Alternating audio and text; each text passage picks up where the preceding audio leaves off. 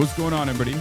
I hope everyone's having a fantastic evening, afternoon, pre-noon, no matter where you are in the world. I'm Hasan Piker, and this is HasanAbi Broadcast coming to you live from sunny California, Los Angeles. Folks, we're live and alive, and I hope all the boys, girls, and MBs are having a fantastic one because today's a beautiful day. Today's a wonderful day. That was More Women Drone Pilots by Vika's Music. As you guys know, you've seen that one before. I'm live, I'm alive, and I hope everyone's having a fantastic one. It is the last day of July. This year has passed, in some ways, incredibly expeditiously, but also in other ways, it feels like it's been a crawl. I can't believe that it's only been 6 months of Trump. It feels like it's been 6 years. It's weird because time is passing fast, but it's also at the same time completely slowed down with all of the machinations of Trump. We're about to be on our 7th month. Like we're finishing 6 months, getting into 7 months. It's craziness. Anyway, but yeah, I'm Hasan Piker, and this is the HasanAbi Broadcast. 11:29 a.m. I'm late. I'm obviously a little bit late. It's 76 degrees and sunny here in California, Los Angeles, folks. And I have guests in here right now. You won't be able to see them. You might be able to actually see them when they pass by me. There is a documentary team in here. But, folks, we are live. We're alive. And this is the part of the broadcast where I tell you about my personal news, about what's going on in the world of HasanAbi Piker in between the time period where I press the stop streaming button and press the start streaming button. So help me God, that's what I'm going to do. All right? Document this. They can't see the chat. Okay, stop throwing up ass shaking emojis. Anyway, document how you don't game. Actually, a Chinese company has actually reached out to me. A Chinese company has reached out to me to game, to give me money to game potentially. So we'll see. There might be some gaming coming up very soon. Also, yeah, one more month till China. I know. I'm very excited. We got so much going on. There's so much travel coming up in the upcoming months. Is kind of crazy. They clapped Mike from PA. Yeah, I saw he got. We'll briefly touch on that. I'm not going to focus on that too much. I don't really care necessarily. But okay. Personal news wise, folks, personal news wise, I ended the broadcast last night. What did I do? Not really anything. Just hung out, did a little bit of self-care. Nelk deleted the Bassam Yusuf podcast. Wait, what? Why did they do that?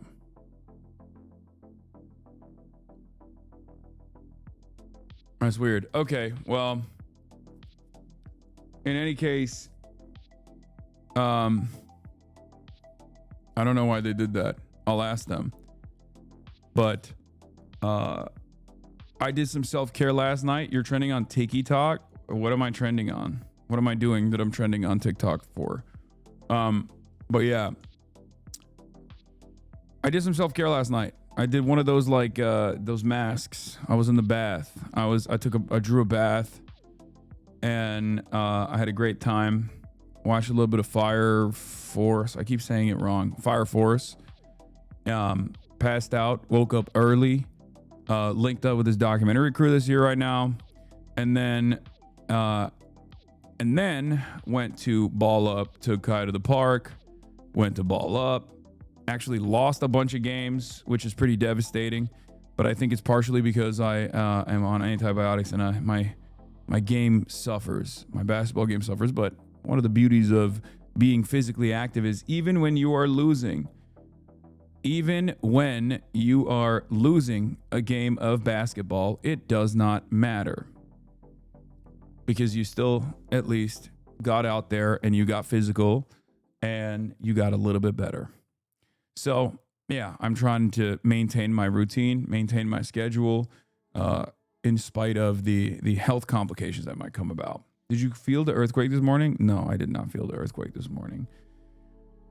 But yeah, that's neither here nor there. What is this Cutie Cinderella Pepega moment exposed? What does this mean? Oh, this? This is a perfect demonstration of Cutie's understanding of how equal shares works.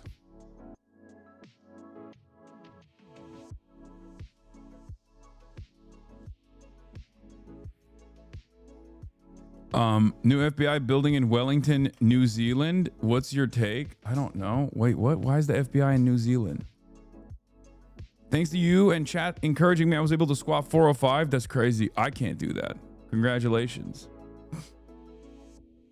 But yeah, there's a lot of news to cover. In terms of personal news, that's all I got. What is this? Oh, this is a nice.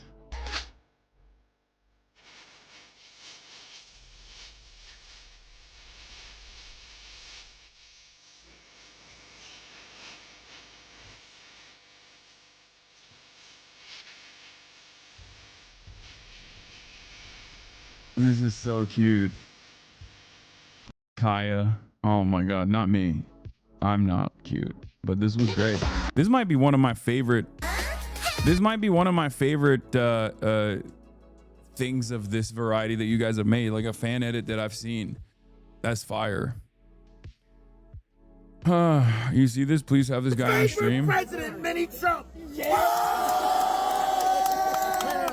Oh, I love this. Okay, this is in line with my new favorite guy. Who there's like an Indian dude that's also kind of around this size who just eats like I just caught him eating like looking like a Oompa Loompa. He like dresses up like a Oompa Loompa. And then he eats like a massive croissant. I can't believe they made a mini Trump, dude. That's crazy. They made a tiny Trump, bro. That is wild. God, oh yeah, damn. This one is going viral. This audio is going viral. People are using this. Dude, some of you need to shut the fuck up. At least get your bearing straight, okay? And just have the decency to shut your fucking bitch ass mouth. Huh. Me listening to HasanAbi, my favorite streamer while I work because it helps me relax and focus.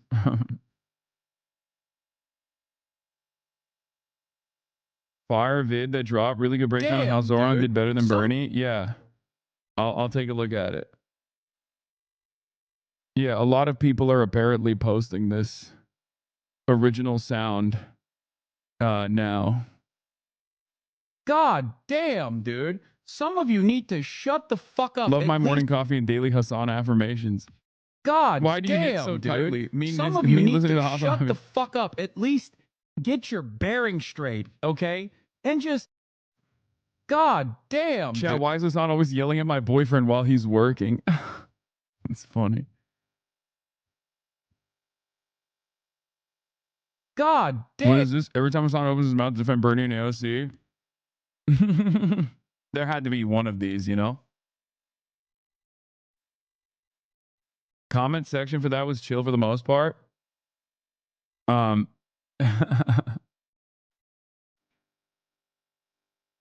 Low-key, this is true. I just took the bar exam yesterday and I couldn't have gotten through this helly summer without you. Hell yeah. Congratulations, Jay Mershon. She's been posting nonstop about you. This person has been? I don't know why. What is this? Every time Hasan opens his mouth to defend Bernie and AOC after they vote yes on something deplorable that say that they're a stepping stone to building socialism, the staunch capitalists who vote no on every progressive policy, only words, never actions, and voted yes for genocide for a year and a half until it was impossible to do it anymore. Not AOC, of course, because girl boss. What? I don't know. I mean, sure. Yeah, I love defending. I love being a shepherd for the Democratic Party. No, it's just like people people are so funny because like they get mad at that, but like I criticize AOC all the time, especially about the things that they think I'm not criticizing AOC on. And then I suspect that when you go, hey, you're actually wrong about this, he literally did an extensive piece on AOC's like bad decision against the defensive weapons shipment ban provision. These people just like double down and go, nah, don't care. This doesn't correspond to the meta. But yeah, new Jube teaser. We've tried establishment. Jank is doing. Oh my God, Chunk Weigert doing a Democrats and Republicans. Okay. Well, are you going to address accountability for whitelisted streamers from Sean the Black? What happened? What happened? What is this? We, as the like left of center movement, including liberals, have spent the last What happened? What is this? Don't sludge Sean the Black, chat. Yeah, no, Sean the Black is the GOAT. What is it? What is chat talking about? What happened? What is this? What's going on? What's the issue? It's about Lolo. Listen to the clip, you dork. Sure. Radically changing everything about the way we approach politics for straight white dudes. We've radically changed the way that we approach politics as a whole. It's been released 6 years. No, but like we've specifically named it, right? We've named it for the past 8 months since the election. They're saying, okay, we are only going to hyper fixate and focus on only how we attract straight white men. Young straight white boys. And people got mad at the very clear like the assumption, the idea of maybe talking to black people, The idea of talking to black people, right, was so radically and fundamentally off-putting to white leftists, but they were totally fine with radically restructuring the entirety of the media ecosystem around politics, around straight white men. I agree with this, but the one caveat I have is that white supremacy is such a powerful force that I think like young black and brown kids, young black and brown men also literally positively respond to white supremacist like adjacent or white centric content in a really devastating way. This is part of the reason why. Wait, is he calling you out? No, he's not calling me out. What do you mean? I don't do this anyway. When have I ever literally been like, no, why don't we care about the feelings of white men? I don't do that. I think that is the reason why, as a matter of fact, that's the reason why the Trump movement has become this like much more diverse movement. Like American fascism is not as segmented by racial boundaries as we would normally expect it to be, if that makes sense. In some ways, it still obviously is, because like, yes, black people don't fuck with Trump, broadly speaking, right? But there is certainly a diversity element that did not exist before, I think. And I would go so far as to say it did not even ever exist in any other historic fascist movements. Like, you don't have just like some collaborators. You just straightforwardly have loyal soldiers, loyal servants of white supremacy that happen to not be white. I mean, the most famous neo-Nazi right now is a Hispanic dude, right? Sure, white is a social construct. It's completely made up. But the most famous neo-Nazi in America currently is literally a dude whose last name is Fuentes, okay? Nicolas Fuentes. Like, that's crazy. Yeah, you got Dinesh D'Souza. You got Kanye West trying to do his thing. I don't know. I mean, he's not getting a lot of, I don't know where he is, but it's not like the David Dukes of the world any longer, if that makes sense. Like, it's the whole, yeah, Stone Toss is Puerto Rican. Stone Toss is a very famous Nazi comic, right? He's fucking Puerto Rican. Like, it's just, in a weird way, white supremacy has become more diverse as a direct consequence of how diverse America is. But on the inverse of this, like, people do respond to white-centric content and white-centric commentary, not only because the definitional sociopolitical construct of whiteness is constantly expanding to encompass that comfortable 60 to 66% of the population, no matter what, and therefore more and more people bracket under the banner of whiteness.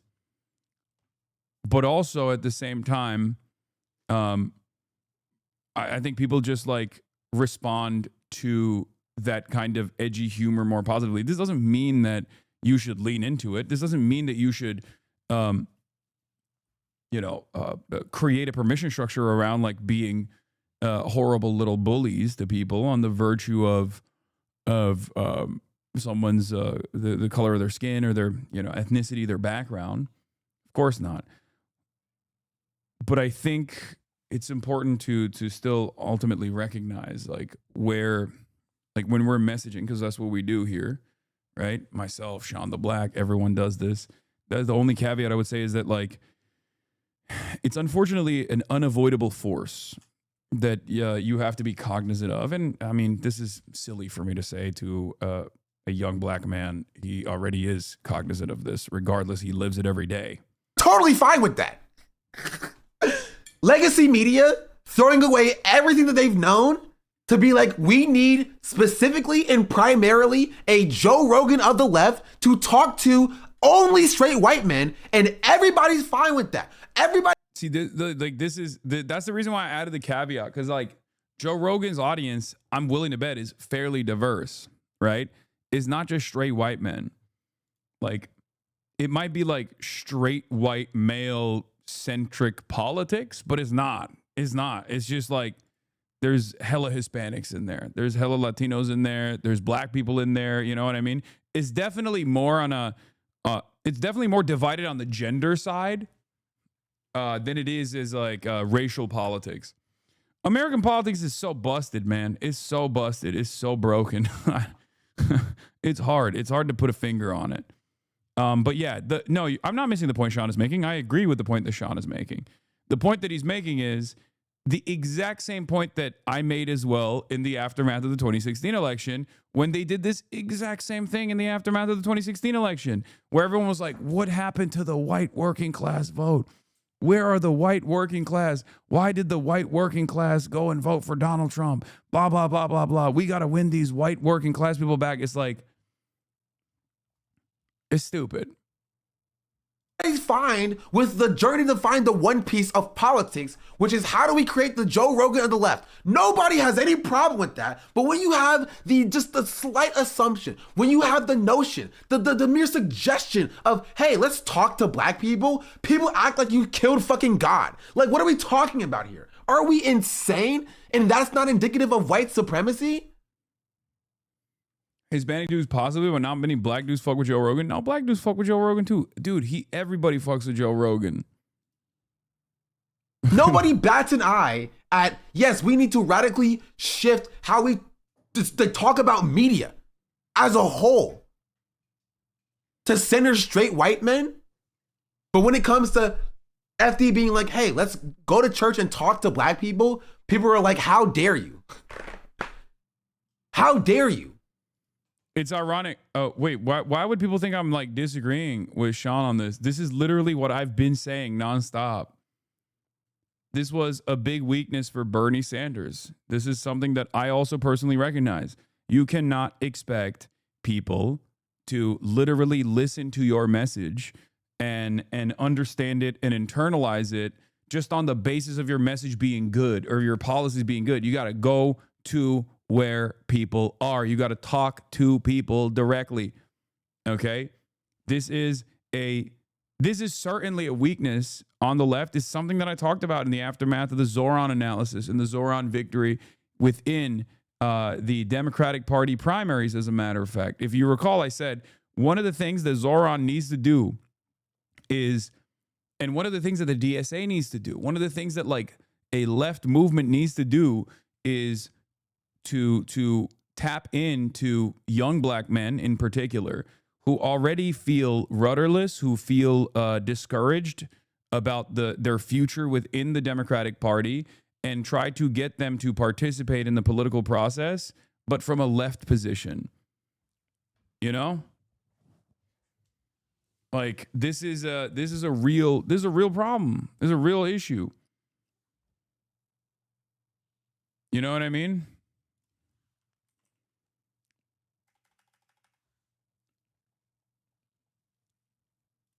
Genuinely. Anyway, we gotta blast off. How dare you saying that we need to market and talk to the issues that black people face? Yeah, you liberal, you freaking liberal, you wrecker. How dare you say that we need to talk to what black people face? It's like in a weird way, it still goes along with it's still kind of like it still kind of goes back to the idea that like any sort of racialized politics is instantly supposed to be like liberal coded or something. It's not. Like black people are working class too. You got to talk to them, you know? You got to. This is not, and this country has a long history of revolutionary black politics. It's been gutted and destroyed through violence, like direct state violence, right? Assassinations, prosecutions, and then there's a decent amount of co-opting as well.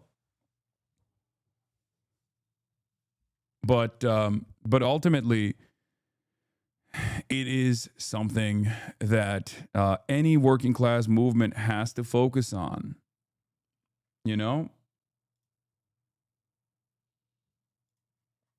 That's it. No. Black people should just suck it up and be happy with the free healthcare, right? Then like the election happens, be like, wait, no, we have to speak to the needs of white people. We need to speak to the needs of young white men. Why is nobody talking to and reaching young white men? We need a Joe Rogan of the left that speaks directly to their issues. And people were like, hey, can you speak to black people's issues? Why I was concerned about the way white leftists reacted to the Zoran Columbia story, arguing that Zoran could put African American as the same saying Elon Musk is the wealthiest African American, give me flashbacks to how Bernie supporters acted in 2015. Oh, I know. I talked to FD Signifier about this as well. Guys, that is literally bait. That was literally bait. If you're in this community for 44 months, you have to recognize that that is just bait, okay? First of all, I know people are going to get mad at me for saying this, but we do live in a fucking white supremacist society. So at the end of the day, there is going to be some biases being demonstrated there, some blind spots coming out of a place of privilege, right? When someone even jokingly says that, okay, if it's an ally, you can have a normal conversation with them and be like, hey man, that's like not funny, okay? It's just like kind of weird to say. And that's fair, but recognize that was bait placed in the media, in the New York Times, specifically to invoke this kind of sectarian division, this racialized division. That was the whole point. That was the whole point, so that people, especially like Gen X black people that are understandably pretty tuned in to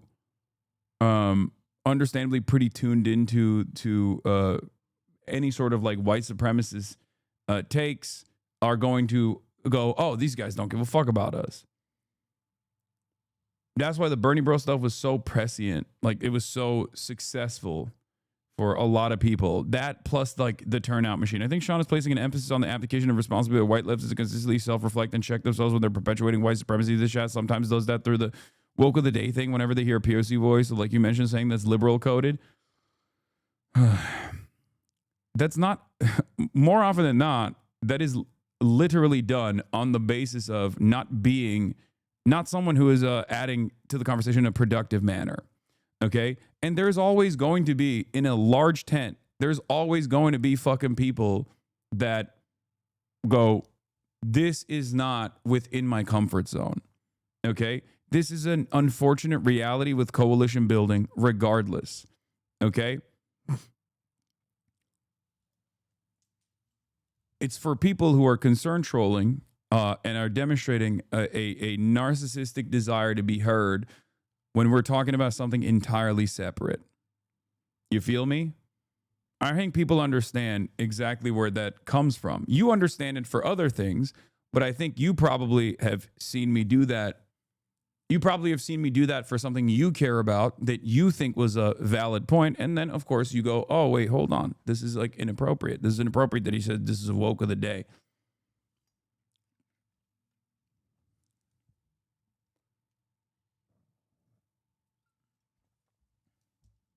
Issues? Fuck you. Fuck you. Get out of here. We're not talking to you. Like, what are we talking? Like, is that not crazy? I haven't blasted off yet. I'm going to do it right now. Look, the reality of the matter is, if you want to bring in, people that are born into a system where they've never had to reconsider their stances and take certain things for granted, and understandably have developed like a white supremacist opinion or a transphobic opinion, you are going to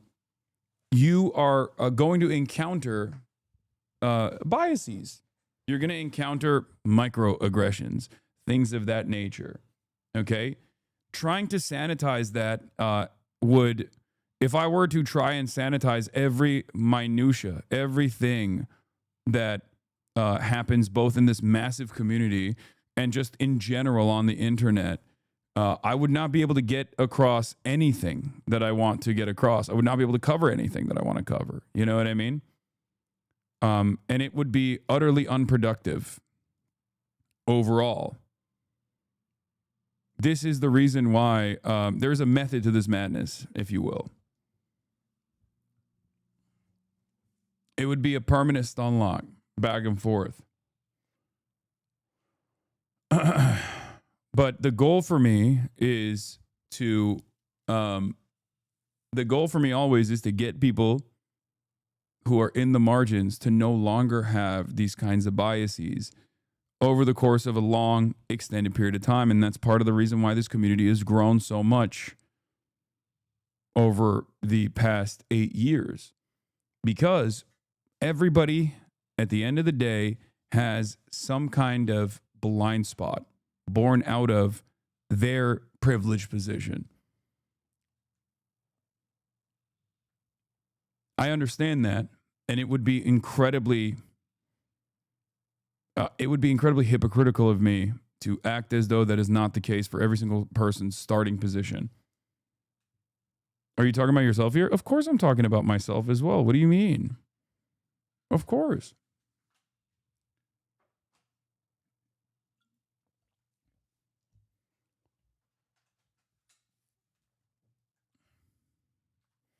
All right, liberals finally come to terms with Gaza starvation. Your community isn't safe for marginalized people. See, this is what I mean. This is like, this kind of stuff is ridiculous. Like that's okay, sure. It's not, you know.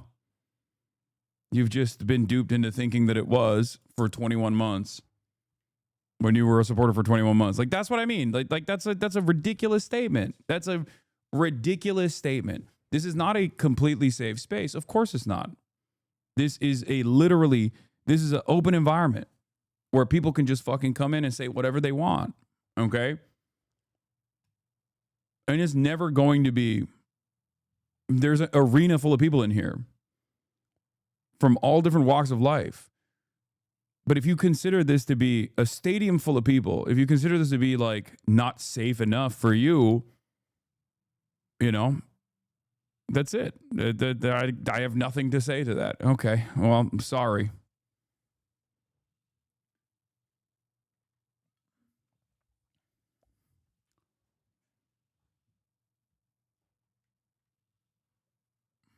Anyway, liberals want to come to terms with Gaza starvation.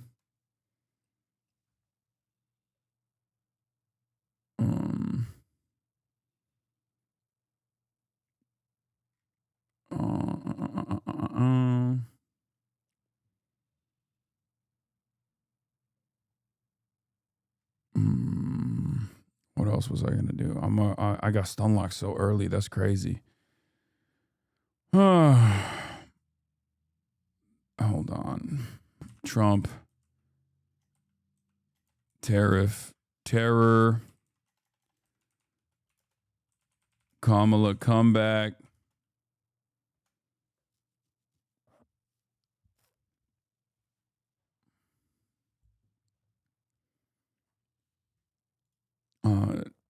That's and more. Get it now.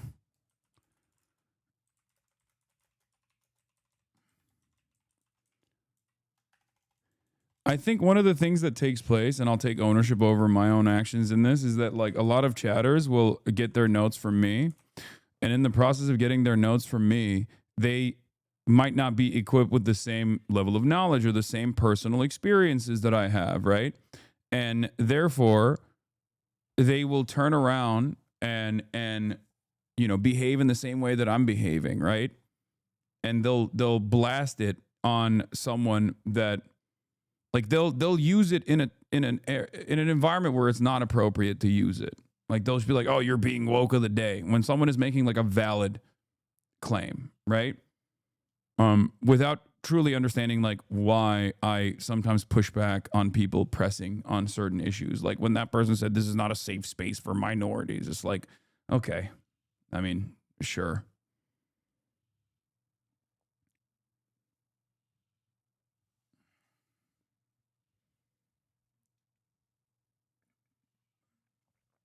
And I think that's the issue, where there's a lot of dogpiling as well that takes place, and then that pisses people off, especially when they are making a valid concern. And I'm sure, like, I'm a human being at the end of the day. I have privilege. I have biases. I have blind spots. I'm sure I fucking misfire too. I mean, I do. And then I try to take ownership over it and recognize it when I do. Right. But,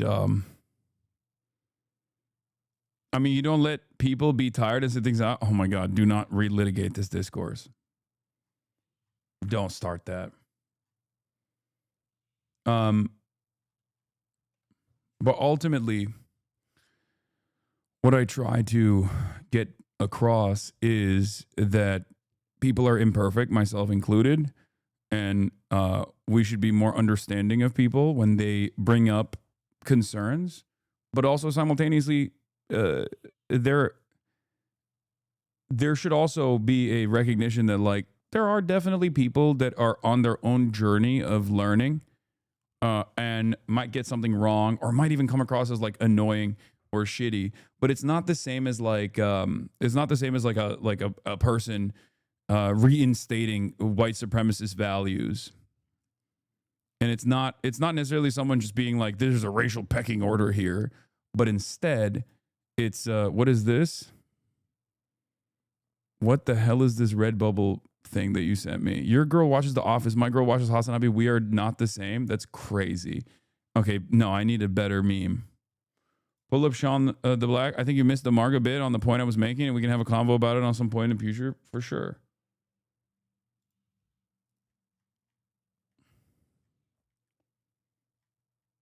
I haven't blasted off yet. You are an introduction to leftist thought. You cover the news from a perspective that isn't usually seen in the media. It's up to chatters to take what they learn here and do more growing outside of here. Do more reading, do more organizing, keep growing. Yeah, exactly.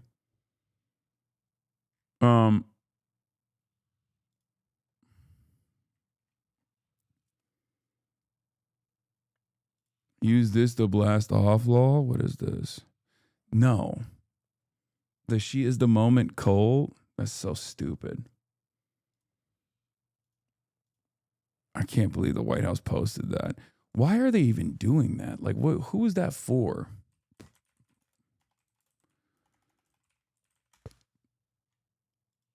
Would you ever go on Kill Tony? Probably not. I don't think they would ever ask me to go on anyway, though.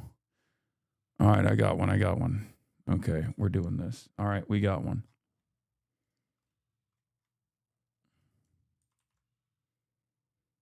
It was more so about when minorities talk and the response they got.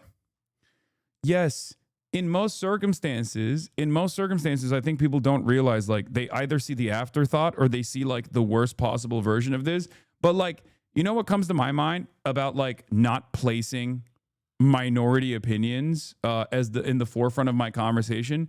That one crazy lady who came in here and was like, well, I'm a Native American and I think we should get all the Mexicans out. It's like, what are you fucking saying, dude? I don't give a shit what your background is at that point. Like, what do you mean?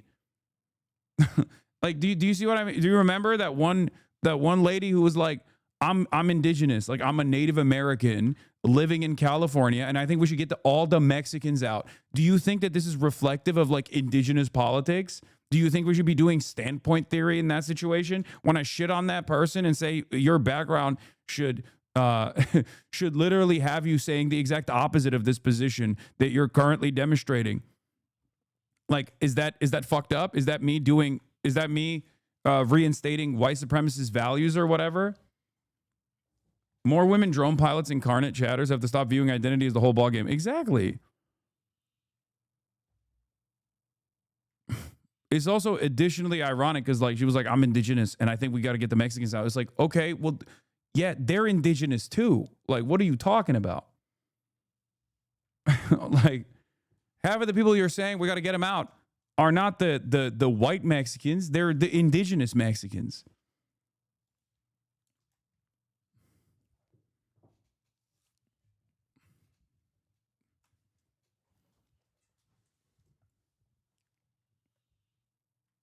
Anyway, when people say listen to minority opinions, that doesn't mean you have to listen to everything they say. It just means doesn't immediately brush it aside. No, I mean, I don't. Or at least I try not to. This feels like a bad faith argument because most of the time you're disproportionately shitting on liberals of color in a tone I've never seen you use for open white supremacists. Wait, what?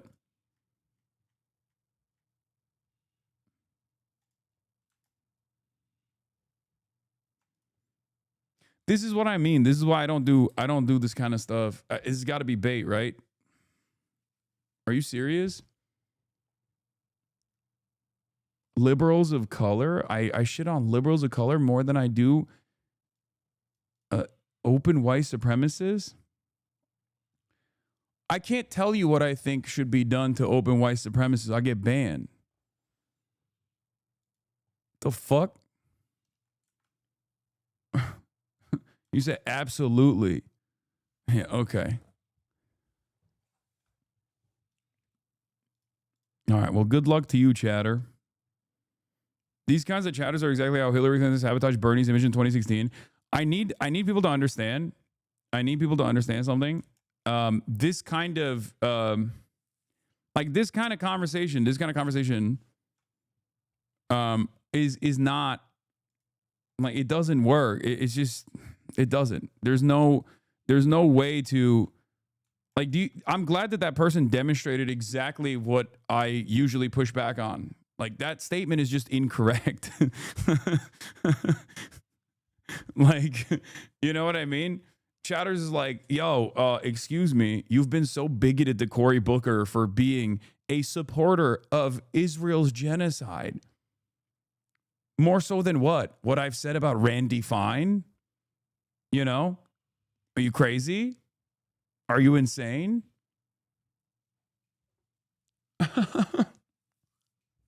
Like I said, I can't say what I think about half of the open white supremacists because, you know, you just have to imagine what I'm implying, okay?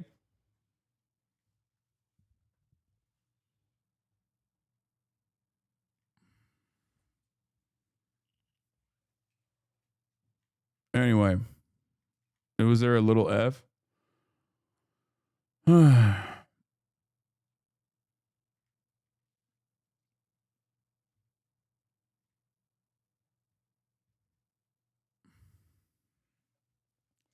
I'm a brown Muslim man from Britain, and I have to say the way you speak about British people is definitely problematic. Yeah, fucking hell. Are we covering Love Island drama today? What is Love Island drama? New Harry Enton video. All right, I gotta stop fucking responding to chat and move on. I'm sorry, guys. I think this is a little unproductive. I mean, it's good to do some housekeeping every now and then, but at a certain point, this turns into everybody going, "Here's my pet project." And the irony is, this is something that I have put my foot down on many times throughout my streaming career. And it's been an issue when I had 35 people in the chat, and it's been an issue when I had 35,000 people in this chat. And if I were to listen to the 35 people back then and try to sanitize everything that I'm doing and try to do commentary in a way that suits the expectations of some of the most sensitive people in this community, for good reason, by the way. They're not sensitive for bad reason. They're sensitive for good reason. Then this would not be a force. This community would not be as successful of a force and have impact and change so many people's minds slowly but surely. On the one hand, people say, "Oh, well, Hasan presents an introductory to leftist politics and has like gotten my brother out of the alt-right pipeline and all this stuff." But also on the other hand, they're like, "But he still has so many different issues in terms of like expressing, in terms of expressing bigoted opinions. He's a fascist. He's he is far harder on liberals of color than he is on white supremacists," or whatever the fuck. Like, it's just, that's, it's ridiculous. Like, I'm not going to abide by that. If it's not for you, I perfectly understand. There are plenty of communities that will cater to your expectations.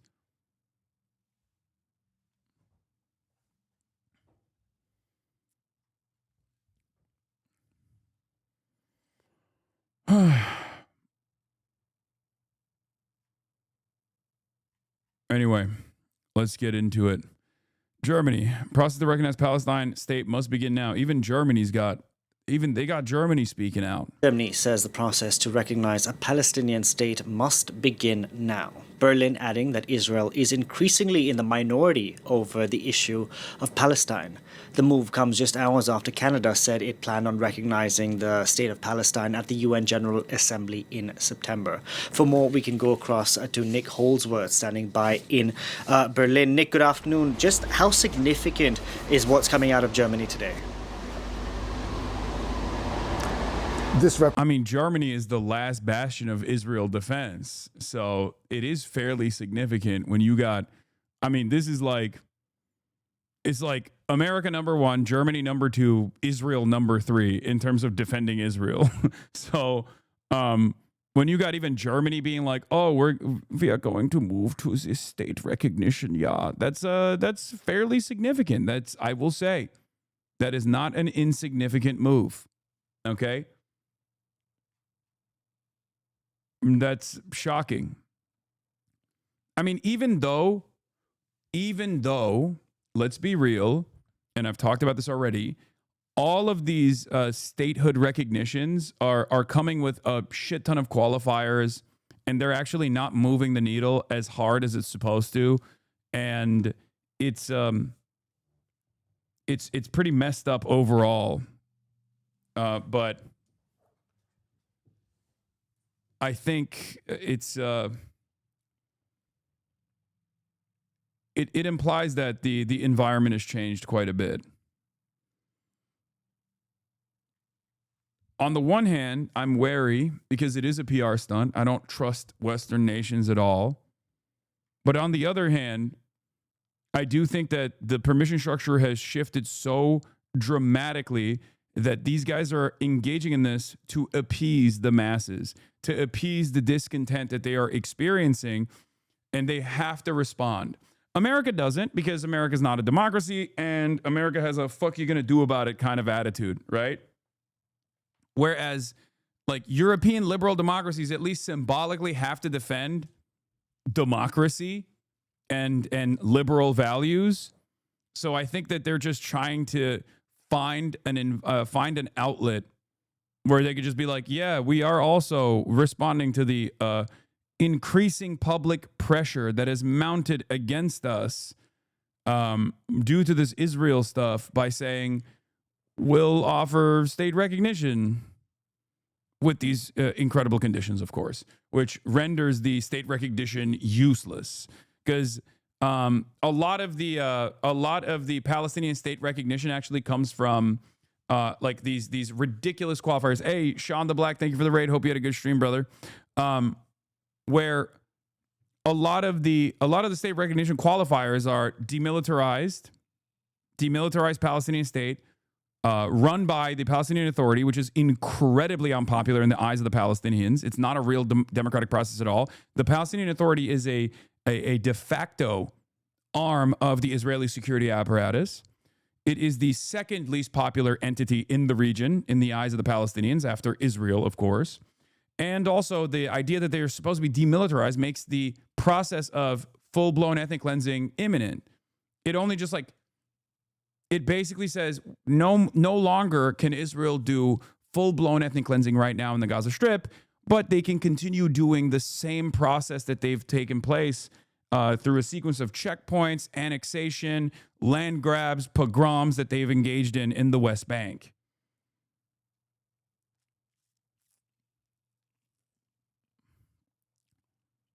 That's basically what they're saying, which is Israel's goal ultimately. I mean, how can anyone avoid or deny the reality that Israel's goal is the greater Israeli project at this point? You can't. You can't deny it. It's undeniable. That's precisely the reason why they're even making this inference, making this state recognition known, right? Why? Because Israel's ethnic cleansing campaign has gotten so unimaginably horrible that it has created this massive amount of public pressure that politicians have to respond to at this point. It's become unavoidable. Like I said, you have to become undeniable. You have to become unavoidable.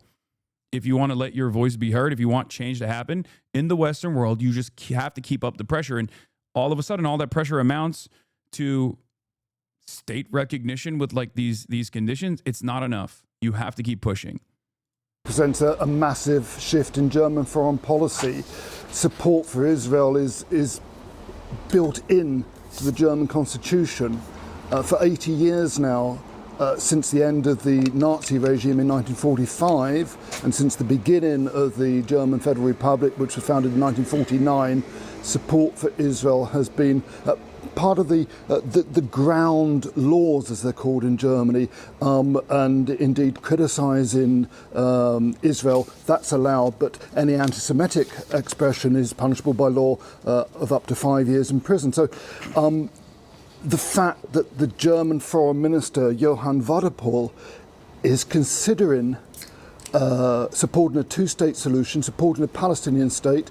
He said it would be the end of the process rather than the beginning of the process, is extremely significant. And he's flying to Israel today to hold a meeting with his Israeli counterpart, Gideon Sair, later this afternoon. So the fact that he's released a statement before he flies to Jerusalem is extremely significant. It's putting the Israelis on notice that Germany's position is shifting.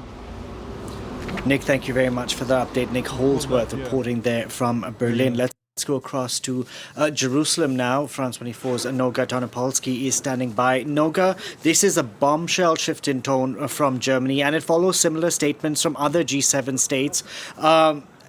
Has there been any reaction? There's been vicious reaction from Israel. The first country to make this announcement was France, and Israel responded by via the Prime Minister, the Foreign Minister, by accusing President Macron of being a collaborator with Hamas terror, no less, of rewarding murderous Hamas terror by recognizing a Palestinian state. And clearly this is part of a well-coordinated diplomatic tsunami plan to pressure Israel. Everyone is Hamas. I mean, of course, Israel is Hamas. Who isn't Hamas at this point? You know, Germany is Hamas. Germany saying this is so funny. What are... Benjamin Netanyahu is going to come out and be like, this is the most anti-Semitic thing that Germany has ever done in its long history. Nothing is more anti-Semitic than the recognition of a Palestinian state. Nothing. I repeat, this is far outdoing the Holocaust in magnitude.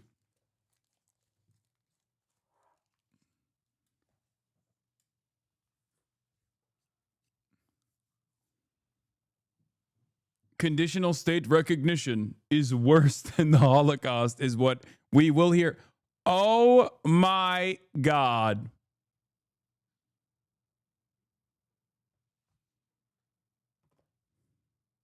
"80 years after the Holocaust, and Germany is returning to support Nazism." I mean, it's not as bad. It's not. This is not as bad as I was joking about. What I'm joking about is like someone saying this is worse than the Holocaust. Okay, he's not saying that. He's saying this is the equivalent of the Holocaust. Oh, Jesus Christ.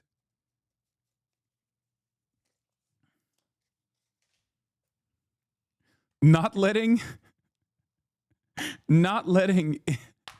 Israel do the Holocaust is basically one Holocaust, okay?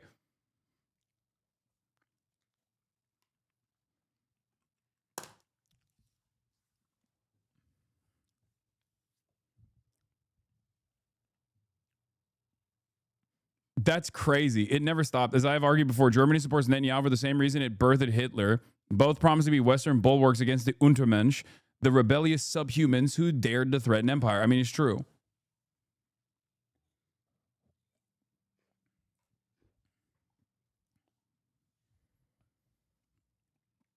Bro, Israel literally invited members of the AfD, Alternative for Deutschland, to the anti-Semitism conference. Okay? They do not care about actual neo-Nazis. They love actual neo-Nazis. The only thing they care about is when people say, hey, you should stop doing a Holocaust. That's when they go, this is the most anti-Semitic thing anyone has ever said. You are basically, you denying me the right to literally do a live stream Holocaust is basically one Holocaust, okay? That's what it is. Yeah, they had to cancel the anti-Semitism conference in Israel because they invited too many anti-Semitic white supremacists, okay? That is what we're talking about here. They have no leg to stand on.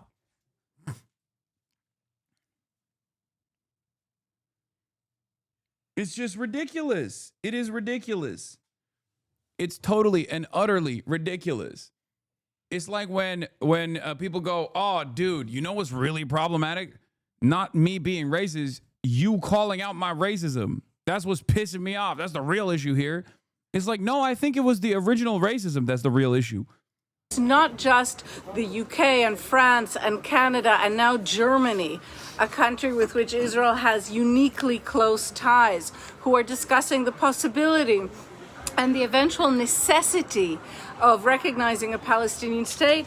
But as our colleague Nick just said, the German minister is doing so on his way to Israel. He's about to arrive in Jerusalem. And we also have Sweden. The prime minister in Sweden called for suspending the European free trade agreement with Israel. So these are all extremely serious matters. They indicate the complete collapse of Israeli foreign policy that we have seen under Prime Minister Netanyahu during this war. I mention his name in particular because Netanyahu has long presented himself to Israelis as, and I'm quoting now from his many political campaigns, as in another league, in a more elevated diplomatic league, as the one specialist who really... Bro, it turns out, even by European standards, okay, after centuries of death, destruction, extraction of natural resources from the global south, slavery, even with all the bounties of colonial empire, even the Europeans have like a distaste for maximum death and destruction, like doing a 13th century style siege on a captive population that has fucking iPhones and can literally elevate the problem directly to the doorstep of every single person in the Western world is untenable. Who would have thought? Okay? It turns out, regardless of the multi-billion-dollar influence peddling operation and advocacy groups that you have cultivated over a long period of time, over multiple decades, in an effort to align so perfectly with Western foreign policy in this resource-rich region, there is only so much death and destruction that even the most racist, Islamophobic people will allow, okay?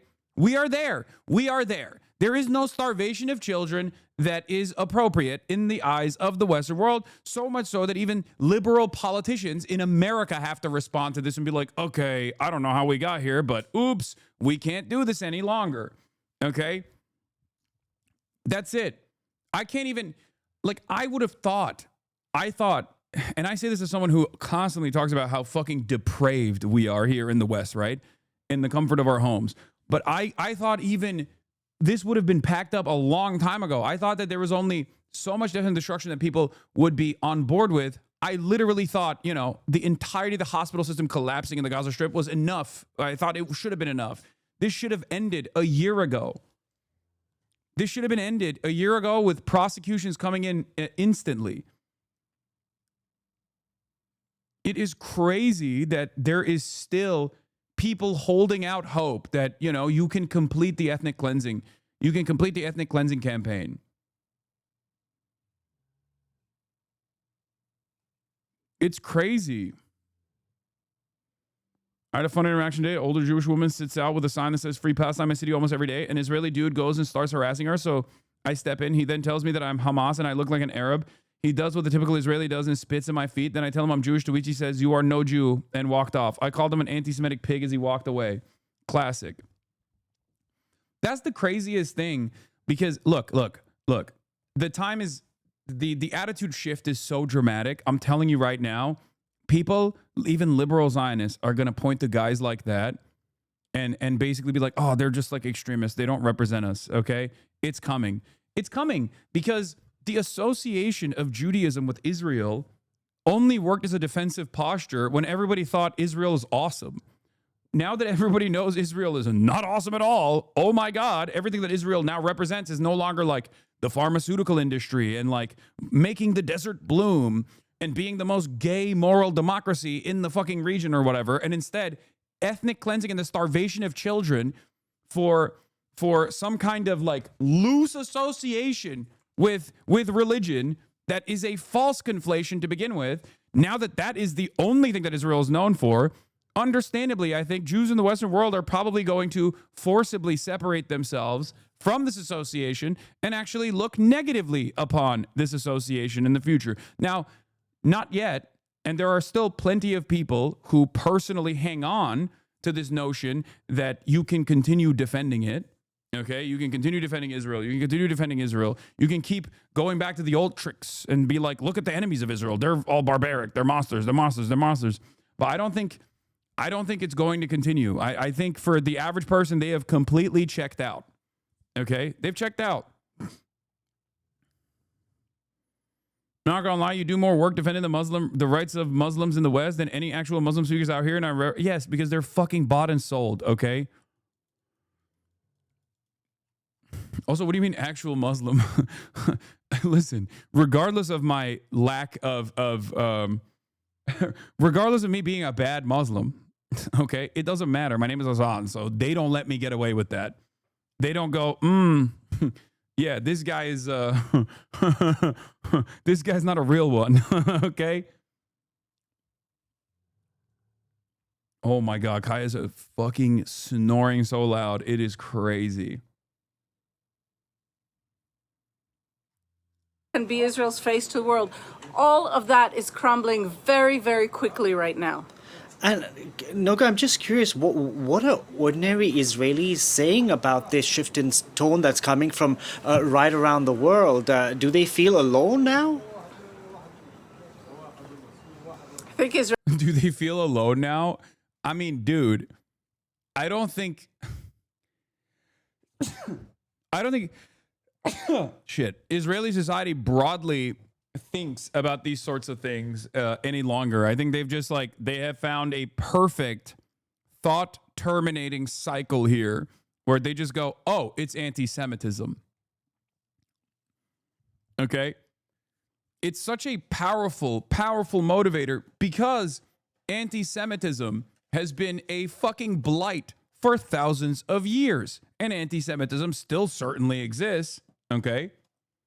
So because of that reason, I think it's even more powerful than when white Christians in America talk about white Christian persecution.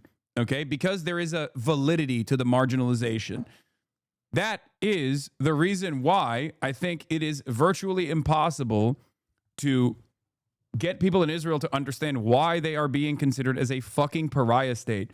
Having said that, however, just as though white Afrikaners started slowly but surely coming to that recognition that they had become a pariah due to their apartheid, I think a lot of Israelis will eventually say, hey, we got to fucking stop this. Like, this is crazy.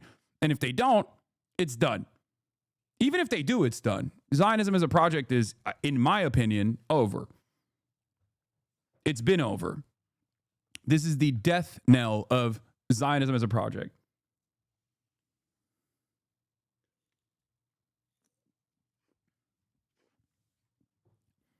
It's so funny. I tweeted this thing that is not exactly the most.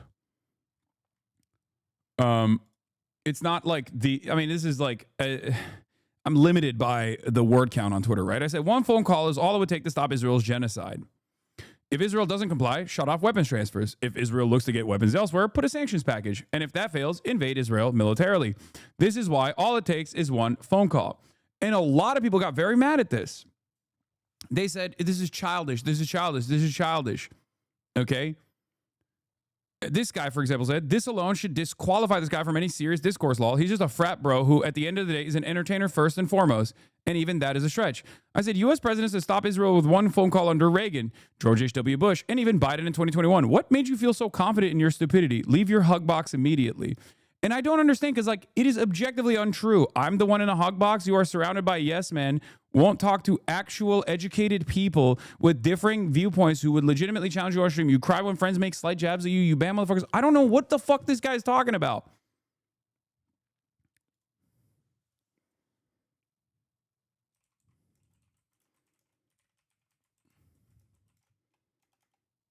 He follows Tectone. I don't know who this guy is, but I just don't understand. Like, none of this is relevant to my point.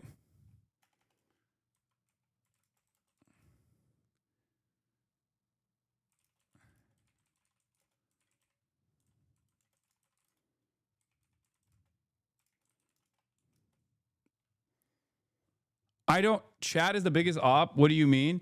No, I just don't get it. I don't get it. I don't get it. I don't get it. I don't get it. Like, none of this makes sense. For fuck's sake, you can't even watch videos criticizing you. It's like, dude, you have a childish brain, okay? You have the brain of a child. You have the brain of a child because we're talking about, like, foreign policy. You say I'm wrong in my assessment. You say it's a childlike way of understanding foreign policy. And it's an oversimplified thing that I'm saying there, right? One phone call. It's not literally one singular phone call. Okay, it's as close to one phone call as it can get. Having said that, however, you don't address the point that I'm making. This is what is so frustrating about trying to do political commentary in this field, right? Because I'm trying to have a normal conversation on the issues, but people immediately go back to being like, no, you're stinky and I don't like you. And the reason why I don't like you is because of all of these things that I just fucking made up. Like, okay, answer my question. If you think one phone call is so ridiculous as an assessment, answer the question. Why has one phone call been all that is necessary to stop Israel's bloodshed in the past?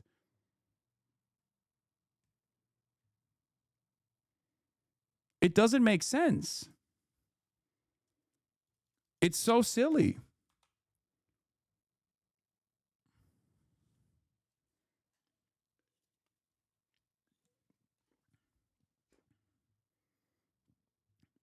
This is not, like, you didn't answer the argument. This right here is a perfect demonstration of the fucking discourse and how stupid it is when you try to have a conversation about politics with people who don't actually care about the politics at all, who basically have decided what their political perspective is simply on the boundaries of who they like as a content creator and who they hate as a content creator. Okay? Yeah, Biden stopped Israel with one phone call in 2021. How did that happen?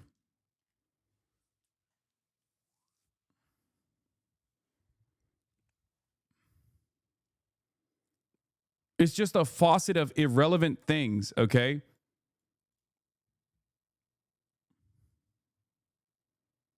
That guy has 0 tweets containing the word genocide until he responded to you.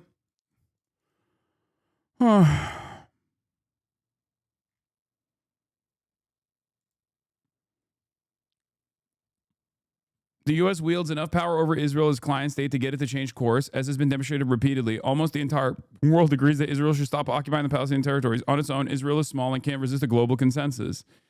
The only reason Israel behaves the way it does is unfailing U.S. support, which it won't be able to reliably count on indefinitely. Exactly.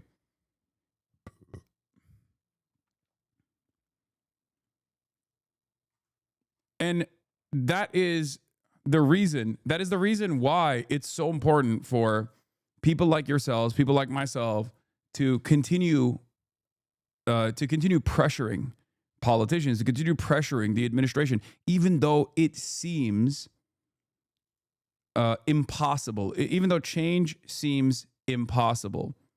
Okay? You have to keep pushing. It's that simple. Because every step that you take, damn, why didn't you ever have a take like that, Lamau? Wait, what? That's the same take. That tweet is basically the same exact tweet that I just described the steps as to why it would take one phone call to stop. What? Yes, it is a joke. You've said it forever. Oh, okay.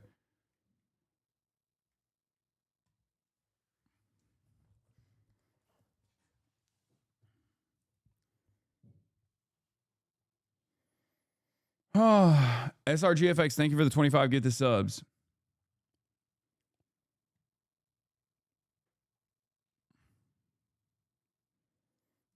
What you might be saying is that the phone call is not possible this time because it could be the end of Israel. It is really on the brink. What it has done can't be undone. Everyone would attack Israel without U.S. backing. What? No. No, that's not how this goes. Okay? That's not how this goes at all. No, the funniest criticism of this that I saw was people being like, oh, I thought Hasan hated military intervention. Now he wants to invade. Hasan hated the Iraq invasion, which was illegal. So he hates classic. He wants to invade the Jewish nation state. It's like, dude, they are literally doing Nazi shit, okay? If there was ever a valid military invasion, it would be this one. It's never going to get to that point regardless. My point is it never has to get to that point. Because that being the maximalist position implies that one phone call is all it would take. That's the whole point of this fucking tweet.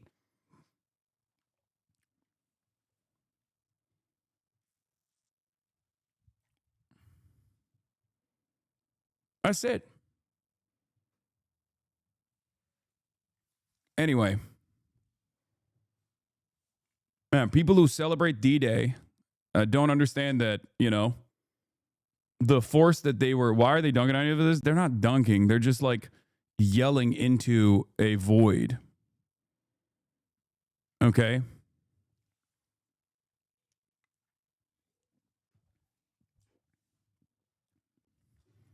People are lashing on you because they know you were right since October 7 and they weren't. It's pathetic behavior. No, I think like people are doing that because they also can't contend with open defense of Israel at this point. So instead of openly defending Israel at this point, they still have to like, they have to grab on to anyone they can and to be like, oh, well, this person is anti-Semitic, I think, please. Or this person is crazy. His opinions are crazy. It's just like they can't contend with the reality shifting at an alarming rate around them as more and more people come to the terms with the reality on the ground. So they have to just like lash out at people who are right all along. That's it. It's no different than like what Matty Iglesias is doing. But because Matty Iglesias is a professional adult that works in media, he obviously has to take a different tone than people who are still holding out hope for some kind of defense of Israel by just simply attacking Israel's critics.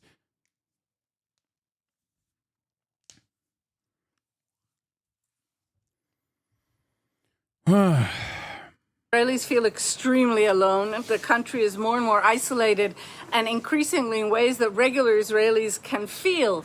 Israel has been distanced from the rest of the world during this long period of war, in part because foreign airlines have stopped flying here. It has become more and more risky to be an Israeli abroad. To be heard speaking Hebrew has become a draw for in some cases, real violence. And remember that the Israeli prime minister, this same magician of diplomacy, now faces indictments from the International Criminal Court. So he can barely travel abroad. He used to be a standard bearer for Israel.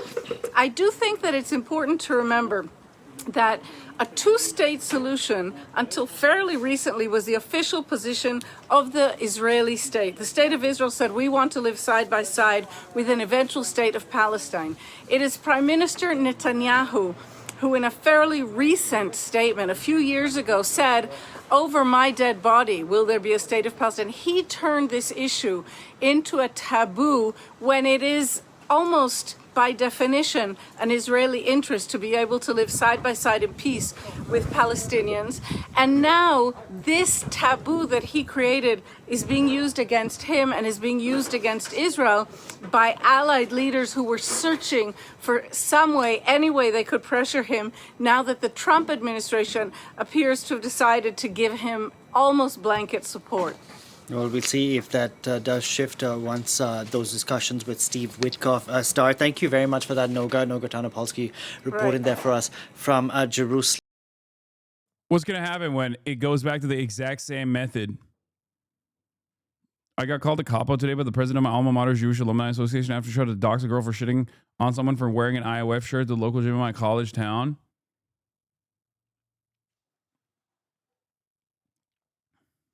After you try to dox a girl for, shitting on someone for wearing an IOF shirt.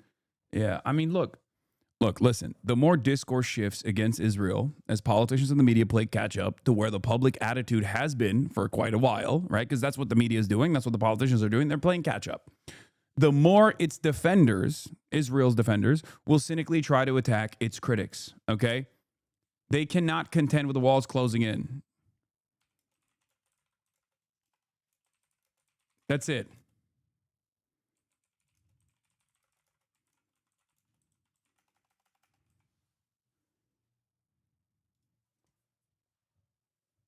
That's it. It's in its death throes. Zionism as a project is in its death throes. Israel is a pariah state that even politicians are being forced to recognize as a pariah state now. And while they take their sweet ass fucking time, with like these incredibly convoluted and restrictive conditional recognitions, okay, that will open up a permission structure for people like ourselves to continue our advocacy. That's it. I never thought that I would see the day where, I mean, you know, this kind of commentary is silly, but like the Pod Johns sound like me a year ago, you know? Like you got Pod Save America, you got Obama's speech writing team and its podcasting circle that is fairly influential, right?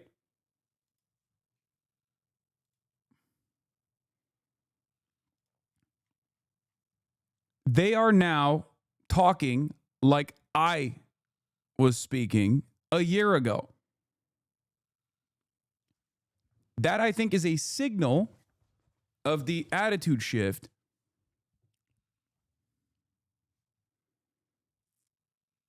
That's why we say one day everyone will have always been against this.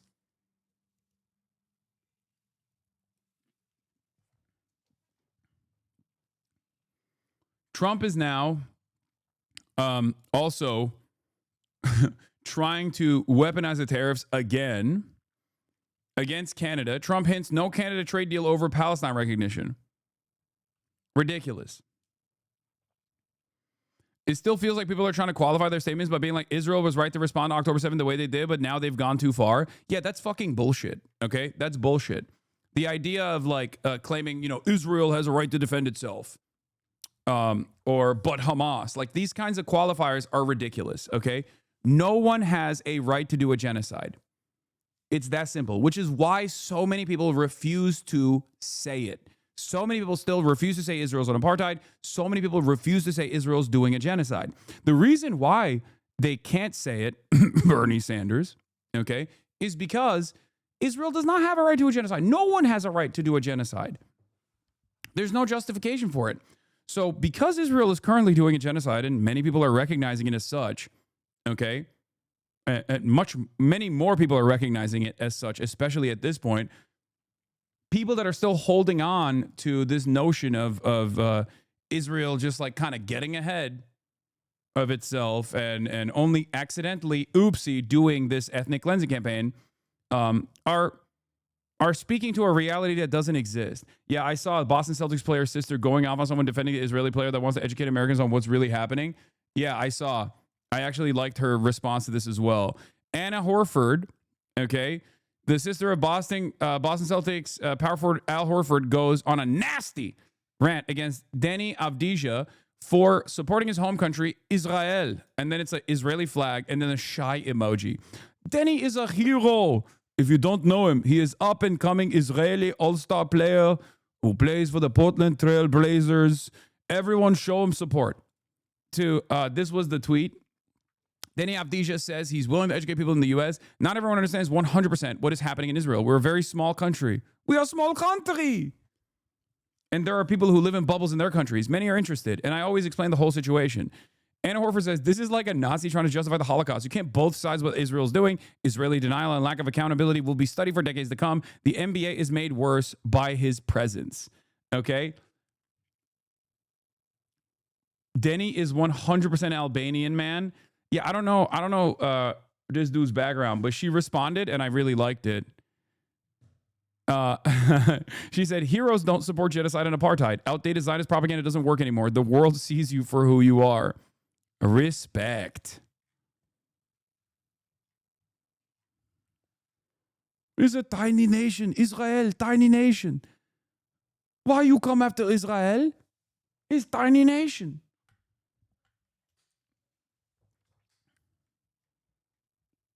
His dad played for Yugoslavia? A shame. No way, really? God damn, Tito would be disgusted.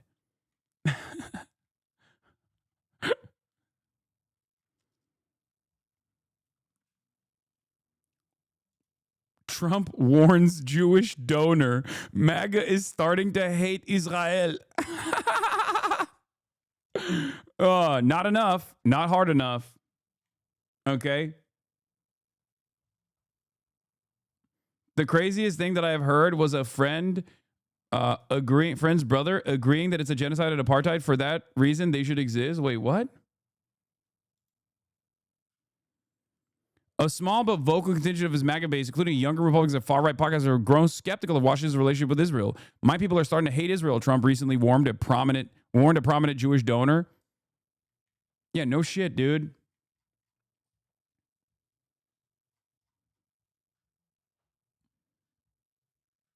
Anyway, there is a technical reason and a really cynical, really fucked up reason, for the record, why many politicians, including maybe Bernard Sanders, who refuse to call it a genocide, because a genocide is illegal and aiding and abetting a nation that is conducting a genocide is also illegal. And unless you're AOC and you somehow say Israel's doing a genocide, but we also have to defend it, most politicians don't want to say the first part because the second part looks fucking stupid when you say the first part. AOC literally says a genocide, but then turns around and is like, but we still have to give defensive weapons to the country doing genocide. Okay, well, you're out of your mind then. Okay, that doesn't make any sense whatsoever. Ridiculous.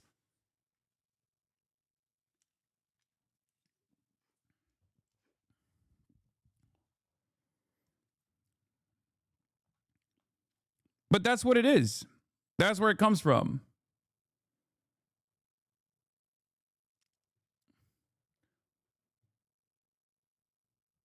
As if the size of a country determines your responsibility towards international laws and human rights. Yeah. Israel, tiny nation. Okay, well, you're still doing a genocide to 2 million people right now. Okay, and an apartheid to another 2.5. And you refuse to let, like, basically the remaining 10 million Palestinians back into their ancestral homelands. That's pretty fucked up. I don't give a shit what size you are. Also, it doesn't matter what size you are. You got nukes, and America's backing you to the hilt.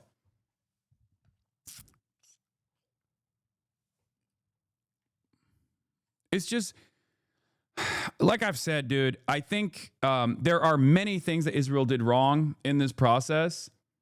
There are many things that Israel did really wrong in this process, okay? But one of the things that I identified early on was the comfort that Israeli envoys experienced for many, many decades, okay? As they were able to freely contextualize why all of this bloodshed was totally appropriate. And if you actually criticized it, you were anti-Semitic, and that would just shut off all kinds of responses instantly, right? Now that that no longer exists, they thought they could still get away with that bullshit. And because of that, when they couldn't get away with it, they got incredibly fucking arrogant. I'm sorry, but if you're that fucking arrogant, obviously Americans who don't give a shit are going to turn around and go, oh, I don't know about this. What do you mean? You've gotten billions of dollars in weapons, big dog. What is happening here? Let's dial it back a little bit. Yeah. Rogan has gone full woke. And then they're kicking students out that like write articles they don't like. Yeah, that's nuts. I mean, I talked about this before when he first covered this. Isn't a university supposed to be a place where someone's allowed to express themselves Right. and have Non-violently? opinions? Yeah. It's This is the average American's perspective, though. Even the average American who doesn't necessarily give a shit about like what Israel is doing all that much sees like the death and destruction, thinks, this is not great. But then more consequentially, more significantly, Americans fucking hate censorship and cancel culture. And then all of a sudden, the position of defending Israel revolves around an endless amount of cancel culture and an endless amount of violations of the First Amendment, like actual real violations of the First Amendment, not simply saying, oh, you made me feel bad and now I'm going to yell at you, but actually prosecution from the government. Americans see that and they go, okay, well, this is extra ridiculous. So they're writing something down and they're not calling for violence Right. either. And they're getting challenged. And that's supposed to be how it happens. You get challenged, smarter people have better Yeah. arguments, or your argument stands. Right, discourse. Yes. It's supposed to be a place for discourse. That's what it's supposed to be. Yeah. And you're deporting people because you don't like who they're Right. criticizing? Like, that Right. gets kind of shifty.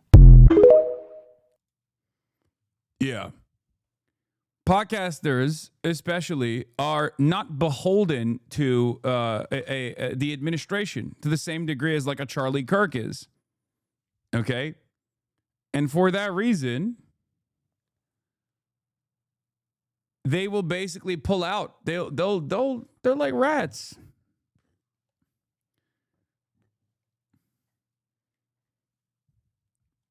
They will pull out when they see things that they think are unconscionable.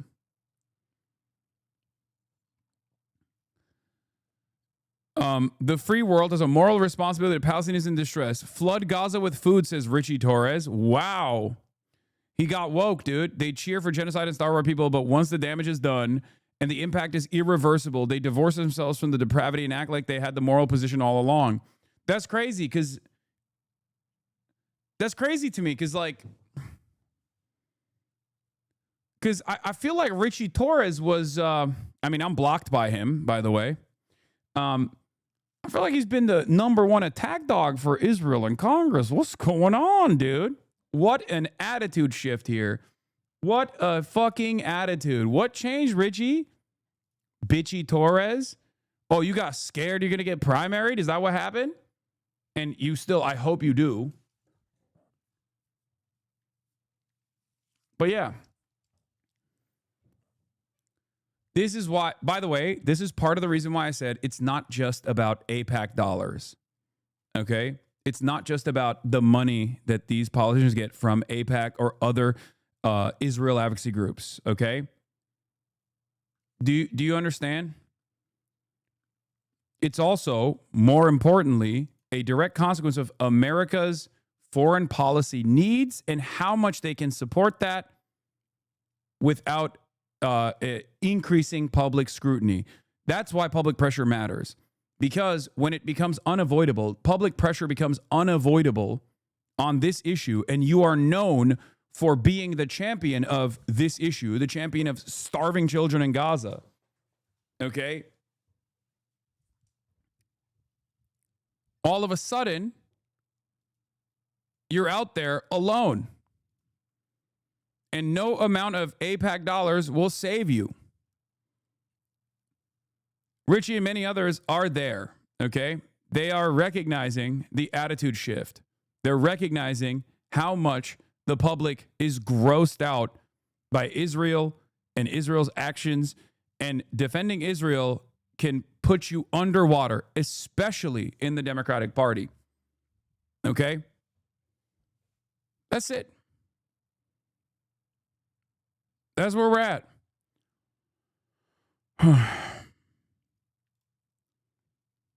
So if they want to, actually, like I said, since they have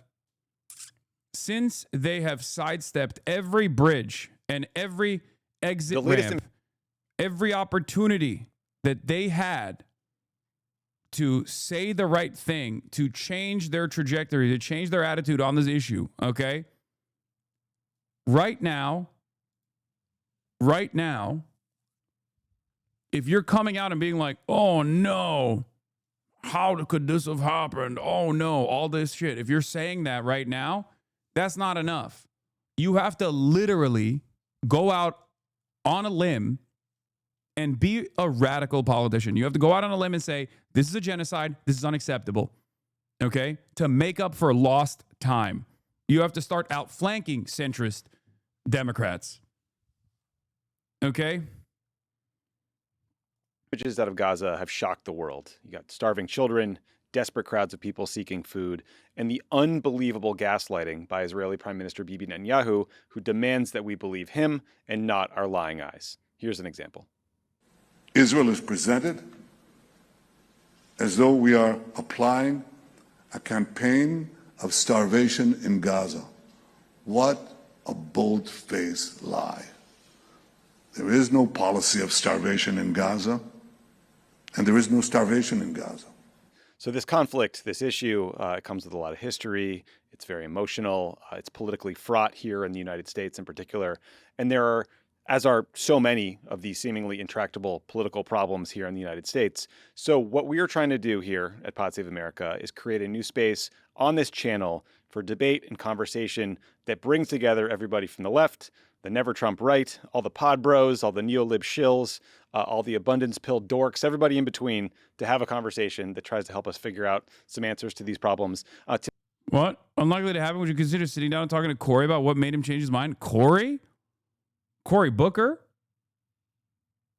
Who said his mind has changed?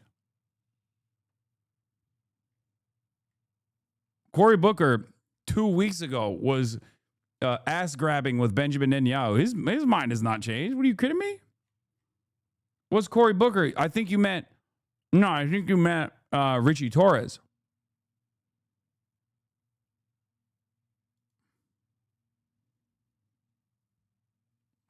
Senator Sanders' resolution to block offensive arms sales in response to civilian casualties in Gaza and the ongoing humanitarian crisis there fails in the Senate 2770, but notably 12 Dems voted yes that didn't support a similar resolution in April, a notable shift. It's up to 27. The depravity is clear, okay? The Democrats are fucking depraved. The Republicans are already evil monsters. We already know that. But the fact that the Dems have only gotten up to 27 at this point is crazy. Here's what Cory Booker did. 17 Democrats voted no, effectively a yes vote for more bombs on Palestine. Bennett, Blumenthal, Booker, there it is, Cantwell, Coons, Cortez Masto, Fetterman, Gillibrand, Maggie Hasan, Hickenlooper, Padilla, of course, Peters, Rosen, Schiff, Schumer, Warner, and Wyden. 3 convening absences were Gallego, and Mark Kelly and Elisa Slotkin.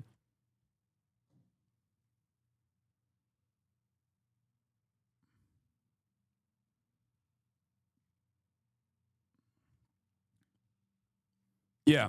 Slotkin missed this vote because she was too busy going on the Colbert Report. California is so fucking cooked. Yeah. It appears Slotkin skipped 2 votes to block arms sales to Israel tonight to go on Colbert. Good stuff. Incredible. Remember how she was talking to Crystal Ball about this? Where it's like, oh, this is something I will consider. It turns out she was considering escaping. That's what she was considering.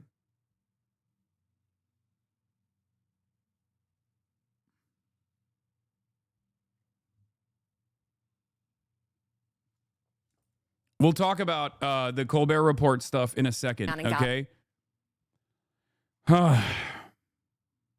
You're right, though, on the legality of labeling a genocide, but then sending aid, it would stop them. Exactly. That's why. And not just not just offensive weapons. It would be illegal. It should be illegal. It is illegal to send Israel any aid right now. Under our pre-existing laws, this is why we kept repeating the Leahy Law over and over again. when Biden was the fucking president.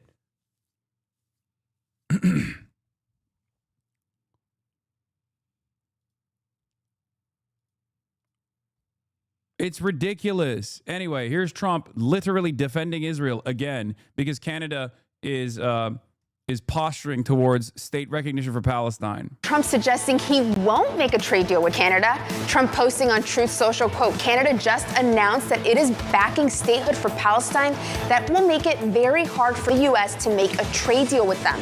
Canada faces a 35% levy on imported. Where do I direct my anger? Like they bombed every building, every hospital, every single refugee camp, death did nothing. Why is food the issue? I have repeated this over and over again. Denial of aid is irredeemable in the eyes of legal authorities. It is the most overt version of ethnic cleansing. Okay? Under legal circumstances, you can actually engage in this horrifying calculation of collateral damage. This person was a priority target. Maybe he wasn't supposed to be a priority target, but we assessed it and we thought he was a priority target and we killed 50, 60 people alongside him. That can be defended. Not to say it's defensible. It's still immoral and ridiculous, but that is still something you can technically defend under international humanitarian law. Okay? There is a level of plausible deniability. There is no level of plausible deniability for refusal to render aid to a civilian population that you are bombing. If they simply killed everyone in Gaza by bombing them while simultaneously allowing aid to go in to the Gaza Strip, there would be less anger. I'm telling you right now. There is no defense for refusing to allow aid into an area that you're bombing. There's no legal defense for not having any safe zones, for example. Like areas that you do not bomb. There's no, you can't defend that. It is indefensible. You will never find an NGO or any sort of legal institution that will try to defend it. That's why Israel denies that it's happening. Okay? Israel doesn't deny that they're blowing up fucking houses and shit. They do it in broad daylight, but they deny that they're refusing aid into the Strip. The reason why they have to deny it is because it is completely illegal. It's like the one thing, it is the one thing that is a non-starter for every NGO, for every fucking international human rights lawyer, for every single advocacy group. It is for every single organ of justice on the international scale. It does not matter. You will never be able to defend it. It is indefensible. Goods if it does not strike a deal by tomorrow's deadline.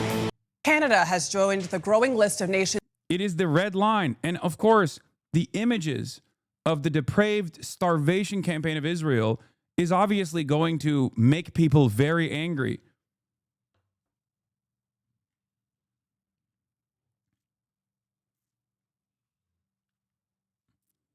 I just don't get it. Why don't Dems oppose genocide completely, at least for political gain? Why do they intentionally hurt themselves? Because they're old and because they're echo chambered, because they're cynical, because they understand that this is American foreign policy and it will not move an inch until it is impossible not to, okay? I mean, dude, they threw the election away because of their refusal to acknowledge that Israel was committed to this genocidal campaign.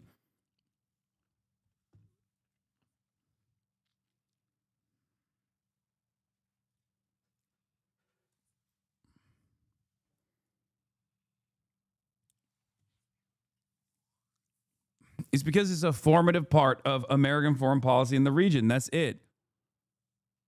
Changing their stance on the Middle East conflict after recent pictures seem to support evidence of mass starvation. Canada now says it plans to recognize Palestinian statehood. The UK and France have made similar announcements, which could affect a future peace process. Canada's Mideast policy is now at odds with President Trump, who said their announcement could impact the chances of reaching a trade deal with the U.S. Human rights groups are using strong new language about what's happening in Gaza. Deborah Patta has the latest and a warning: the images are disturbing. The war in Gaza has reached a tipping point as images of starving children have shaken the world. But a growing number of organizations, including the UN and on Monday 2 Israeli human rights groups, are not just accusing Israel of deliberate starvation, but of a far graver crime. Israel is committing genocide against the Palestinians in the Gaza Strip. It's a charge Israel... I'm frustrated because on the one hand, it is still exceptionalism. It is still supremacist to only fucking say, oh, finally it's here. Now that like Israeli NGOs are also recognizing it.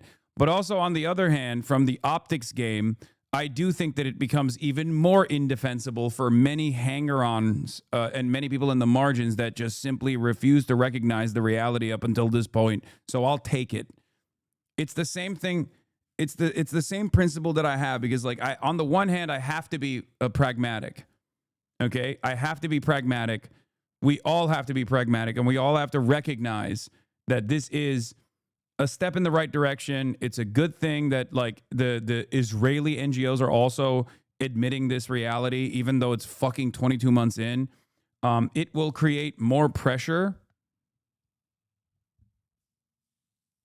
Having said that, make no mistake, it absolutely is Jewish supremacist and exceptionalist to overall refuse to recognize these atrocities when the Palestinians say it. Okay? When the Palestinians talk about their own conditions, everybody turns a blind eye. When people like myself try to highlight the plight of the Palestinians by directly showing you exactly what the Palestinians are saying, okay? They say, you're crazy, shut the fuck up. They try to deplatform people like ourselves.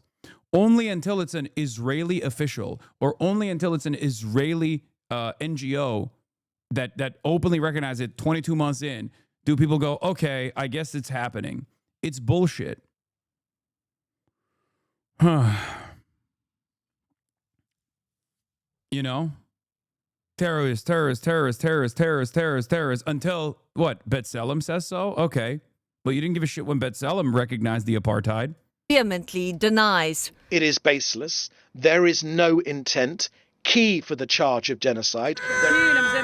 But in a new report published by a respected medical journal, The Lancet, a group of health professionals said it was time to break the silence on genocide.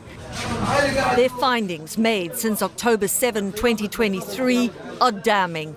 Life expectancy has reportedly fallen by 35 years. Gaza has the highest number of child deaths of any conflict zone, and by the way, the very fact that many smart people still refuse to call it a genocide, even though it clearly is one, is because of the additional complications that come along with that designation, that legal designation. And that's precisely why you should keep pushing people to say it, including Bernie Sanders. Okay? That's it. Because the moment that people recognize the reality that it is a genocide, okay, is the moment where all cards are off the table. You can't deny, you can't give aid to Israel, you can't defend Israel. There's no more defending genocide. You're a genocide defender at that point. And up until that moment of recognition, you were a genocide denier. That is precisely the reason why still so many liberal Zionists, from Bernie Sanders to the J Street guy that Mehdi Hasan debated, they just refuse to recognize it. They just refuse to say it's a genocide. But just like they refuse to recognize the war crimes or the ethnic displacement or the plight of the Palestinians up until 22 months in, They will inevitably recognize that as well. So I don't understand how these guys don't even think about their own personal fucking futures, where they just kind of throw that out. They just don't realize how this looks. You look like a fucking fool right now when you say, oh, I've come to the conclusion that everyone has been on for the past year and a half. Okay. Great. But now you're still trying to be a setback. Now you are still trying to present yourself as a hurdle for further initiatives to be taken to stop this bloodshed.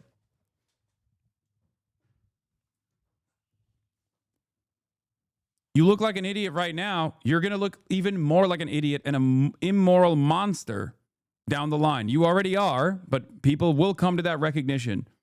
Report concludes starvation has been relentlessly used as a weapon of war. For CBS Mornings, I'm Deborah Patter in East Jerusalem. The level of human suffering in Gaza is intolerable.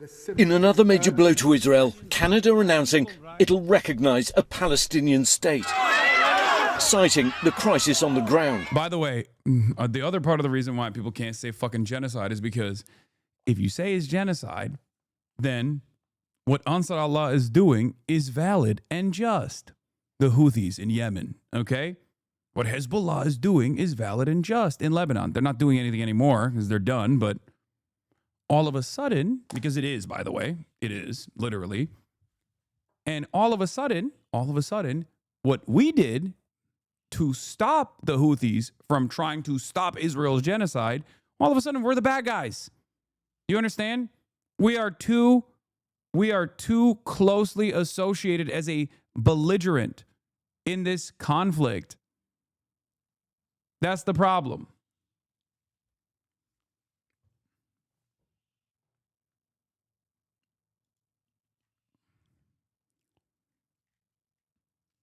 I have no idea what movement means here. Dems in Congress are welcome to sign on to bills to stop the transfer of offensive weapons to Israel, but orgs attempting to rebrand need some type of accountability. J Street aggressively lobbied against the ceasefire for months. They did, which was crazy.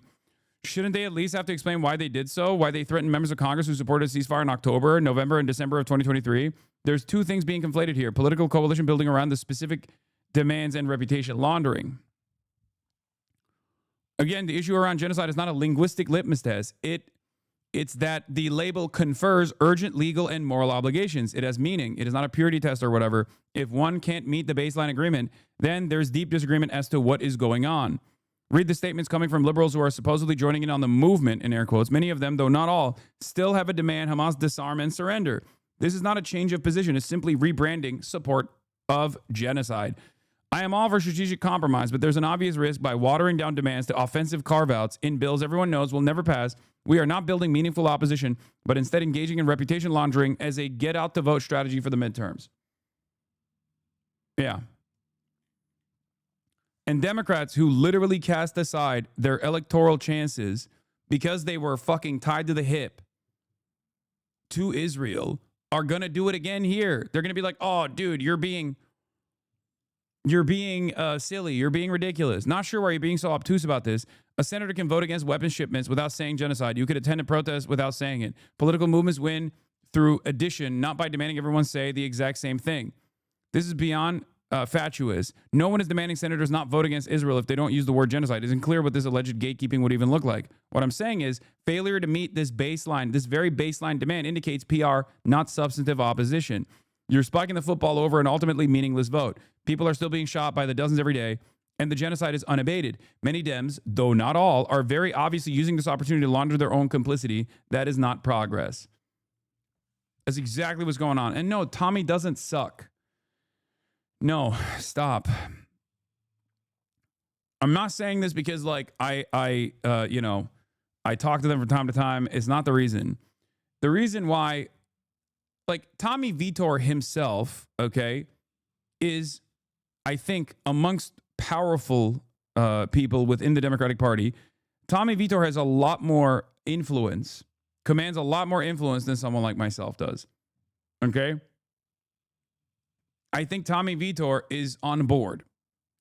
So is Ben Rhodes. Like people that have played a formative role in Obama's foreign policy. Ben Rhodes, right? He's also one of the pod Johns, one of the pod bros. They're on board. They see it. They recognize it. Okay? They recognize it, regardless of their past actions under the Obama administration. You're joking, right? No, I think they fucking recognize what is going on. They literally sound like me a year ago. Okay?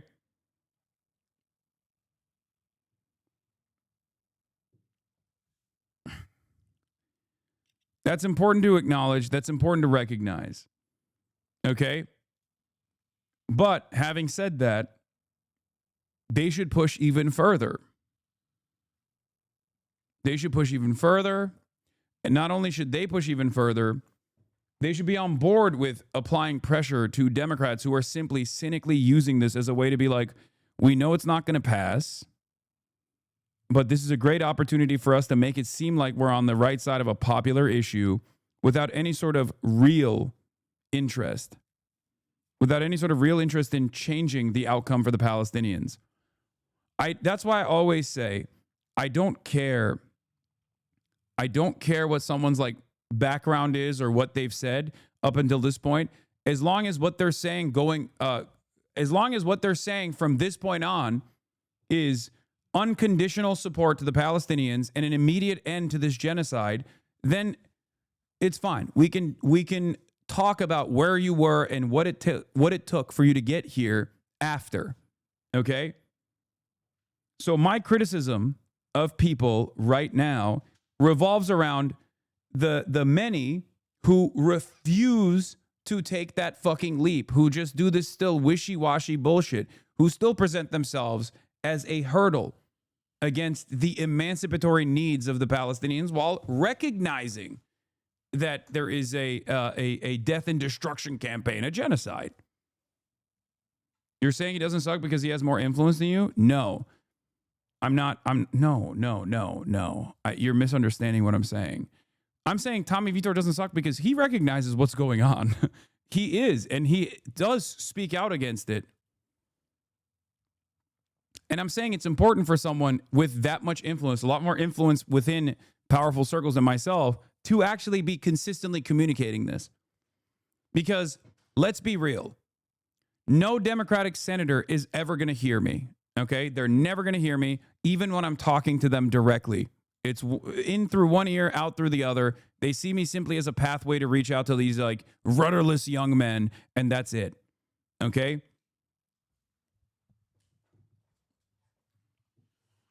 But they do listen to Tommy Vitor and the Podjohns in general.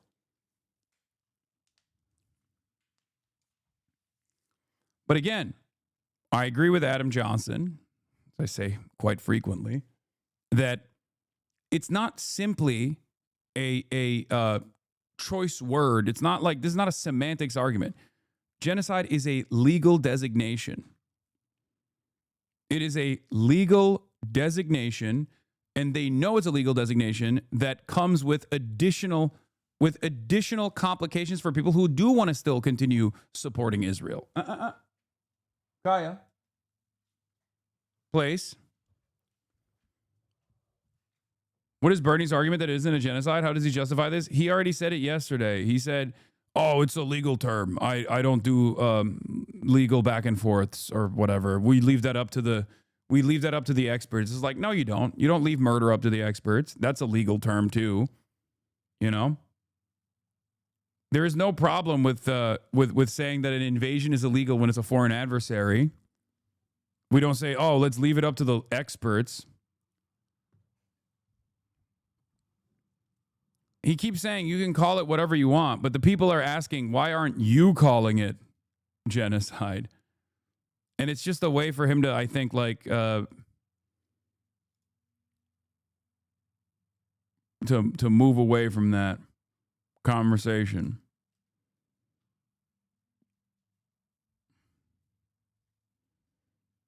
Anyway.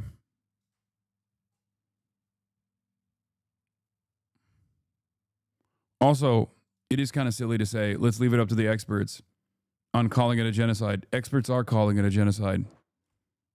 The fuck? Canada has long been committed to a two-state solution, an independent. viable and sovereign Palestinian state living side by side with the state of Israel in peace and security. Israel condemning the move as rewarding Hamas terrorism. But the world's reacting to images like this. Gaza in the grips of near famine, according to UN experts. And efforts to deliver more food by air and land proving difficult, chaotic, and often deadly. A new UN video showing gunshots near... What is this? Carney has signaled and private support will be unconditional. He is moving the sails on a boat at the podium. These kinds of leaders need our support and motivation. Use your base and the pod bros, etc. to help them gain speed. What? Exactly, which is why Carney is working behind the scenes to entrap Israel. If there's a leader right now who can, it's Carney. We have to encourage him to keep grinding on this. Let's support whomever is taking real actions, especially the people who congregate meaningful political power. You matter a lot here. I don't know about that, dude.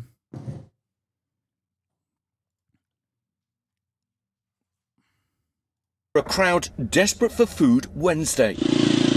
At least 85 people have been killed trying to get aid in the last day, including at least 13 this morning, according to the Hamas-run Ministry of Health in Gaza.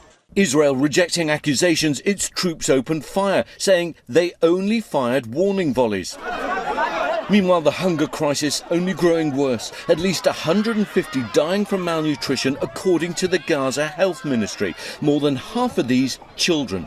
The US Special Envoy in Israel today, an American volunteer doctor in Gaza, urging him to come and see for himself what's happening on the ground. Mr. Witkoff, just come here right now. Well, what we're seeing now, what we understand is that Steve Witkoff is going to meet with Israeli Prime Minister Netanyahu to discuss a ceasefire, the return of hostages alive and dead, and also how to alleviate the suffering in Gaza. Good evening. President Trump's special envoy has met Benjamin Netanyahu as international pressure grows on the Israeli leader to end the war in Gaza. In scenes that have become all too familiar, officials in Gaza say at least 91 people were killed while trying to get aid in the past day. Not only is Steve Witkoff trying to salvage ceasefire talks. Wait. Hold on. The one phone call tweet has invoked some negative reactions. Avi Bitterman says, the I'm Not Dying for Israel crew would ultimately, if push came to shove, be quite happy to send Americans to die for Israel. By for Israel, this is obviously a cheeky way of saying for the purpose of invading, killing, destroying Israel or something along those lines. The point is that I'm Not Dying for Israel sentiments are meant to be an anti-war Israel signal, when in reality it's not really anti-war as much as it's anti about who's on the other side. Yeah, it's about anti-genocide, dude. Yeah, that's the point. Also, it never has to get to that point. That's the reason why I said, this is why all it takes is one phone call. These people are so stupid.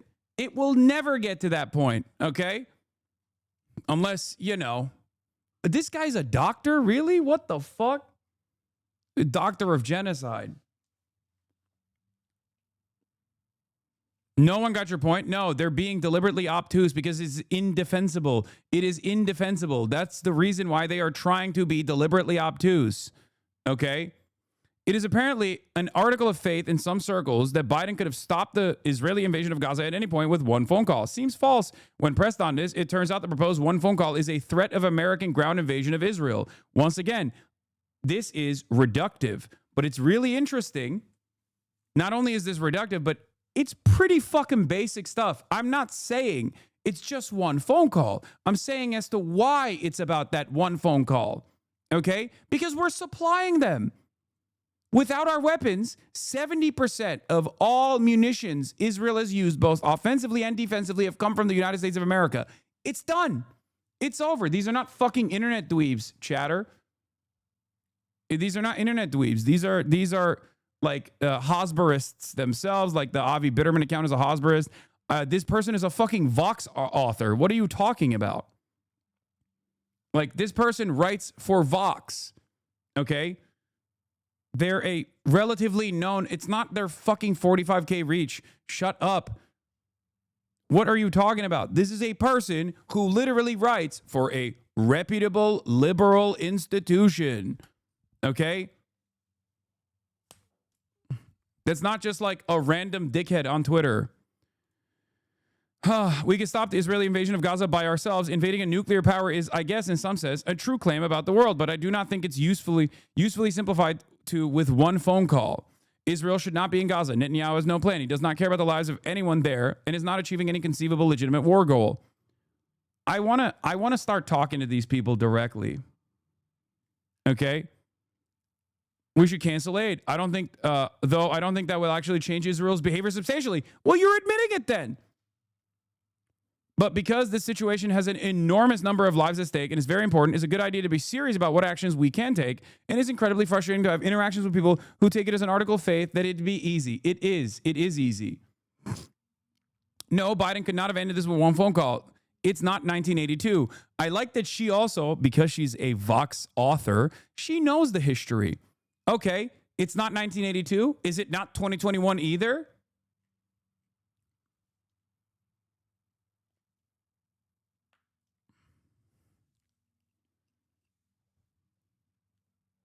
Yeah, an arms embargo and sanctions would probably do the trick. Oh, no shit. Oh, so you do agree with me. Oh, I got it. Oh, no. Oh, my God. It turns out you do agree with me when someone else says it. Yeah, no shit.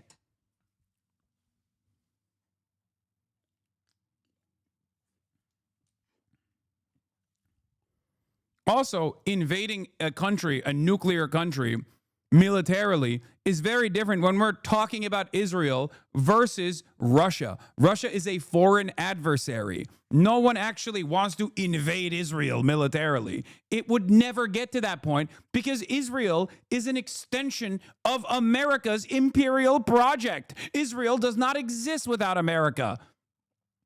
Holy fuck. This admission here basically means, oh, you're right. I just don't want to agree with you. That's it. That's what for so many centrist liberals who want to defend Israel, it's literally about not giving a fucking an earnest, yeah, you were right all along and I was fucking wrong all along. They have to literally try to desperately find something in their pathetic, egomaniacal, self-centered worldview where they just have to basically turn around and say, yeah, I think this person, you made a good point, which I personally said was a bad point earlier. Yeah, it's basically this. While you may have been correct all along about Israel's commitment to exterminating the population of Gaza, you were also someone I disliked due to petty political sectarianism. So in essence, it was your fault that I had to oppose you.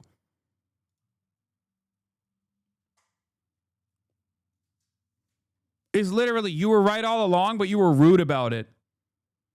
I didn't have to be rude about it. You were just in opposition to the right position at a time when I would have needed your support. At a time when we all would have needed all of your support.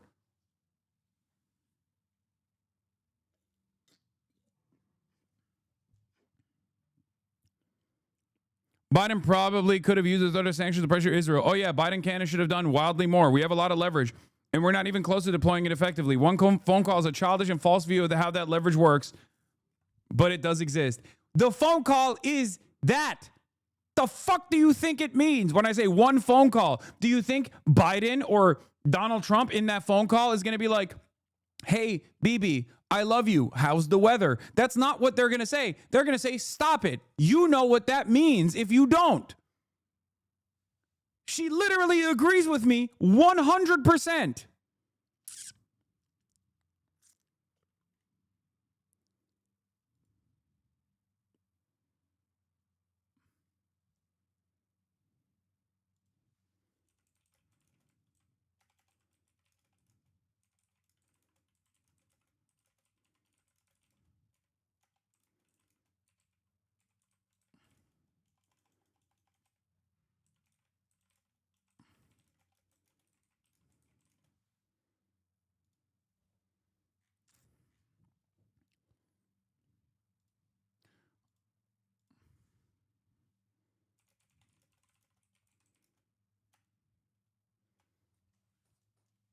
These are supposed intelligent writers for liberal institutions. No wonder they lost the election. No wonder they're losing public support. Yes. It's so fucking dumb. They literally do not have a choice. The following month, retired Israeli Major General Yitzhak Brik went even further than Gallant. All our missiles, the ammunition, the precision-guided bombs, all the airplanes and bombs, it's all from the U.S., Brik said in an interview in November. The minute they turn off the tap, we can't keep fighting. You have no capability. Everyone understands that we can't fight this war without the United States, period. And if they're such an insane rogue state that we cannot tell them to stop doing things we don't want them to do on our dime, the solution doesn't seem like it's giving them tens of billions of dollars in additional funding as Biden did in real time.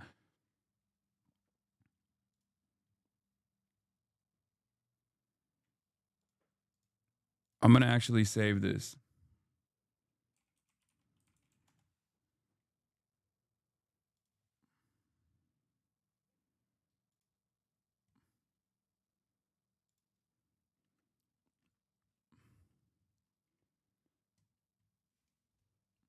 Am I wrong to think that if they choose to, by the way, you know what the other cynical side of this is that's really stupid that these people don't fucking realize because they're too dumb to see anything beneath. They're too dumb to see anything outside of their fucking horse blinders. My argument is the one that is against anti-Semitic fascists, okay? Because if you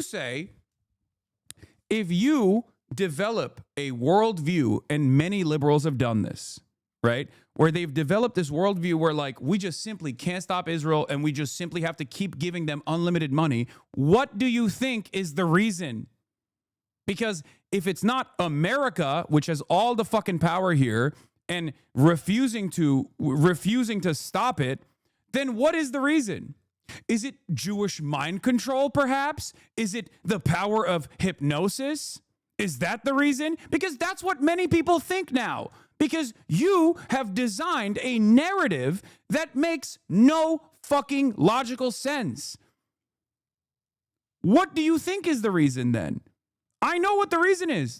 I say the truth. It's because America likes what Israel is doing. But liberals who also personally are beholden to Western chauvinistic framework, who also want to defend Israel and also defend the Democratic Party or the American institutions, literally cannot openly say America wants this to continue and that's why it's continuing. They have to say, no, Israel is a sovereign state. Israel is a totally separate sovereign state. They could do all of this stuff without us. They can't. Israel knows they can't do it. That's why it takes one fucking phone call. That's it. Because if it doesn't take one phone call and if it's not America actually allowing Israel to do all this shit, then what's the reason? What is the reason? What is the reason? You have no answer for this. Liberalism does not have an answer for this. Liberal Zionism does not have an answer for this. And that's why if you leave that puzzle with a piece missing, people plug their own fucking puzzle piece on there. And that puzzle piece always is Jewish mind control. That's it.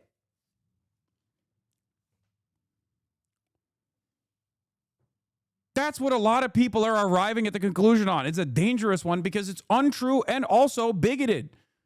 People are opening the floodgates of fascism in this country, anti-Semitic fascism in this country, and so many liberals are basically championing it without realizing what this spells for their future prospects. It's additionally fucked if you're also a Jewish Zionist in this country.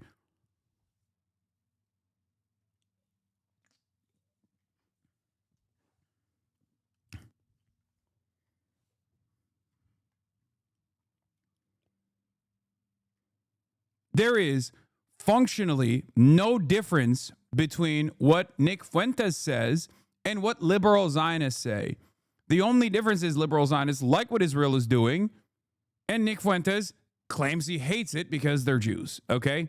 That's it. That's it. They're saying the same shit. Their defense is the same, or in Nick Fuentes' case, his offense is the same. And the more they cast aside people that do not abide by this framework, that like Israel is this false framework, okay?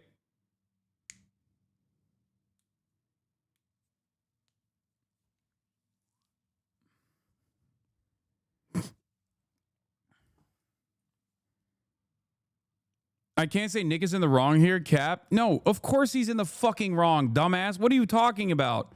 Of course he's in the fucking wrong. He's saying the same shit that liberals are saying. The only difference is he's ostensibly against it. Okay? He is ostensibly against it. But the fundamentals are the same. That we just have some unspoken loyalty to Israel. That's what he's saying. And that Israel is doing this for all Jews. His different fundamental, his major difference, of course, between like Nick Fuentes and Jake Tapper is that Jake Tapper says Israel's doing this for Jews and it's a good thing. Nick Fuentes says Israel's doing this for Jews and it's a bad thing because Jews are bad. That's the only difference. But they're saying the same fucking shit.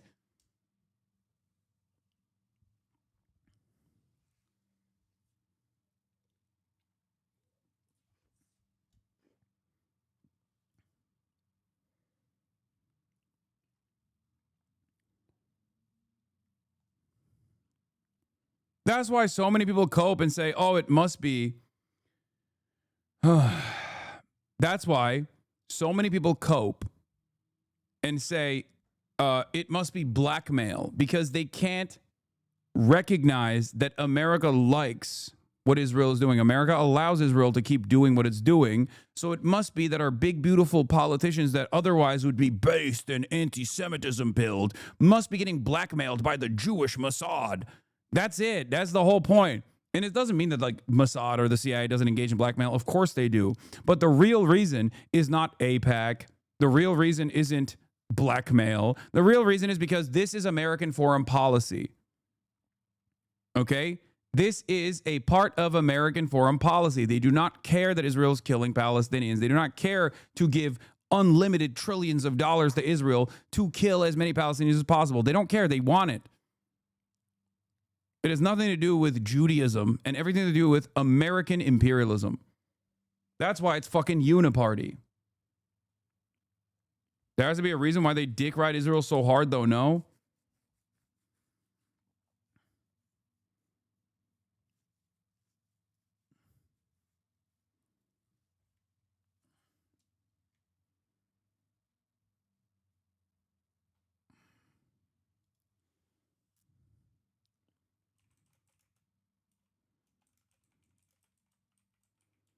Interpretation.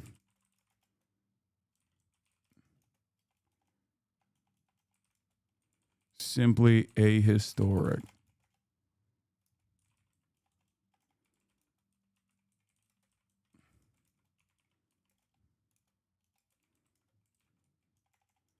With one phone call, without our unlimited behave in the belligerent ways it does. They realize this too. The only this kind of deflection, room for insane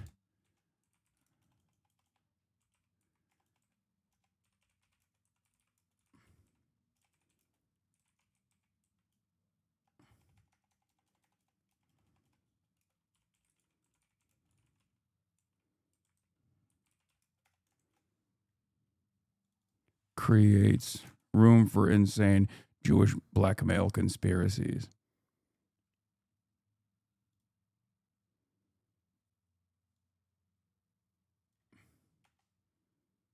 This is silly and simply ahistoric.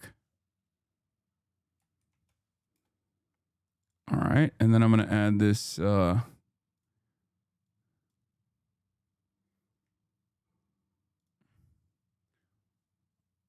I predict you'll be enjoying your food in 15 minutes. No, you're wrong. I'm responding to that person. I'm going to say this is silly and simply ahistoric. Biden stopped Israel in 2021 with one phone call without our unlimited support. Without our unlimited support, Israel cannot behave in the belligerent ways it does. They realize this too. This kind of cynical deflection creates room for insane Jewish blackmail conspiracies.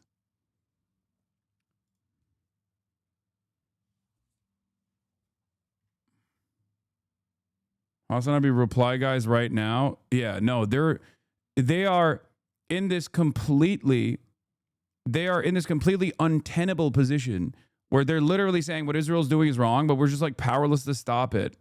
Okay, why the fuck?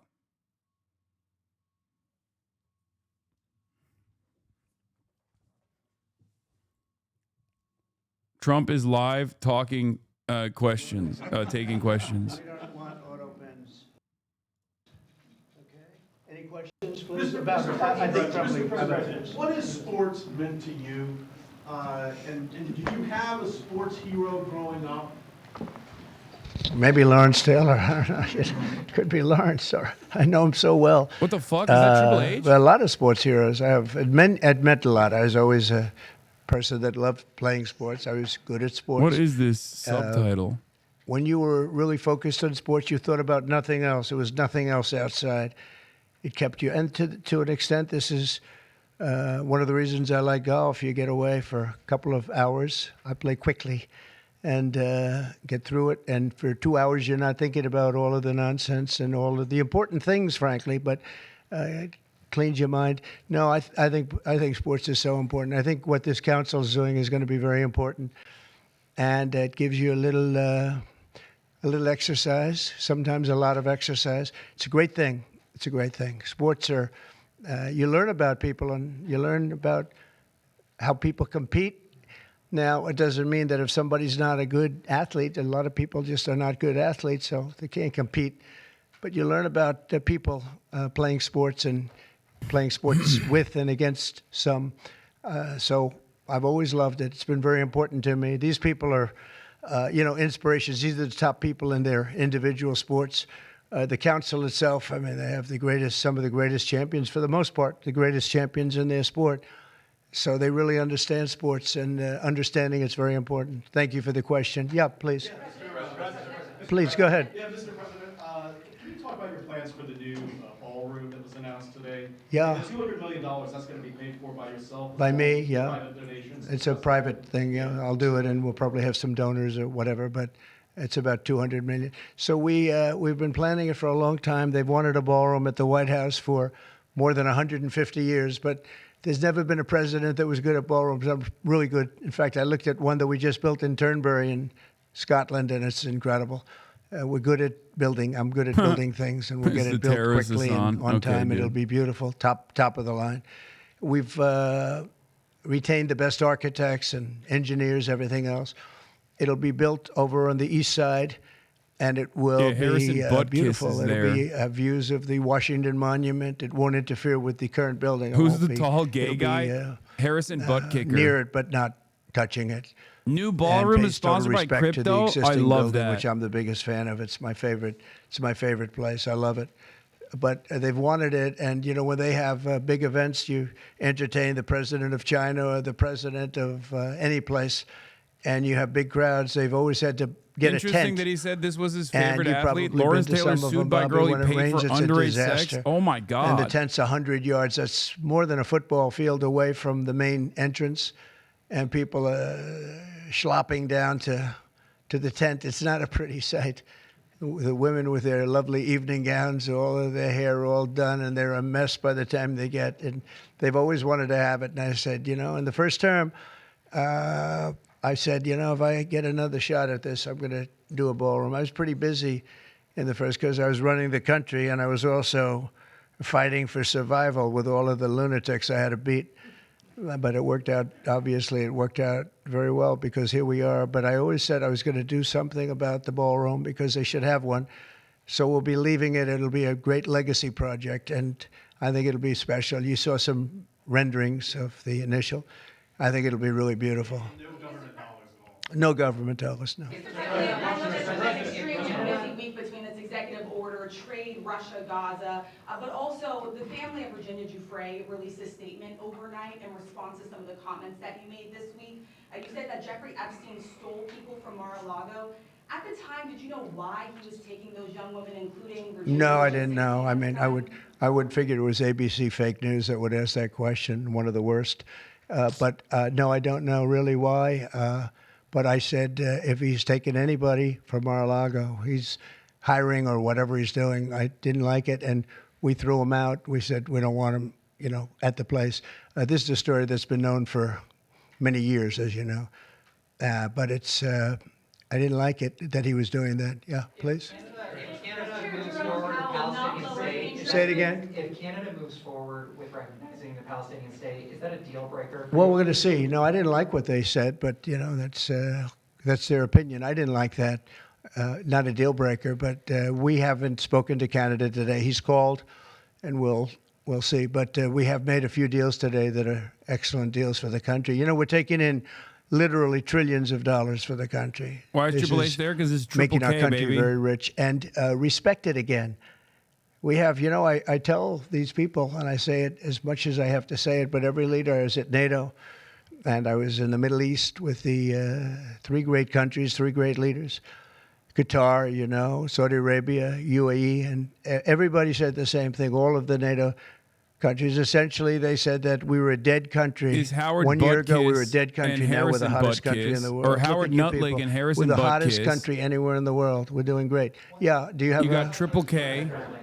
You got Mine Lolly J.D. Vance in the They have corner. to pay a fair rate. RFK That's all. Jr. It's very simple. They have been charging very, very high tariffs to our farmers, some over 200%.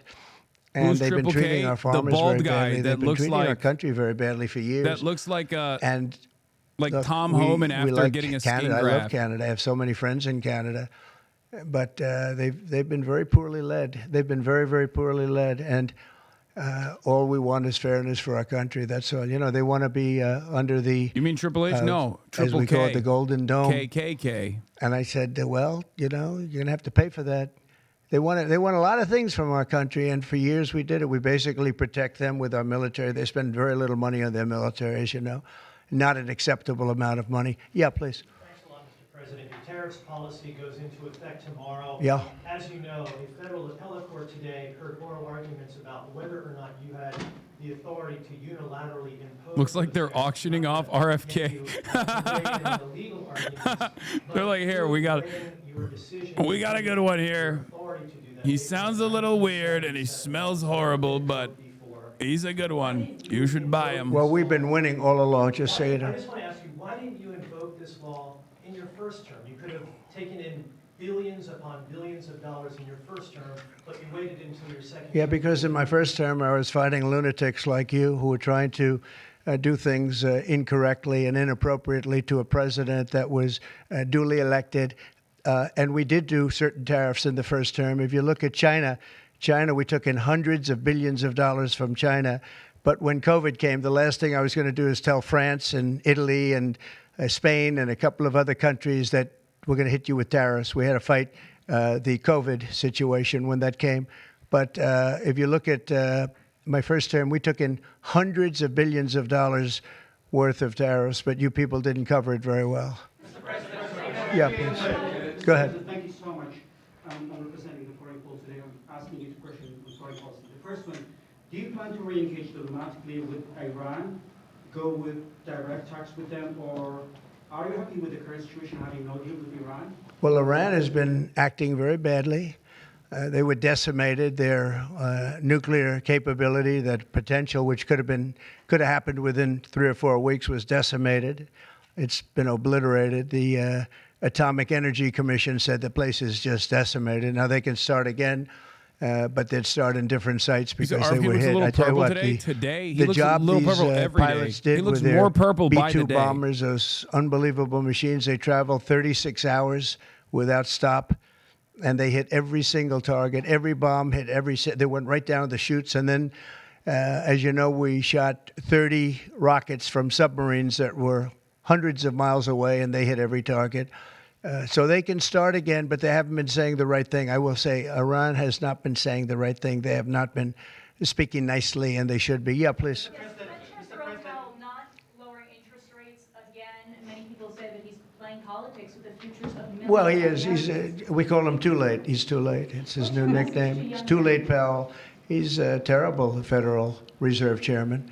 Not only that, he's building a building. He's at $2.9 billion. It's actually 3.1 if you include other areas that are essentially the same thing.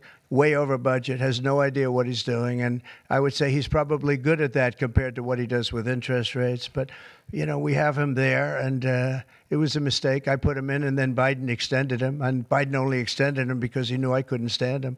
And that turned out to be not a good thing for Biden. Although he did lower interest rates just prior to the election, didn't work out too well for them. But he did lower them pretty substantially just prior to the election. No, he's a political hack, not very good. He's not a smart guy, Brian. Mr. President, sports fans have been very supportive to go back to the original names of the Cleveland Indians, the Washington Redskins. Oh, I love that. Love the sound of that. Well, I do the Washington Redskins. I think they should do it. I told the mayor and I told people that they should bring back the name. If they bring back the name, you'll have a lot of excitement. And, Cleveland Indians, how about that? That was an original franchise, 1903 or something, 1906, an original, the Cleveland Indians. And what do? They changed the name from Indians. What's wrong with the word Indian? You know who is upset about it? The Indians are upset about it. They're upset about Redskins, too. So Redskins, I guess you'd say it was a little bit. No, I don't know about that.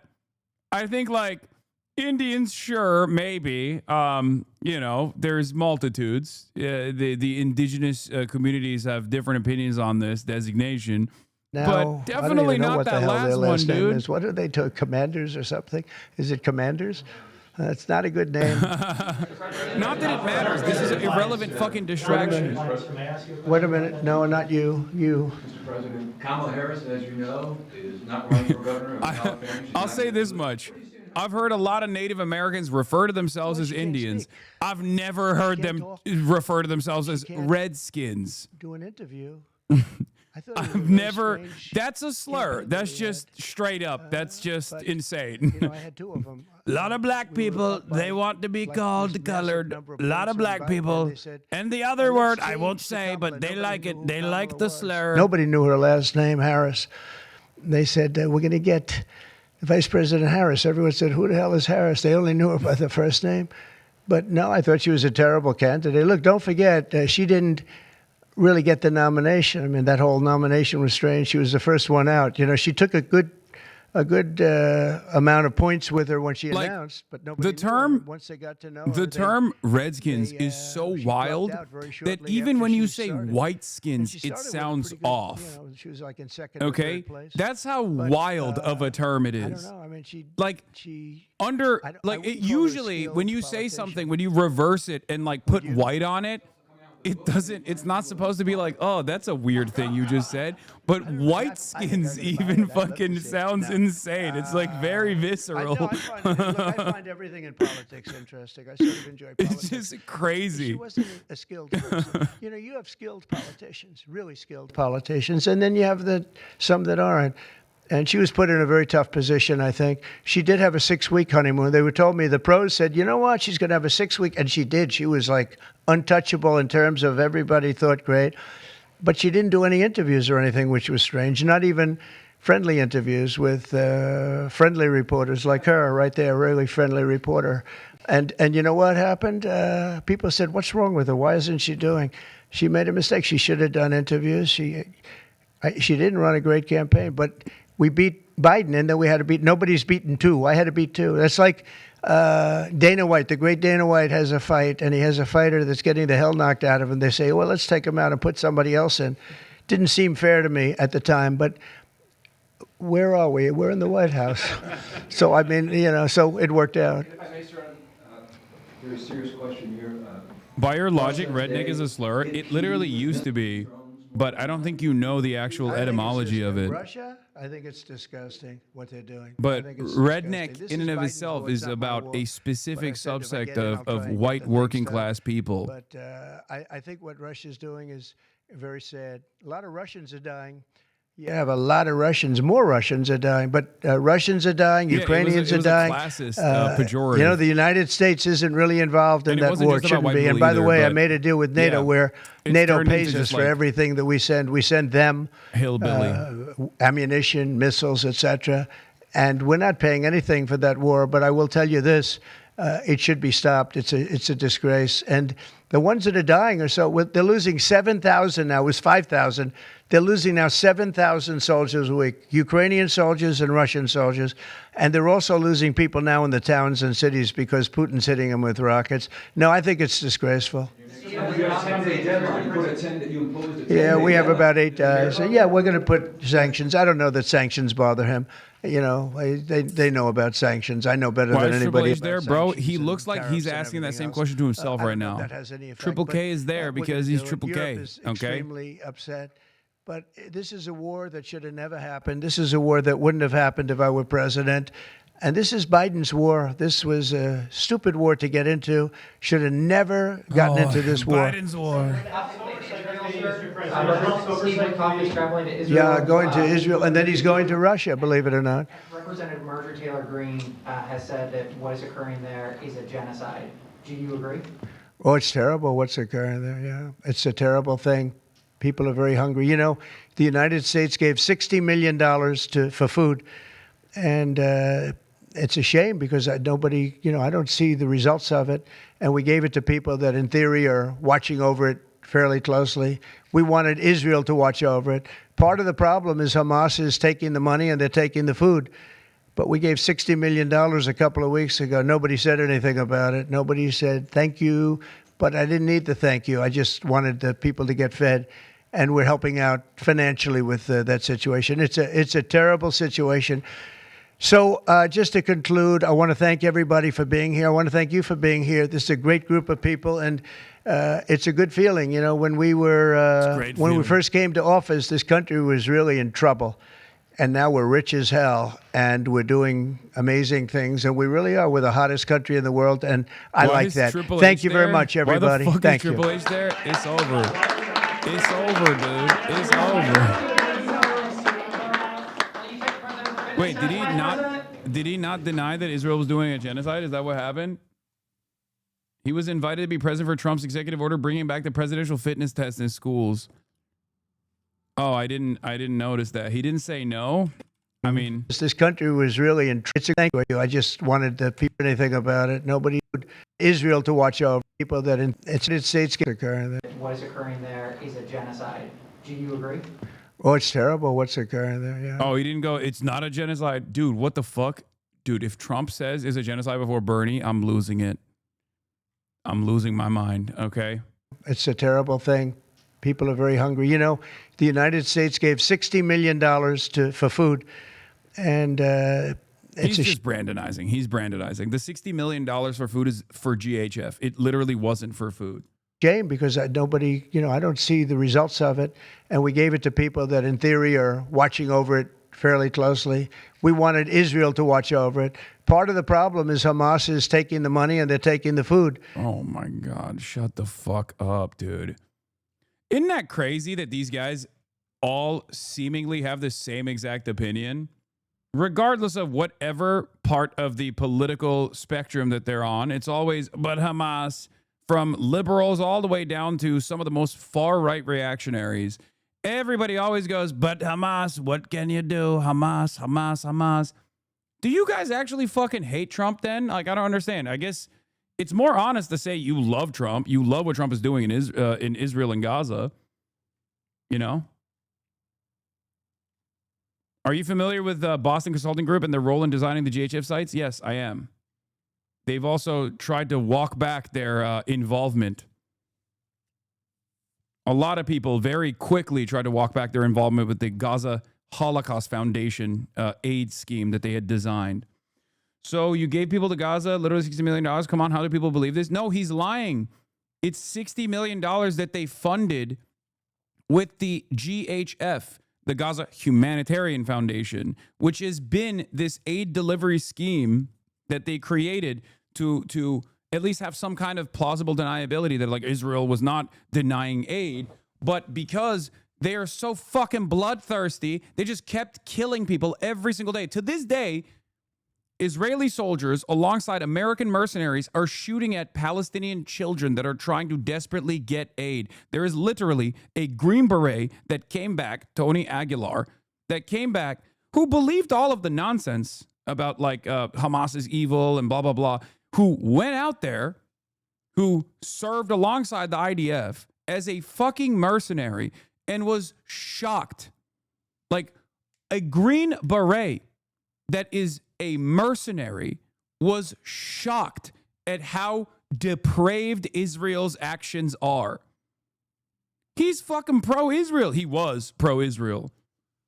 Like, think about that. Why isn't that the headlines? I wonder why. I wonder why the only places that he's gotten interviewed is like Democracy Now! Or Senator Chris Van Hollen or people like that.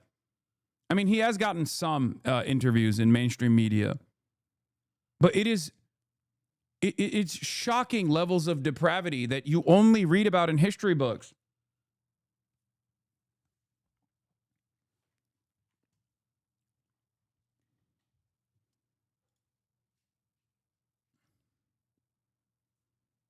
He has a Tucker interview today. Okay, we'll look at that later.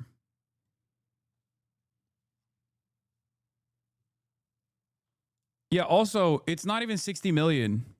It's 30 million. I've been saying this as well. Shouts out to Humeira for correcting this. Trump said on Monday that the U.S. has dispensed 60 million for Gaza humanitarian aid. The State Department, however, has not announced any funds beyond the 30 million. U.S. officials believe Trump was likely conflating the U.S. and Israeli funds. Yes. Most likely it was a half and half initiative because it's Israel and America both funding it. And Trump is such a fucking baboon that he just said, oh, it's 60 million. We're giving 60 million because he's conflating what is most likely the Israeli figure as well.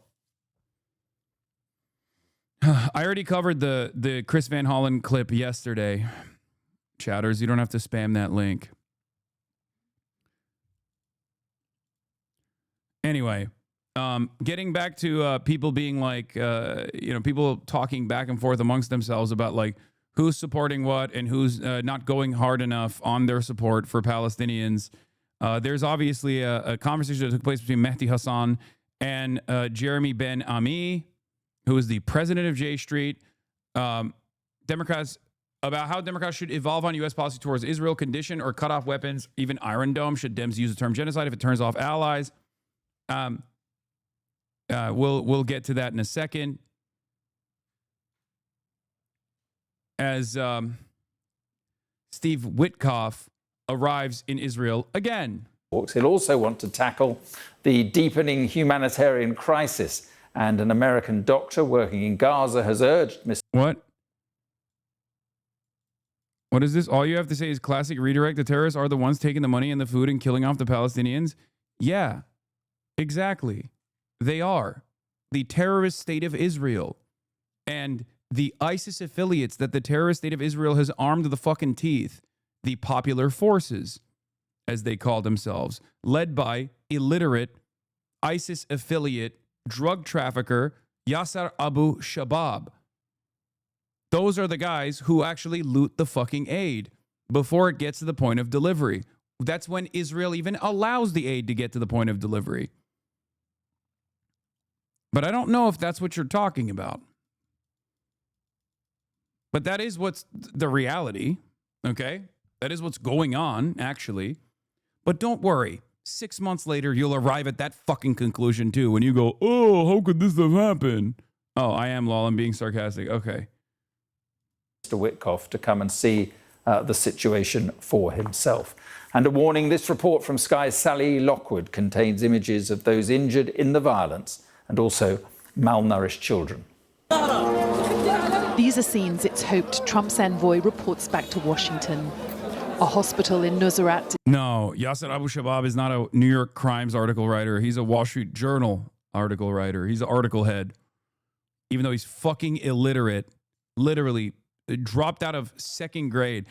Why are you so triggered today? Tooth pain still? No, man, I'm fucking triggered by stupidity. Like, dude, you want to know why I'm still so mad? One, because of what's in front of me, okay? What I've covered for the past 22 months, every single fucking day.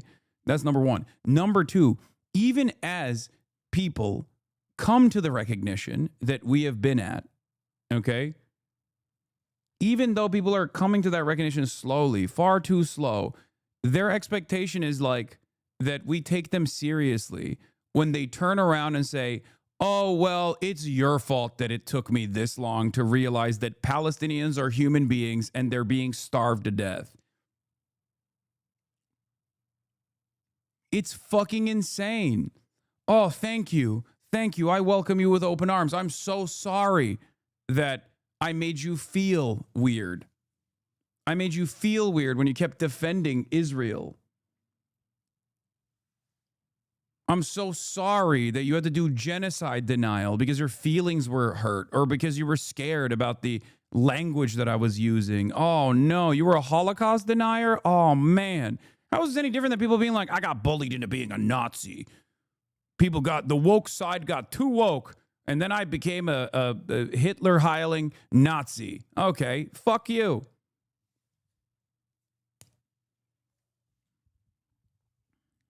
In central Gaza, receiving casualties, reportedly killed and injured, trying to get food from an aid site run by the Gaza Humanitarian Foundation.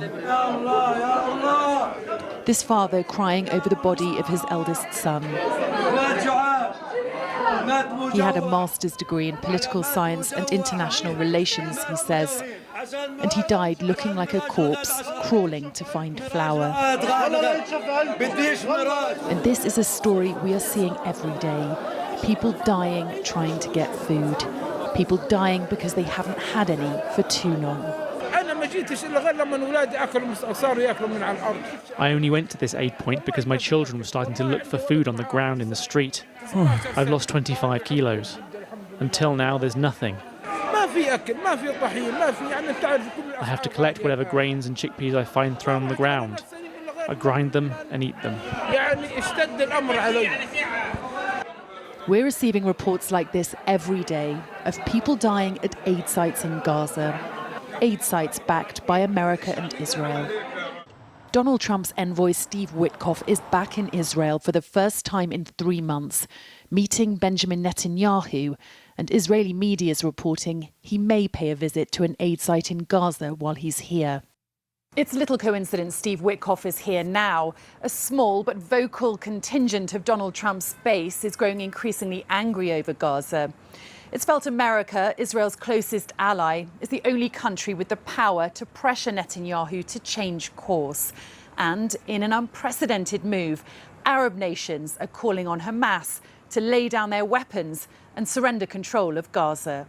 This is why it's annoying when the Arab League comes out and is like, the Arab League comes out and as the cowardly allies of Israel and America that they are, and go, hey, after an unprecedented amount of violence, after this live stream Holocaust that has unfolded against all Palestinians, the death toll probably in the hundreds of thousands at this point, we still don't know. What you should do is surrender your arms and make it easier for Israel to kill you, kill the rest of you. Like, what are we talking about? It's ridiculous. It's also ridiculous when this conversation takes place for Ukraine. And I'm consistent on this position. One of Russia's major points that they've pushed for with Donald Trump was Ukraine to demilitarize. That is completely unacceptable. That is completely ridiculous. And I said it as such. People think, oh, Hasan, you're so pro-Russia, you're so pro-Russia. What the fuck do you mean I'm pro-Russia? It's ridiculous. It is insane. You have no sovereignty without arms.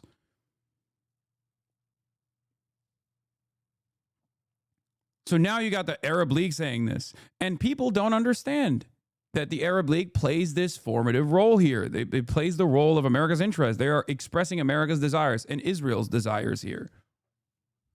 But of course, people who are not super tuned in to what is going on, that are trying to contend with what's happening here, will go, oh, well, they're Arabs too. Yeah. Moen Rabbani wrote on this. Now that France and Britain, both members of the United Nations Security Council and G7, have indicated they are prepared to recognize the state of Palestine, the dam has burst. Today, Canadian Prime Minister Mark Carney indicated his government too intends to recognize Palestine during the upcoming session of the UN General Assembly in New York, and a growing number of Western states are adopting or preparing similar positions. It is far from certain whether any of these governments will actually follow through on their statements of intent, and by attaching various conditions to their plans, they've already provided themselves with an escape clause, should they find it necessary to use it. Given that a two-state settlement has been the official position of every one of these governments for several decades, and that a majority of states have already recognized Palestine years, if not decades ago, the question arises as to why Western states have waited so long to recognize the state, without which their proclaimed strategic objective is an impossibility. One reason relates to their domestic politics and the profound transformation of Western public opinion. Brian Tyler Cohen calls the left anti-Semitic. What? I mean, there are a lot of liberal content creators who have cozied up to the likes of a sex pest like Destiny and have been noticeably absent from the conversation when it comes to Israel. Okay? They've been noticeably absent from that conversation.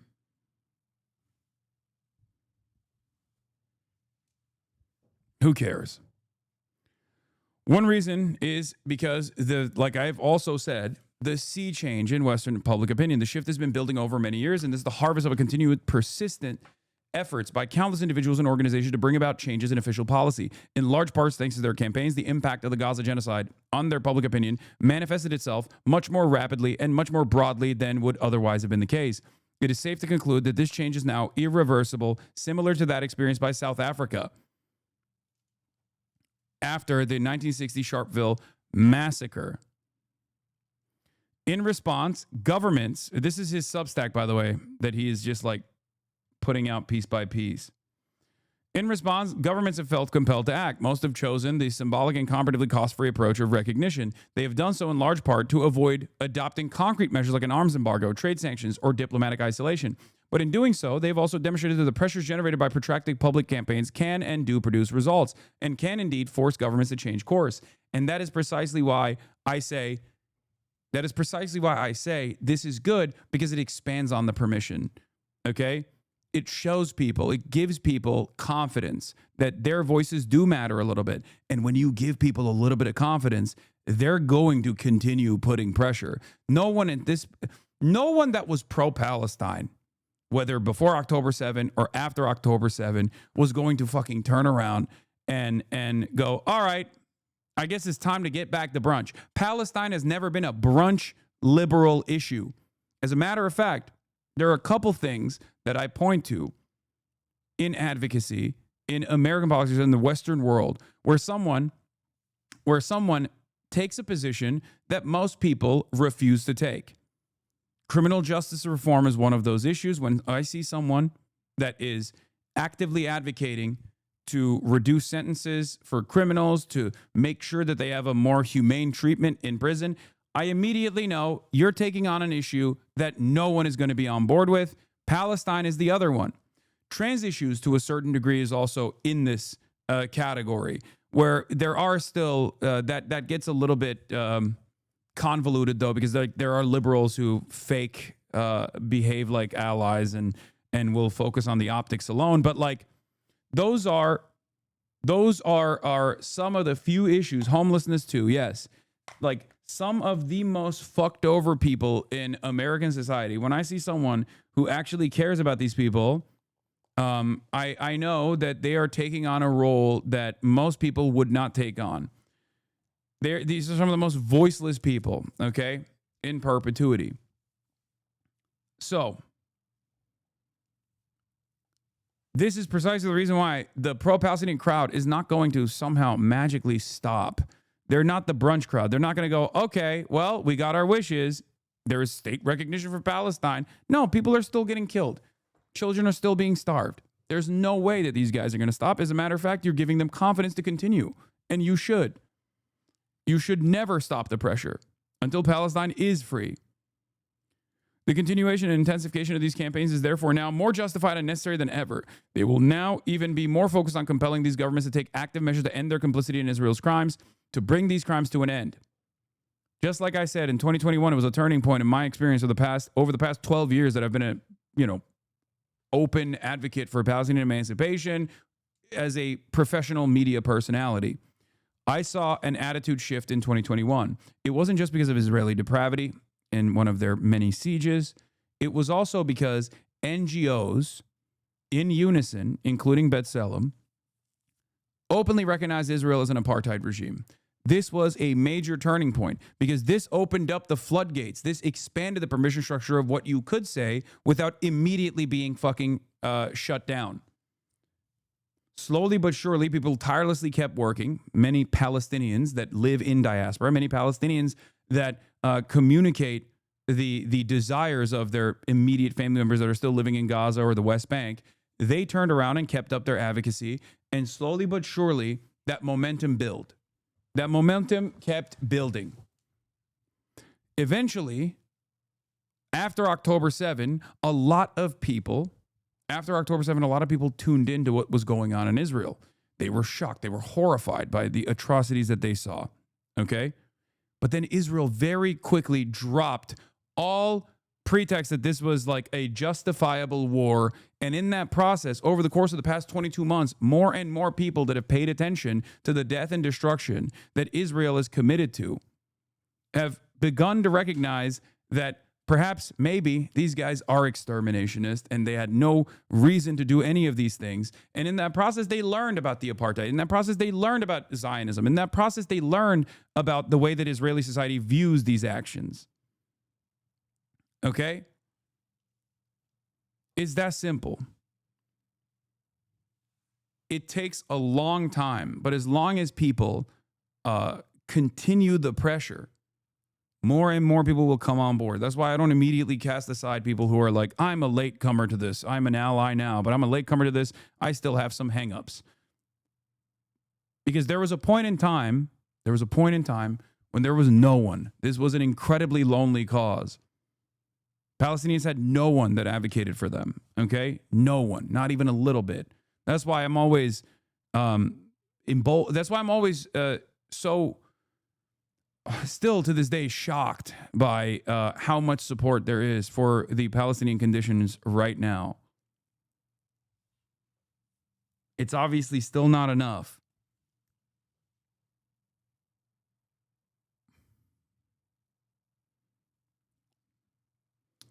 A liberal Zionist I had once knew IRL recently shared on his social The Guardian open letter for crippling sanctions against Israel. I never imagined I'd see the day when liberal Zionists advocate for BDS. Yeah.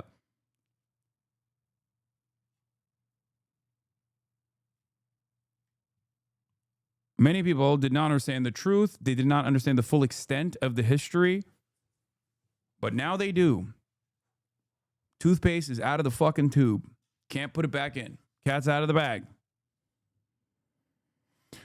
A second reason Western governments are not acting on recognition is that Israel's words and actions have backed them into a corner and left them with no choice. For decades, Western governments have treated two-state settlement and Palestinian state not as policies requiring concrete actions in order to bring them about, but rather as political slogans under the cover of which Israel was permitted to turbocharge its efforts to annex Palestinian territory and dispossess its inhabitants with the express purpose of making a two-state settlement impossible, which is precisely what they did. 750,000 Jewish settlers now living in occupied East Jerusalem and also the West Bank.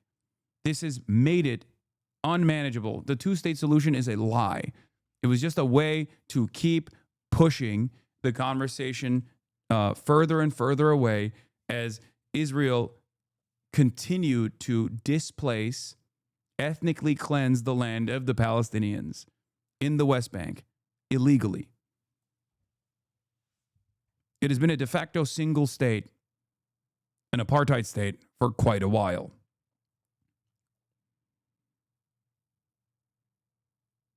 That's why I call it the so-called peace process. Western governments could deflect pressure to confront its annexationist activities on the pretext that doing so would undermine the Israeli-Palestinian negotiations and thus the consummation of a two-state settlement. The peace process had to be kept alive at all costs. In this Kafkaesque world, the two-state settlement served as a fig leaf for its elimination. As Israel shifted even further to the extreme right, that situation has become increasingly untenable.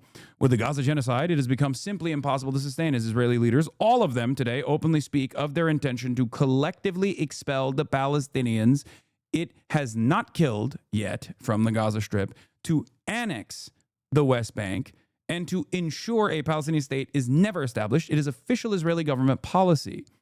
In his official statement regarding Canada's new position, Prime Minister Mark Carney explicitly referenced Israel's actions not only in the Gaza Strip, but particularly in the West Bank as justifications. These include accelerated settlement building across the West Bank and East Jerusalem, the E1 settlement plan, and this month's vote by the Knesset calling for the annexation of the West Bank and soaring settler terrorism. That part is actually pretty important. Mark Carney has definitely, regardless of the wishy-washy, both sides bullshit, two-state advocacy that he engaged in, those direct lines of attack against what Israel is doing, naming and shaming, the actual fucking policies, was certainly different than what Keir Starmer did, which was the worst out of all of these fucking Western leaders, and definitely better than even Macron, even though Macron had the first Q7. Kid Starver and Macron. What is happening? Jesus Christ, I'm dying. Yeah, the fucking banker actually hit a better line overall.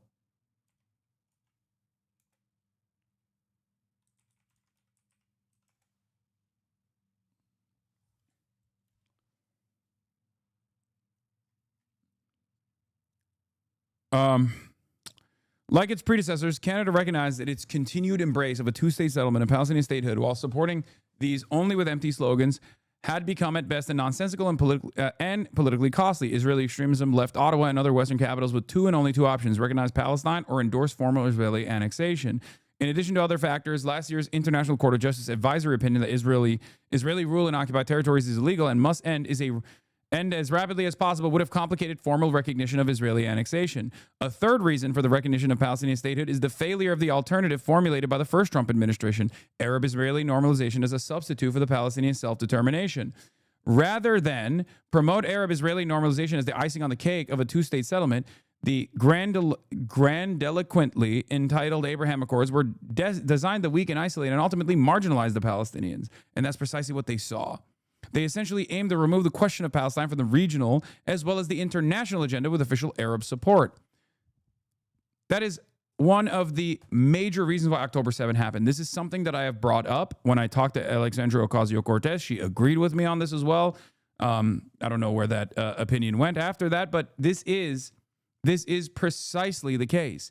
The Abraham Accords left Palestinians isolated with no options other than to fight back. This is precisely the reason why October 7 happened. It was a major, major part of the puzzle, major part of the reason beyond the regular Israeli depravity, like the regular policies of Israel that was so devastating for overall Palestinian existence. Okay? That's why I say Trump 1 played a formative role.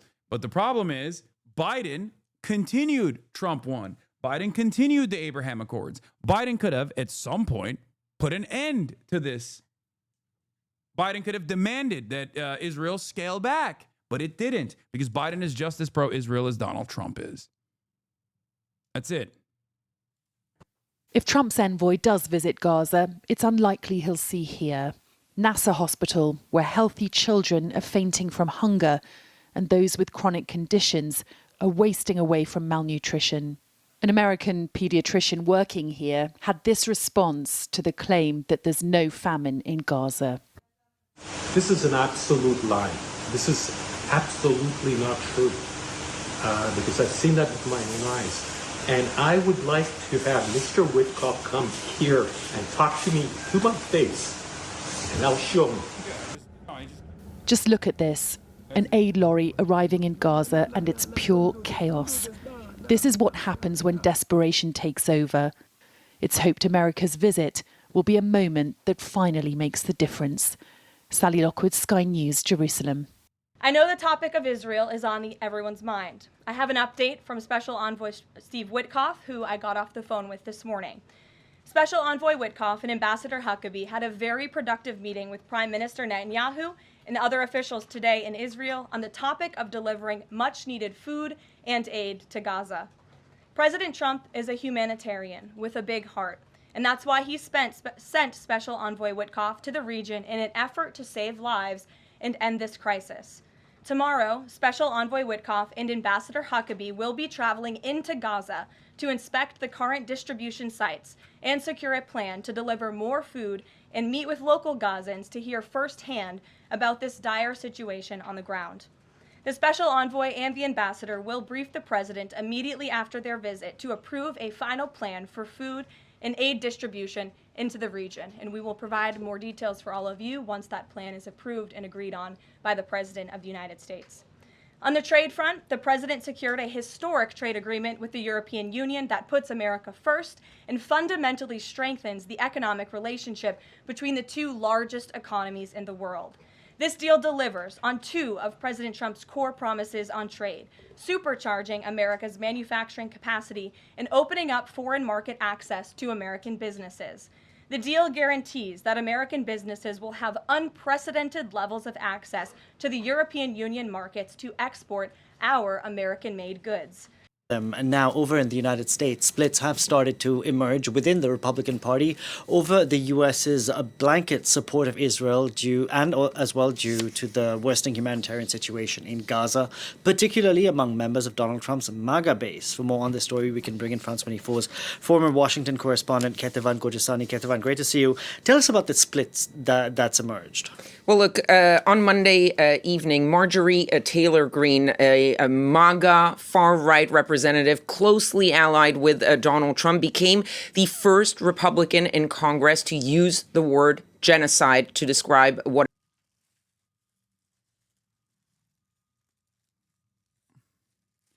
When Bernie says he doesn't want to call it a genocide, he knows the international legal implications that come along with it. Quite simply, they will stand arm in arm. Institutional Dems avoid the responsibility that comes along with it. Yes. The reason why they won't say it's a genocide is because they recognize their culpability. They recognize that it's illegal to like, it's just impossible, unless you're AOC, to maintain support for a country that you have openly said is doing a genocide. There is no, it's over after that point. It doesn't make sense.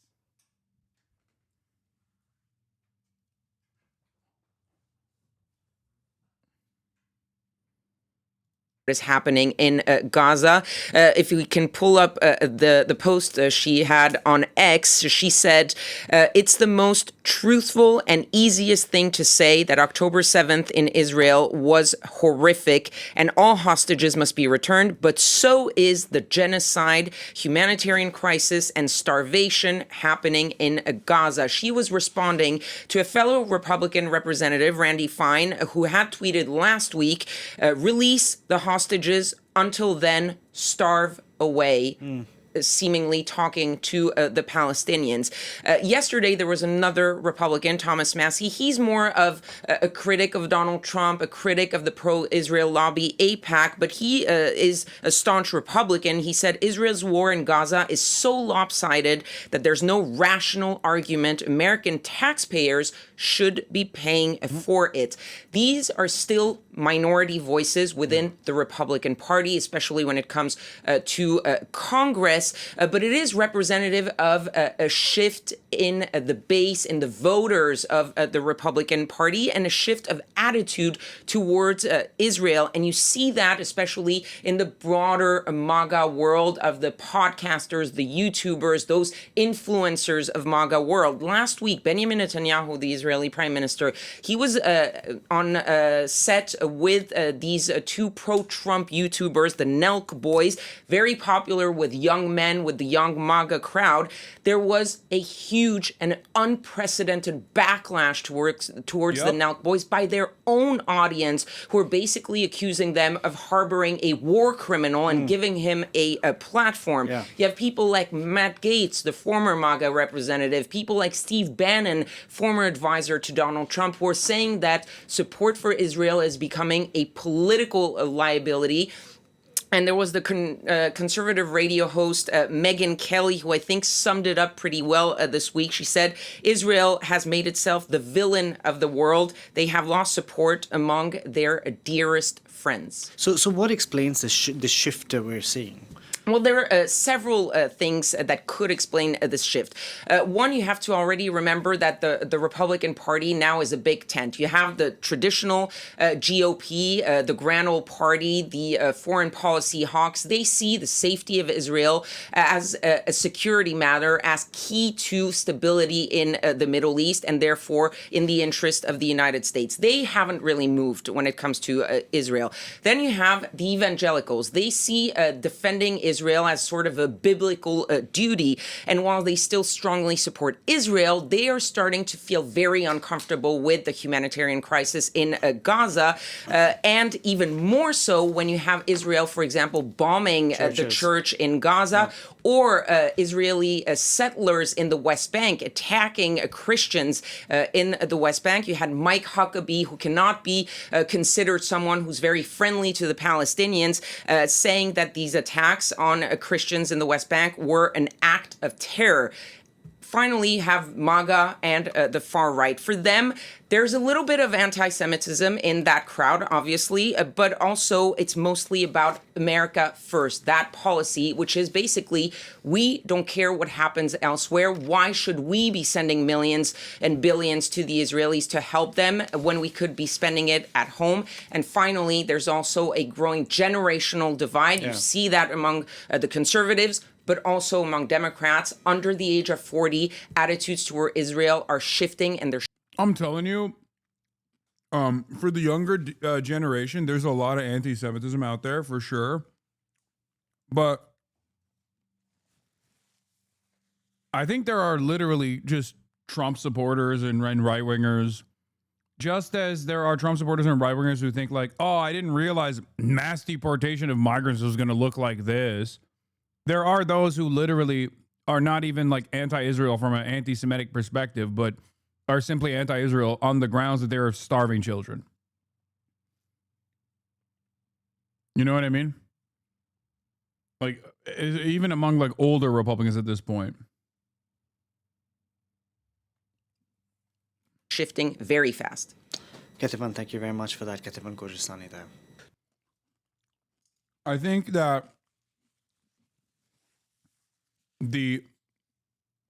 that October 7 was hubris and racism more than it was like deliberately a deliberate way to allow Palestinians to kill like Israelis so that they could finalize their ethnic cleansing campaign.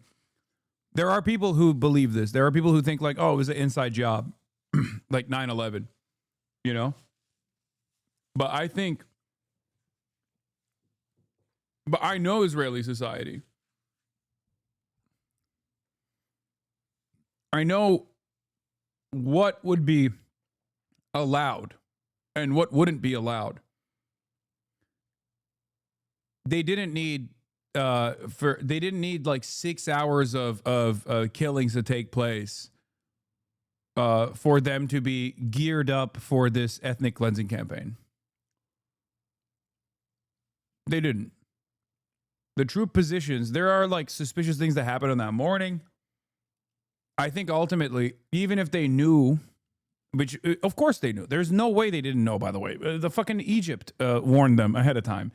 Unit 8200 was directly surveilling the training that was taking place. But what I mean is, I don't think they thought it would be this deadly. That's where the hubris comes in. That's where the racism comes in. Where I do not think that the Israeli administration, the security apparatus, thought that Palestinians, the Palestinian resistance forces, were capable of doing this much damage. Okay? They thought at most maybe a couple hostages, maybe a little bit of a resistance, maybe a couple soldiers died in the process, and then they can use that as a reason to continue conducting like this final push, this big push.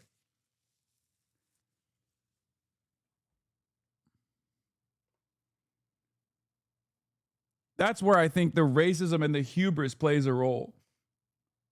Mismanaging troop positions by focusing them over to the West Bank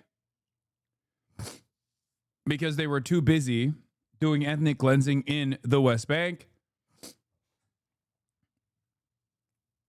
and allowing the Itamar Ben-Gvir forces to continue doing pogroms in the West Bank. That part is real. That's another, again, that's another aspect to the racism. With the assumption, that I think that Palestinians would just never be capable of like holding that many hostages, that many Israeli hostages, break through the security barrier, and successfully conduct a massive military operation. Because like, you have to remember, you have to put yourself in the shoes, in the mindset of like a supremacist. Okay? If you're a white supremacist, for example, a black person being in the vicinity of a white woman is already enough of a scar, right? That's why they fucking hate race mixing. They like cannot comprehend it. They're like, how could this have happened? This is like a stain on the entire white race. Like, the fact that these people that have been kept caged in perpetuity, that have been actively dehumanized, were capable of crafting a military operation that took such an unimaginably high death toll from regular Israeli society alongside the Israeli military was a breaking point for a lot of supremacists, okay? And this includes liberal Zionists as well, because the Zionism is an inherently ethno-religious supremacist ideology. I think it's also true that the Israeli security establishment felt that Hamas was not a nationalist force, but a self-interested political org. They thought they had deterred Hamas through enough military action and bribery without realizing that Hamas could not be bought like the PA. I think that probably is a part of the calculation as well. But this wasn't just Hamas. This was the coalition of Palestinian resistance forces. This was literally every single group. Every single group that has any kind of like military acting in unison. So I think like I think that the yesterday you said 800 civilians died during October 7th, yet I heard Bassem Youssef saying 370. No, it's not 370. It's 800. It's 800 civilians, 400 soldiers. I don't know what he's saying. I don't know why he's saying 370, but it's 1,200 total.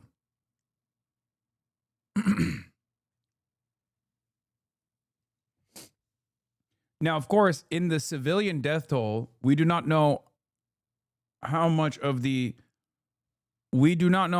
civilian death toll is how much of the civilian death toll was born out of Israel's Hannibal Directive. Like, how much of that was the helicopter shooting at the cars escaping the Nova Festival? And how much of that was the shelling from the tanks at the Kibbutzim? We do not know. But he might be counting IDF veterans as like soldiers too, which they're not. They're not. It doesn't matter.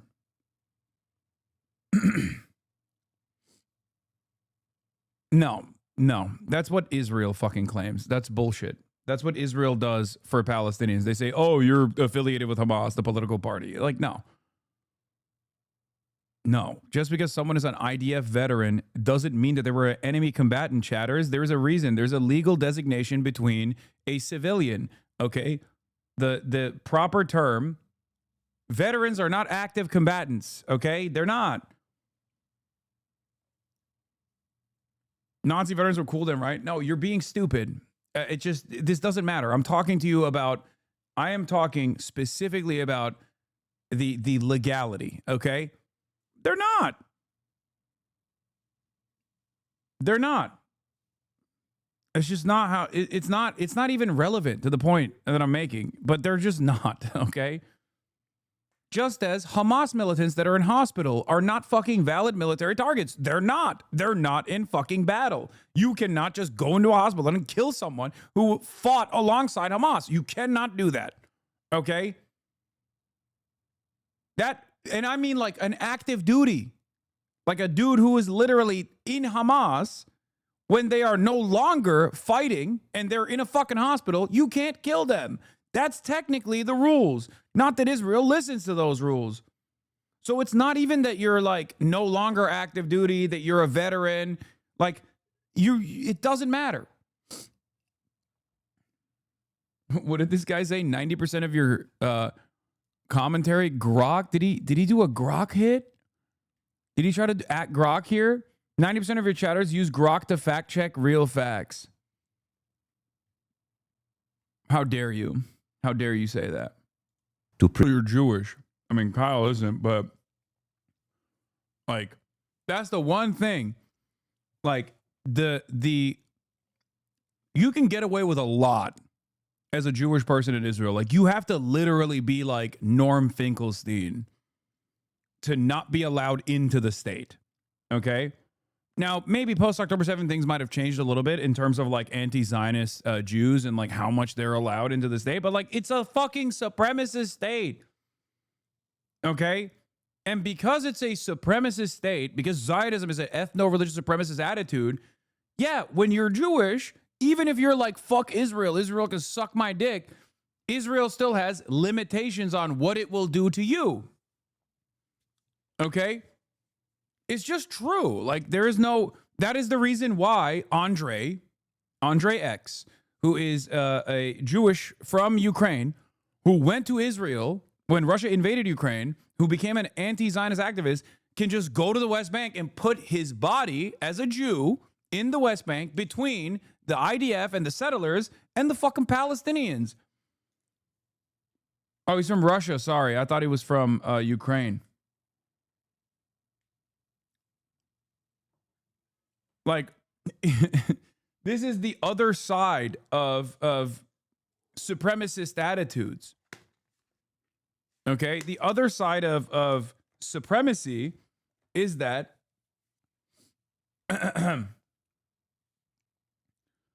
message of being Bassem is a poison pill for a lot of their audience should have been a Gabor Mate or Ilan Pape. Ilan Pape is never going on the fucking Nelk Boys. And I suggested Gabor Mate to them. They didn't go with it. And many people, there was no shot that they were getting a Palestinian, okay? I told them that. Don't say, or maybe a Palestinian. What fucking Palestinian? DJ Khaled? What Palestinian would go on the Nelk Boys after they interviewed literally Adolf Hitler? Are you guys crazy? It's like demanding that a Jewish person, or it's like asking a Jewish person during the Holocaust to go on a show after Adolf Hitler was interviewed. Like, what? That's crazy.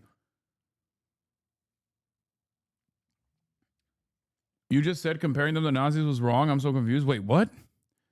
IDF, not Nazis, though. Don't worry. What? When did I ever say that? I have been comparing the IDF to the Nazis. I have been comparing Israel to Nazi Germany. I've been comparing Zionism to Nazism. What the fuck? Hello? Are you serious? It's like the number one thing that people yell at me about, where they're like, "Oh, how dare you do that? That's it's hurting my feelings."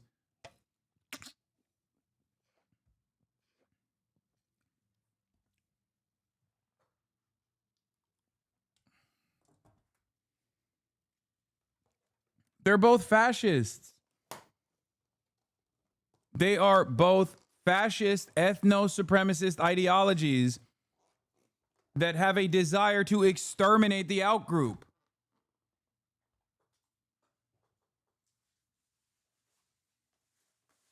If you cannot call Israel Nazis, then there is no reason to learn about the Holocaust. Like, why do we learn about the Holocaust? Why do we learn about the Nazis? Why do we learn about how society became far too comfortable with this kind of extermination, how they turned a blind eye to it, if we can't use it as an example when it's happening in real time?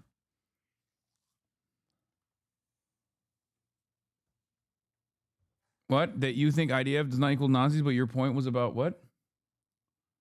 Oh, it was the veterans. Oh, he was like hyper-focusing on, yeah, he was hyper-focusing on the fucking veterans, like non-active combatants. Yeah, I don't think you can deliberately fucking go and kill inactive combatants. If you want to do that, you could do that through the court of the law. And we were also talking about legality regardless.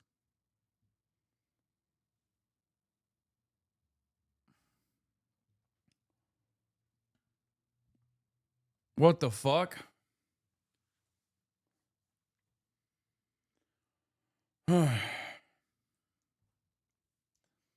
Also, it ultimately doesn't even matter because, like, once again, people don't even understand. Like, people did not realize the severity of the crimes of the Nazi Holocaust until the camps were liberated. People get a pretty good idea of what Israel's doing.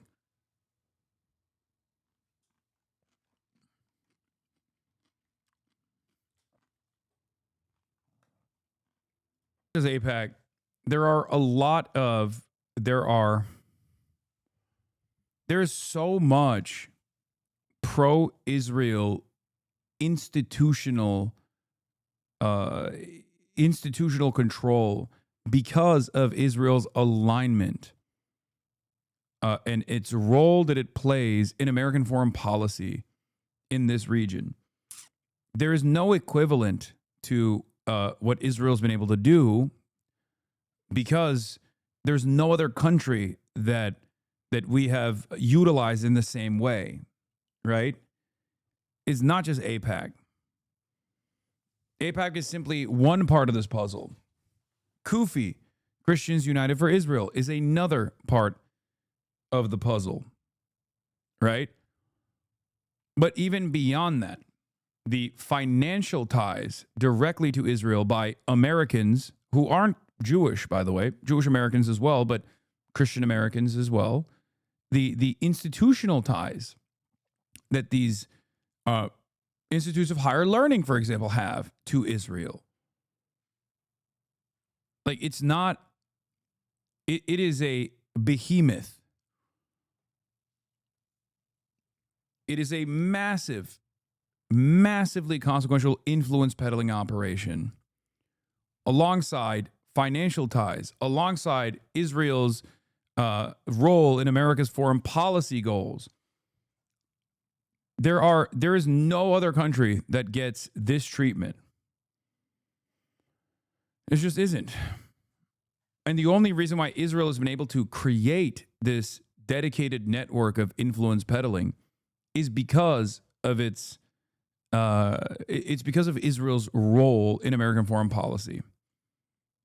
No other country has ever even been able to come near this level of influence as well. So it's you got the Mearsheimer opinion, and then you got the Chomsky opinion. Chomsky believes it's entirely because of Israel's strategic location, Israel's strategic role in American influence in the region, right, as a destabilizing factor. And then you got the Mearsheimer who says it's the lobby, it's the AIPAC lobby, it's all of the different facets of said lobby, but it's both. I think it's both. One does not exist without the other. Israel being an incredibly important asset to American imperialism in the region only goes so far without a network of influence peddling through lobbying, through advocacy groups, through constantly silencing dissent under the auspices of attacking people as like anti-Semites, you know, a censorship operation, being able to literally craft the only piece of legislation that directly goes against the First Amendment in 37 states as a foreign lobby. Can you imagine being like having anti-BDS laws for like Estonia? Like it doesn't exist. This is so stupid.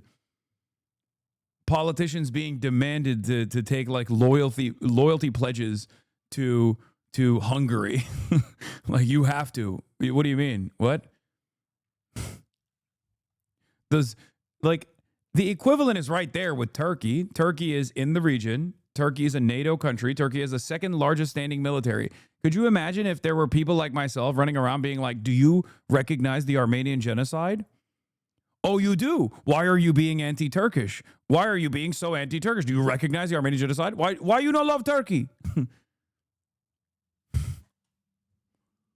Oh, you don't love Turkey? Does Turkey not have a right to exist? Turkey, small nation. No politics here. Oh, I guess you want the Kurds and the Armenians to kill every Turk. You know, that would be ridiculous. That would be fucking ridiculous. Having every politician literally constantly fucking posting about how much they love Turkey. What? That unironically is E's new line of attack. What, Ethan's? I can't even go back to Turkey. What the fuck's this dipshit talking about? If he had the backbone and the moral courage that I had to criticize my own government as he does with Israel, we wouldn't have any fucking problems. What the fuck? Absolute moron. Unless you mean the E is for Eric Adams and not Ethan.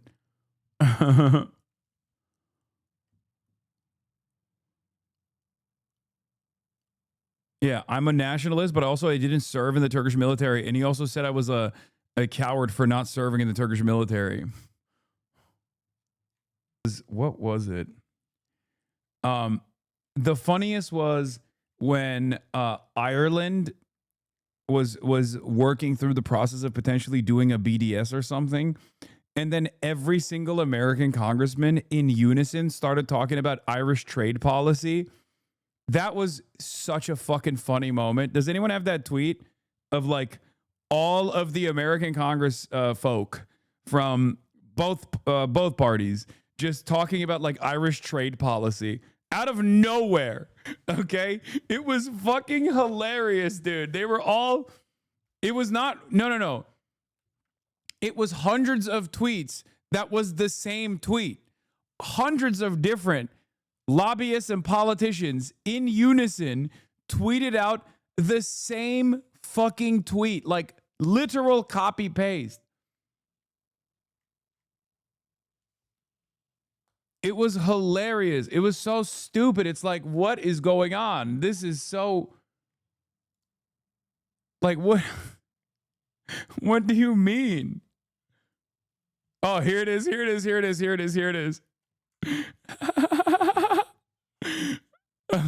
Ireland's proposed BDS policy is deeply troubling and risks damaging trade with American companies. Israel's a key ally to the U.S. Ireland's proposal to boycott, divest, and sanction Israel is blatantly anti-Semitic and will hurt American companies too. Ireland's draft BDS law is reckless and dangerous precedent. Ireland's proposed ban of Jewish-made products is nothing short of anti-Semitic. Lindsey Graham, I hope Ireland will reconsider their efforts economically to isolate Israel as they are... what? I don't know what the rest of this is. Ireland's proposal to ban products made in Judea and Samaria wrongfully targets Israel and hurts American businesses.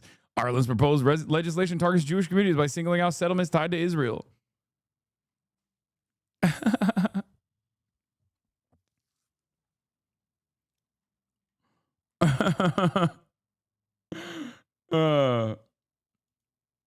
Yeah, day 2.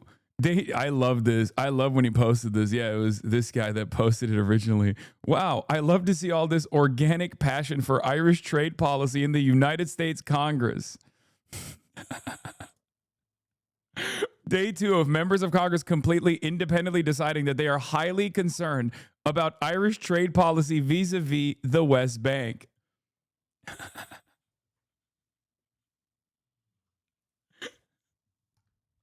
It's like, I mean, come on, dude. What are we doing? What are we doing here?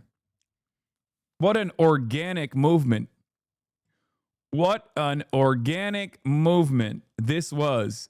You don't understand. You see, American Republican congresspersons care about one thing and one thing only. Okay? Nope. You thought I was going to say Israel. No, that's wrong. They care about Irish trade policy. That's the one thing that they care about. Do you understand?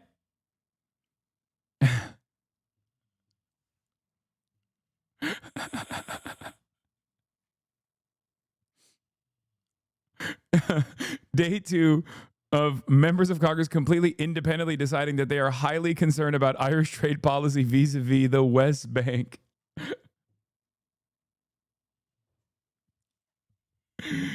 Oh, man. It's so good.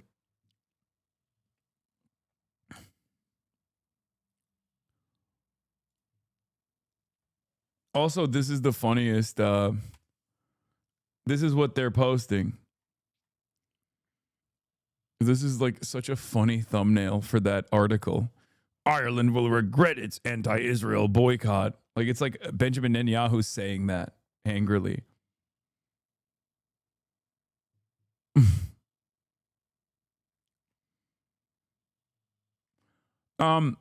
Just as I said, for the record, there are people asking me about like, oh, what do you think the impact of this interview is? Do you think this will like save the Nelk boys or whatever? Just as I said about the Benjamin Netanyahu interview that didn't actually help Benjamin Netanyahu and it only hurt the Nelk boys.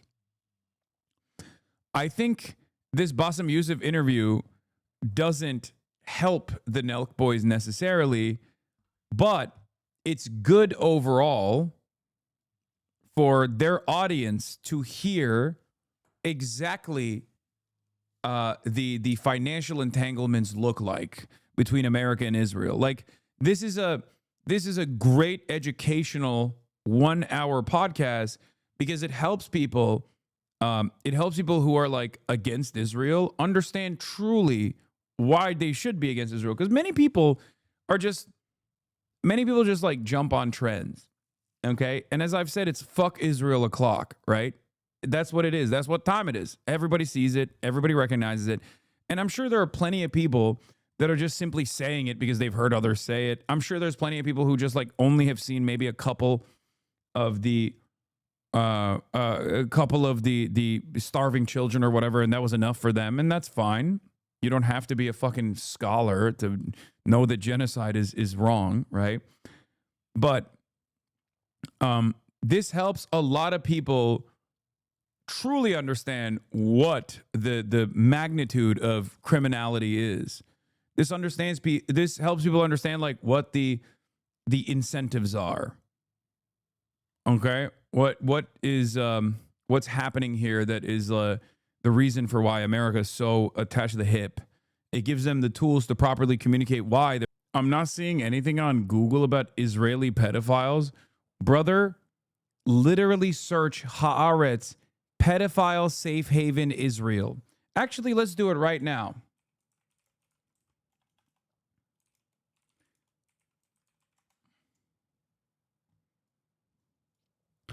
Exposing pedophilia and legal failures in Israel. CBS News, how Jewish American pedophiles hide from justice in Israel. Tip of the iceberg from Haaretz, how foreign sex offenders find refuge in Israel. Jerusalem Post, Israel is trying to legalize pedophilia.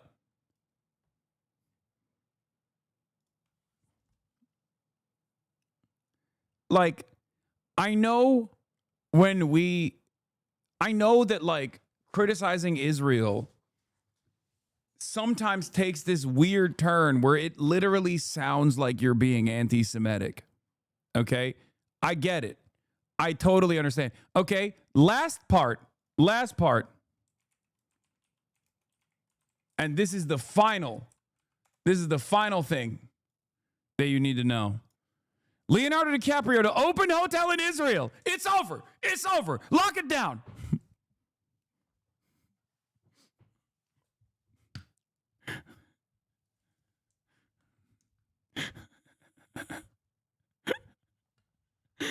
He had to find the youngest country. South Sudan is technically the youngest country. Okay, sorry.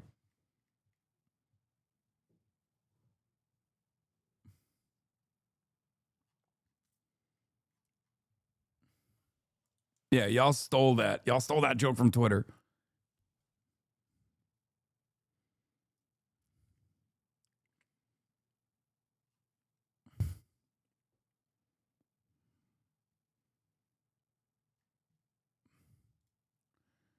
But yeah, it's I mean, it's just like, I don't know how to describe it. Like, I get it when you sometimes hear something that's like in practice in Israel, you go, what? Like, did you make that up? Like, oh, you're saying the Jewish state is doing this, and it's like sometimes it's good to just Google it, and then maybe you find out that they are doing this, you know? But I do understand why most people, when they first hear about it, go, yeah, like, Israel is an insane right-wing fascist country. So when you describe Israel as an insane right-wing fascist country, which it is, when you describe the things that Israel does, it comes across as insane because you're like, there's no fucking way. There is no way that that is happening. What are you saying? And it's like, and then you look into it and you're like, oh my God, it's not made up. What the fuck? I thought you were a liar until you showed the ad for the Cum Brigade Live. Oh my God, that was another one. Yeah. The whole like, Israel has a semen extraction squad, post-mortem semen extraction squad, specifically where they go in and like extract the semen from fallen Israeli occupying force soldiers so they can give that semen to their wives so they can keep having Jewish children. That is a real thing that the Israeli government has in operation.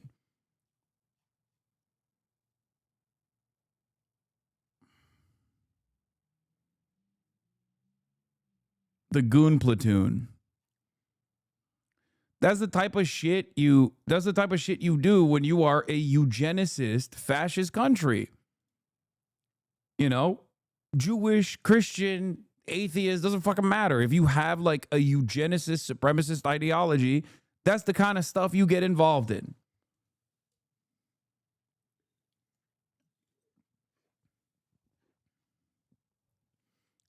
Or, I don't know, the pro-rape January 6th riots that they did in Israel.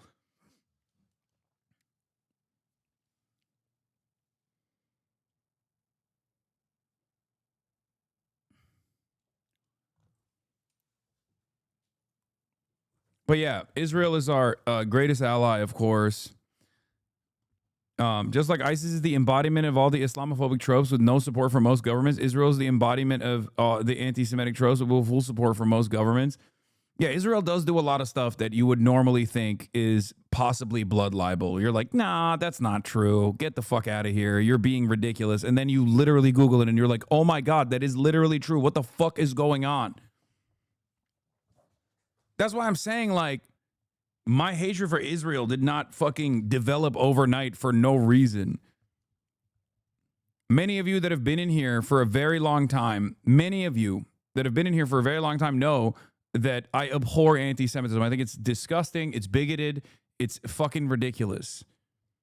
So why is it that I have this perspective on Israel? Perhaps it's because I do not actually consider Israel to be abiding by the Jewish faith or doing right by Jews in general, and simply a Jewish ethno-religious supremacist ideology that is exterminationist.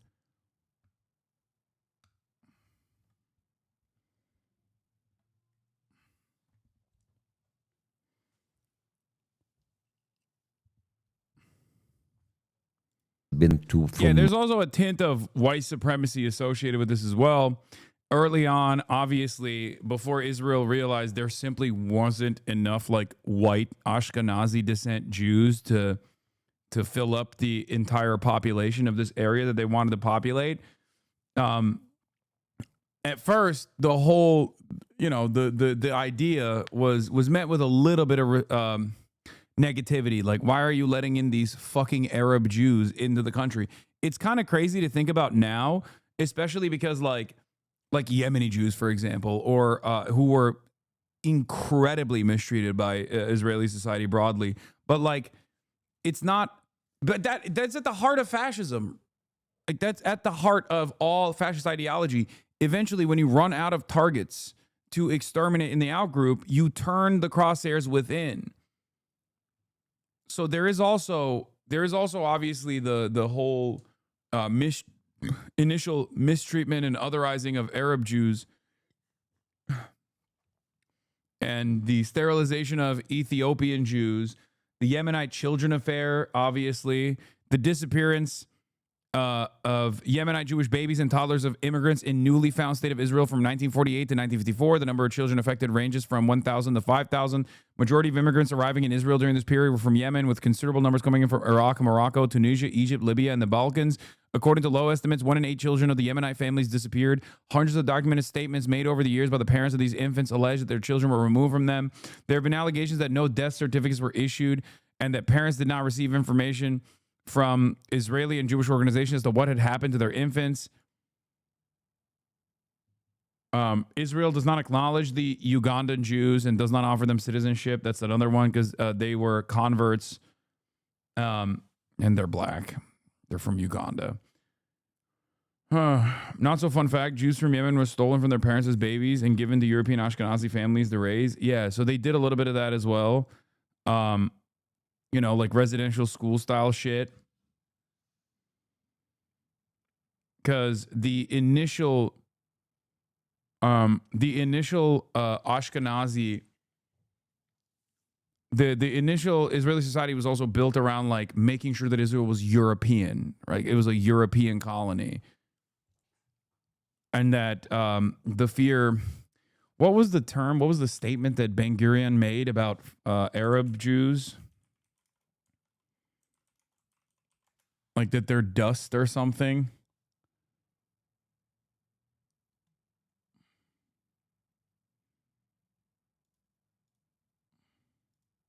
Am I misremembering?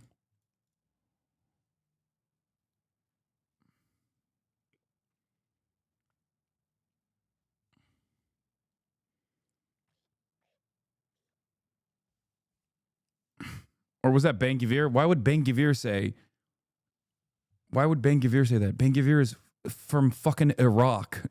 He's Kurdish and Arab.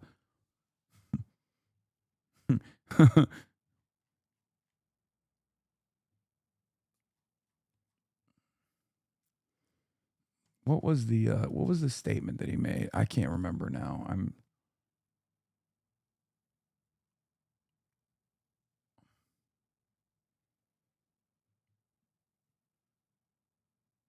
He called them human dust. We Kurds don't claim him. Shut the fuck up. I mean, he is Kurdish. Sorry. It's just true.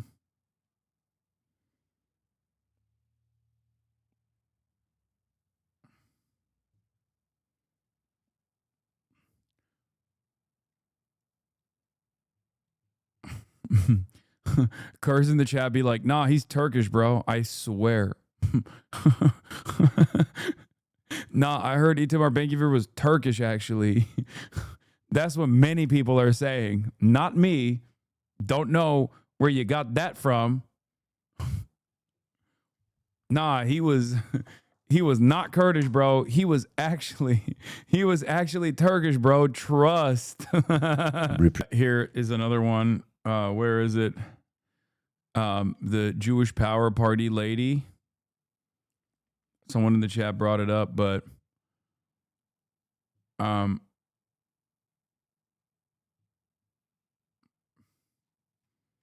said, like, I'm a racist. If defending my country from African migration is racist, then I'm a racist. May Golan of the Jewish Power Party, which is Itamar Ben-Gvir's party, by the way. Jewish Power Party. Interesting.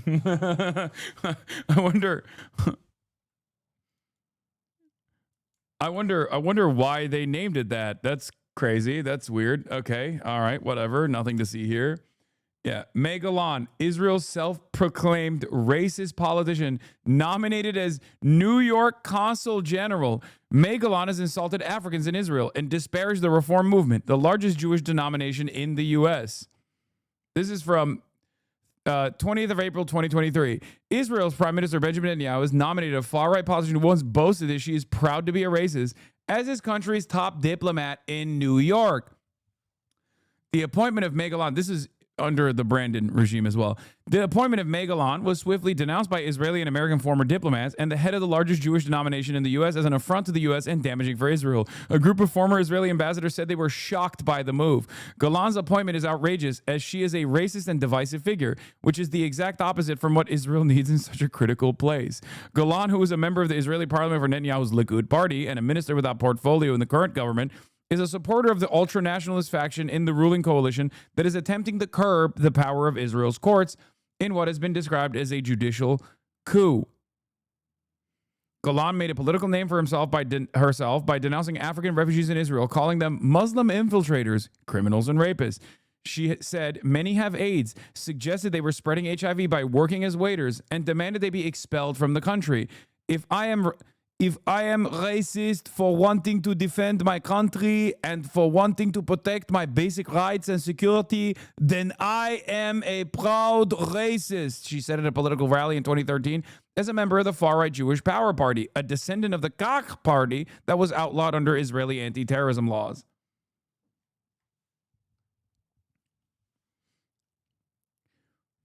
What would you say if I were to tell you that she is not even in the top 10 of most racist Israeli politicians currently active? What would you say if I were to tell you that she's not even in the top 100 of all Israeli politicians, both active and inactive? Would that shock you? Would that come as a surprise to you?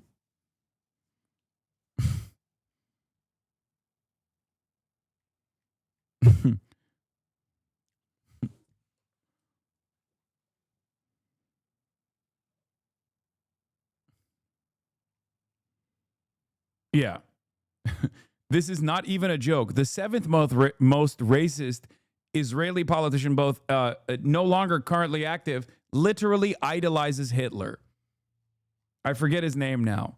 That's not even a joke. There are Israeli politicians who have talked about Hitler in a positive way. It is not even a joke. You think I'm joking. I am not joking. Okay? Especially if you think about like the inactive, like former Israeli politicians that directly did actually collaborate with the Nazi party, you know, because the early Zionists were way crazier. Okay.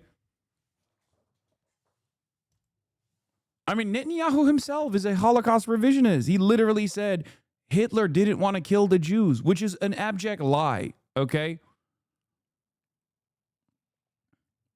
Like, that's just insane. These Watch Mojo lists are getting wild. Yeah. Here's Nancy Pelosi beside Zionist billionaire Haim Saban declaring that if the Capitol crumbled to the ground, Congress would still fork weapons over to Israel. We don't need the FBI to tell us she's a vehicle for foreign malign influence. I have said to people when they ask me, if this Capitol crumbled to the ground, the one thing that would remain is our commitment to our aid. I don't even call it aid, our cooperation with Israel. That's fundamental. I mean, come on, dude.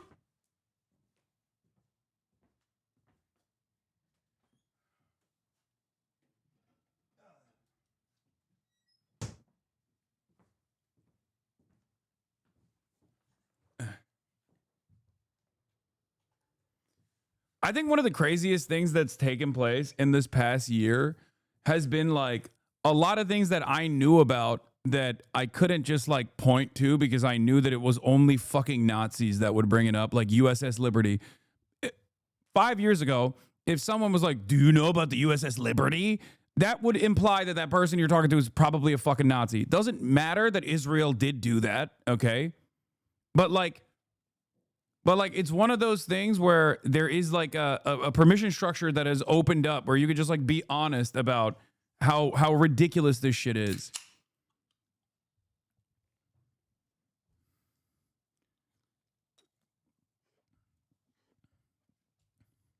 That's flawed logic. It doesn't matter. Human beings are not logical. Okay? They respond to stimuli. Some things you can say, some things you can't, even if it's fucking truthful.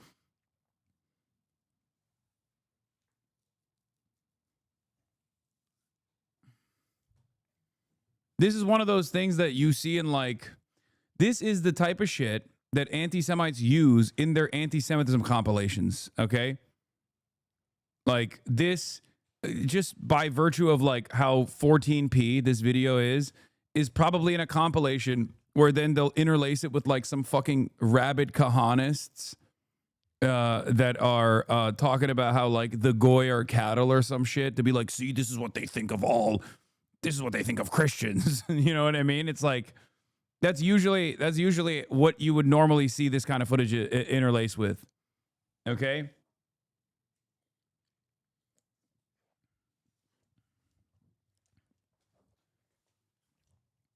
The conspiracy edits. Yeah. Yeah, as Felix consistently says, one of the funniest things that Nazis think is happening is they assume that like the ultra Orthodox community in New York is like the secret power brokers. They're not, okay? They don't even go to school, dog. They're not the secret power brokers, okay? That's not. He says they can't even do crack without scrutiny. Yeah, people being like, oh my God, they got tunnel systems. They got the Chabad tunnels. Like, yeah, dude, let him smoke crack, okay? Let him smoke crack in the tunnels. That's what the tunnels are for. The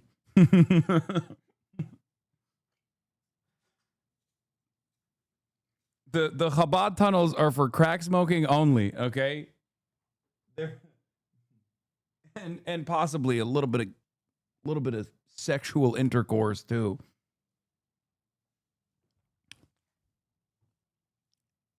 I have.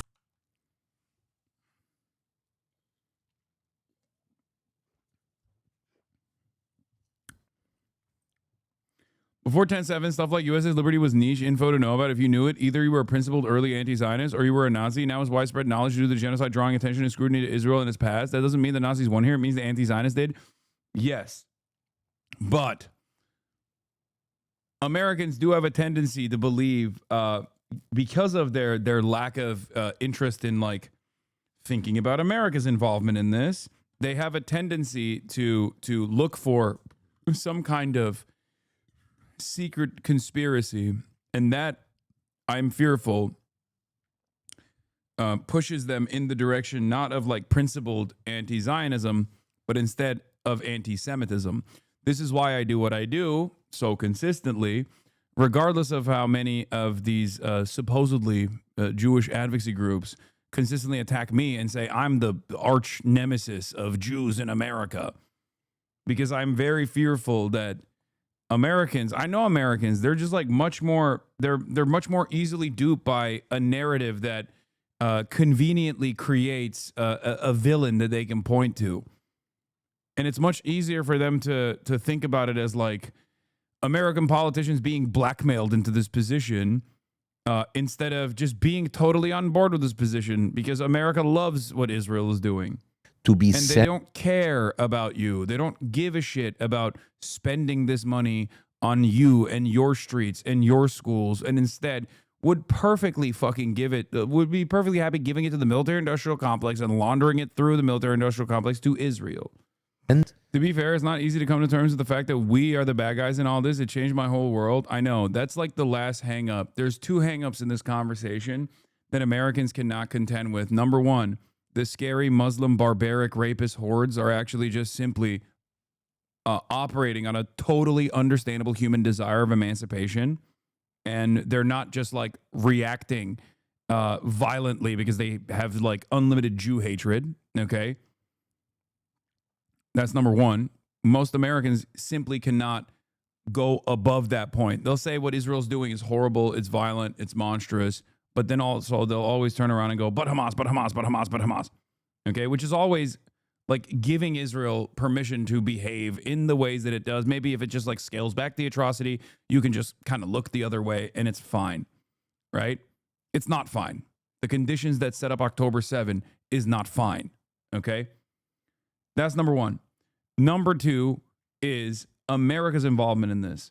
America's involvement in this is so significant that we are the bad guys in this. Like, we just are. If you consider what Israel is doing to be a genocide and you think it's bad, then you either think American politicians are being bullied into submission and refusing to respond to their own fucking populations, own voters because like there's a Jewish mind control or something, or you recognize that American politicians actually like what's going on and don't care about the atrocities.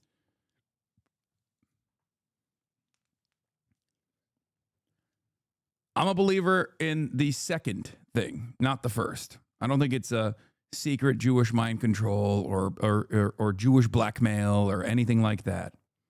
Jew this, Jew that. Okay? No. I think it's America's own personal investment in the region and how much of a formative role Israel plays in that design.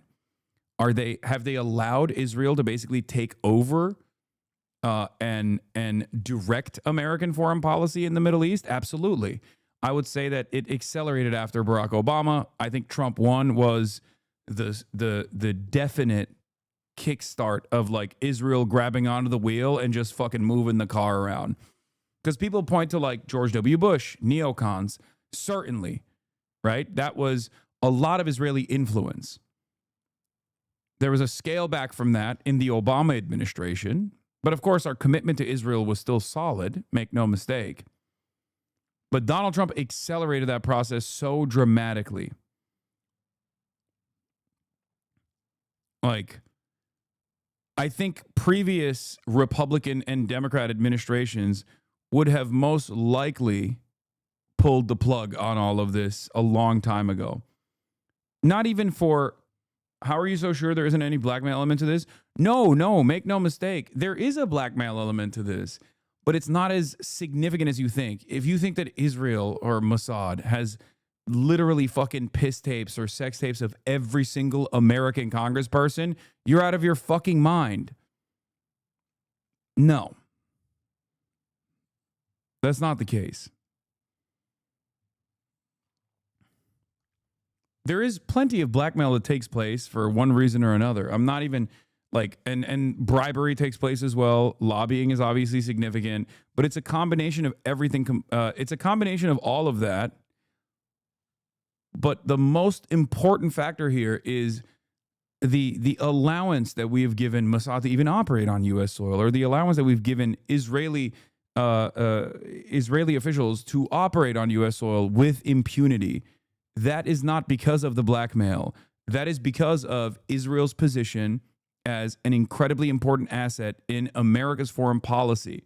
Israel's position historically as an incredibly important asset as an anti-Soviet destabilizer at a time when pan-Arabic nationalism was taking root in this region, a region that was very important for trade, a region that was also resource rich with oil. Okay? That's it. If Israel as a unsinkable aircraft carrier in a resource-rich region was not such an important part of America's initiative for the resource that runs the planet, okay, then we would not have allowed the Israeli espionage agencies to like even operate inside of America, or we would not have allowed Israel to have a sophisticated propaganda network that operates with no repercussions, with no pushback whatsoever on U.S. soil and in the Western world in general. That's it. I've said this before with the NRA. People love to point to the NRA to say that the NRA is the most powerful lobby in America. It's like the NRA is the reason why we have no gun control. It's like there's truth to this, for sure. The NRA, first and foremost, is interested in conveying the profit incentives that the gun manufacturers have, and making sure that American politicians never step out of line. However,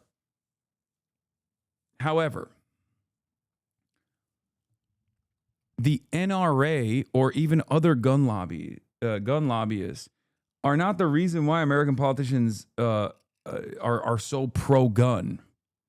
Okay? America is pro-gun. And therefore, the NRA is there to kick in with donations in times of importance when politicians feel like they have to respond, like in the aftermath of Sandy Hook. Okay? I remember I covered it. Like, there was in the aftermath of Sandy Hook, Americans got together and there was a bipartisan bill that was pushed in Congress. Okay, it was, I think, Mike Crapo and the other guy, I forget who it is. Anyway, they put forward a bipartisan bill to universalize background checks. Okay, to just like stop some of these loopholes. Yes, in 2013, I was literally at the Young Turks. And there are videos of me from like 2014, 2015, and even in 2016 where I talk about this issue specifically. You can go find them if you want. Anyway, I was doing research at the time. But listen, when Sandy Hook happened, people were shocked. Okay? People were horrified. It was the closest that we ever got to any sort of reasonable gun control, or at least like moving in the direction of reasonable gun control. There was a bipartisan bill that was put forward that was supposed to expand background checks and close some of these loopholes for background checks. There was a lot of appetite for this amongst the population. Even NRA card-carrying members themselves wanted an expansion on background checks. But the NRA, with all of its money, went to every single congressperson and told them, do not vote for this bill. That's what lobbying is there for. At times when the public the public gets very angry about a particular thing and demands change, and politicians are forced to respond to it. But then lobbyists come in and say, don't do that. You're not supposed to do that. You can't do that. We gave you a lot of money. That's what lobbying is there for. It's there for that. It's there for writing legislation because politicians are lazy. They don't want to write it themselves. It's there for reading the legislation, you know. It's there to add additional provisions to legislation, like sneak it in. It's not universally there to like hypnotize politicians. And AIPAC works in a similar way.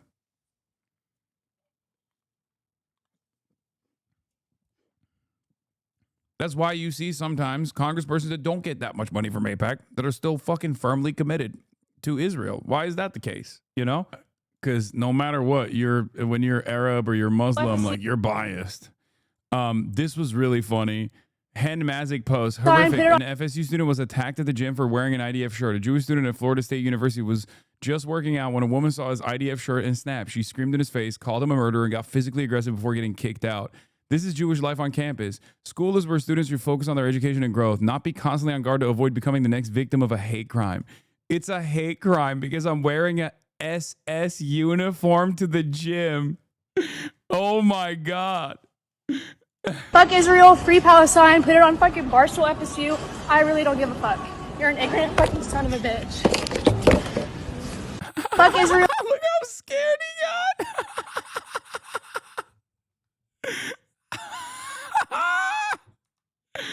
Yo, this person said she beasted on him. God damn.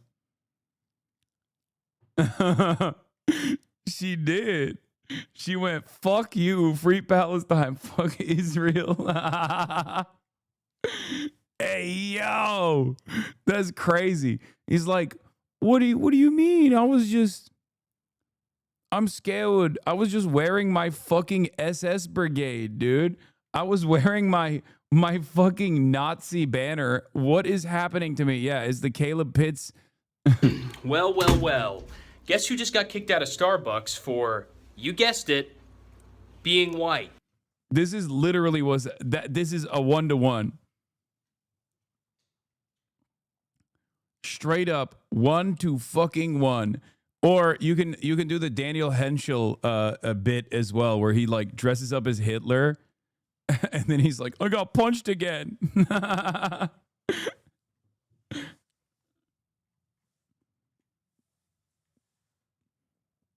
top responses. That's a terrorist organization that protests for the right to rape people, shoots people waiting in line for food, and targets refugee camps. They should be shunned everywhere.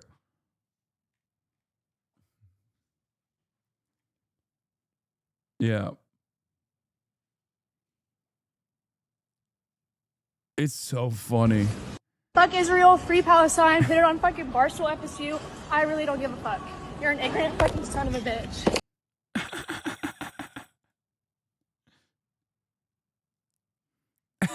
Exactly. That's funny. Hold on. I'm gonna fucking post that. I'm gonna repost that.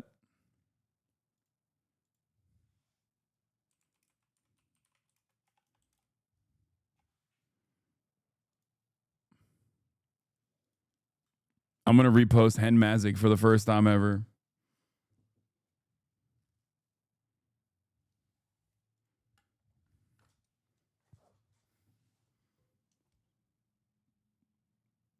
Bro, it's like, what is this? Y'all, I'm sorry. I thought I could do Joker Hitler today, but I can't. I thought I was better, but I'm not. I feel so scared and alone. Oh, it's so good. Dan has reached a different level of comedy where he will, I think for the longest time he had a bit where he had a separate account that was constantly talking about how Dan Henschel has fallen off and he's no longer funny.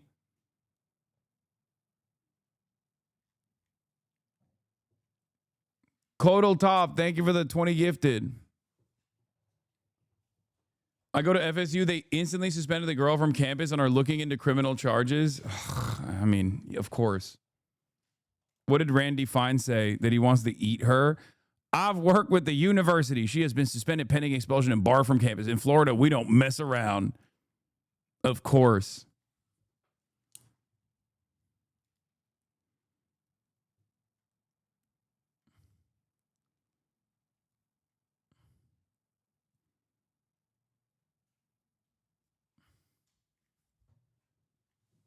Like, this isn't like that one dude who was doing the fuck all Jews shit at the Barstool at the Barstool bar in Philadelphia. Like, this is a person that's kind of valid, you're at the fucking gym literally repping IDF merch. Suck my dick. What do you mean? Oh, I'm sorry. People don't like that you're wearing the fucking merchandise of a Nazi army. Oh my God, what's next? Wow, this is really messed up.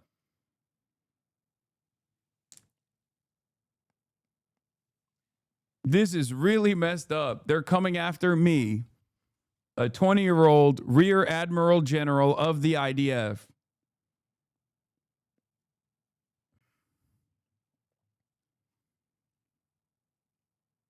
Attorney General Pam Bondi.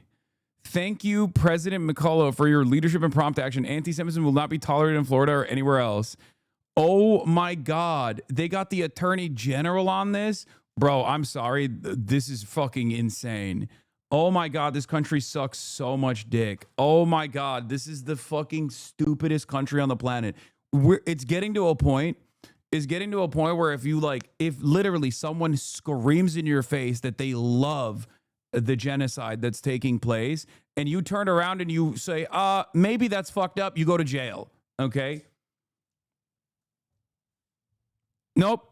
Jail for you. You don't like Israel's genocide? What are you, anti-Semitic? You're going to fucking prison. Hope you like prison.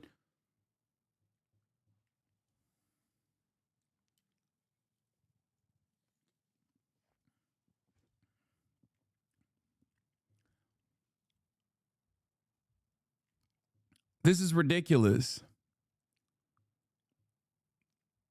This is fucking ridiculous, dude. Oh God, this country sucks so much ass. It's getting worse every fucking day, bro.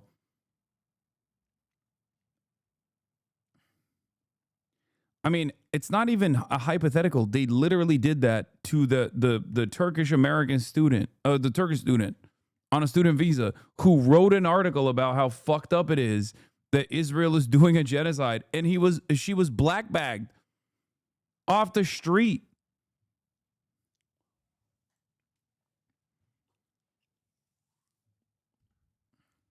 It's so goddamn cooked. It is so goddamn cooked. This country is so fucking cooked. Wait, there's an essay. Oh God, I'm not reading this. What the fuck? Senator Elisa Slotkin. Last night, I unfortunately missed a vote of series on 2 joint resolutions of disapproval regarding the sale of weapons to Israel. All right, I'm done with the Bassem Youssef thing. I want to listen to Elisa Slotkin now. The key line in the 3rd paragraph. What is this? I owe it to my state to make it clear where I stand. Had I made it back for the vote yesterday, I would have voted yes to block offensive weapons to Israel based on my concerns over lack of food and medicine getting to civilians in Gaza. Oh, great. Thank you, Elisa Slotkin. Oops, you couldn't make it to that vote, though, unfortunately. But if she did, she would have voted so hard. She would have voted so hard. It's just Any other? I like that Colbert is, really calling to task these powerful elites that are taking his position away because of the interest that they have in, I guess, the interest that they have in like moving in a right-wing direction. And in an effort to do so, he has decided to talk to a former CIA analyst and yet again, one of the more conservative congresspersons in the Senate. Fucking fantastic. Thank you, Colbert. Yeah, tonight is Kamala Harris. It's great. Yes, we were allowed to eat other hot dogs because we helped start Nathan's Hot Dogs, so a different type of hot dog. Wow. New York audience usually. So this is a hot dog empire Yes, you came from. So just hot dogs or all cased meats? Other cased meats and Yes, other sausages, products brats? and other things. No, not brats, not brats. Okay, that's Wisconsin. Right. Exactly. But yeah, my great grandfather emigrated here through Ellis Island and started a small meat company and became a big meat company. Well, we're very proud. You even hosted a Senate hot dog party for National Hot Dog Day. I did. Which is what day? It's like the 3rd. Oh my God. Breaking Points really dropped the ball by not asking Senator Slotkin about her opinions on hot dogs versus sandwiches. Ha ha ha. In January 2024, she signed a letter criticizing South Africa's genocide case against Israel, calling it grossly unfounded. She clearly went on Colbert to do a cleanup job, but this comment section actually introduced me to the fantastic Breaking Points interview, which I never would have seen otherwise. Nice job. Shame Slotkin wasn't asked about hot dogs on Breaking Points. She could have shown that bold energy of hers. Amazing. The fact that this is one day later than after her train wreck interview on Breaking Points is such a jarringly clear example of why legacy media has record low trust, and you'll still get consultants paid hundreds of thousands of dollars to go and ponder with each other. Why is trust in our institutions failing, and what can we do about it? Shameless. These guys are not HasanAbi heads. These are YouTube commenters. This is crazy. I don't even know if I'm like that interested in what she has to say. Did she get asked about Israel? Did senators and congresspeople come over and you would have to like tour them around and stuff? Yes, actually, including some of them that are still there that I serve with now. Wow, so you were the person saying... I was like the baby analyst. You'd meet them at the airport and bring them like, wow. And give them the update on the field update on what was going on. So what did they do that you will never do? Because Senator Slotkin missed the vote on banning arms sales to Israel yesterday. Instead, she went on the Colbert Show where she called for aid to Gaza. People have been losing for years, right? But to me, the responsibility...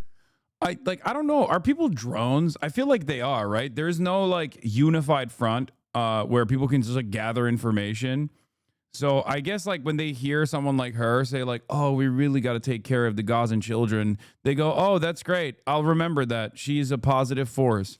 They don't know her background. They don't know her actual opinions. They don't know that she has been in direct opposition to any sort of like meaningful ceasefire.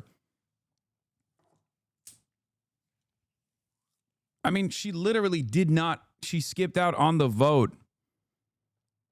She skipped out on the vote to deny weapons transfers to Israel because she was doing this fucking bullshit puff. It's cool to hear this from a literal girl boss drone pilot, yes.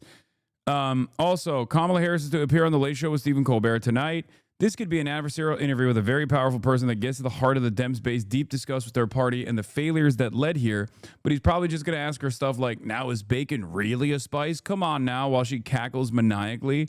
He's just a late night host. What do you expect? Well, this is the one and only interview she has done since losing the presidential election. Do I wish she was getting interviewed by 1955 Edward R. Murrow? Sure. But this is who she chose, and we play the hand we are dealt.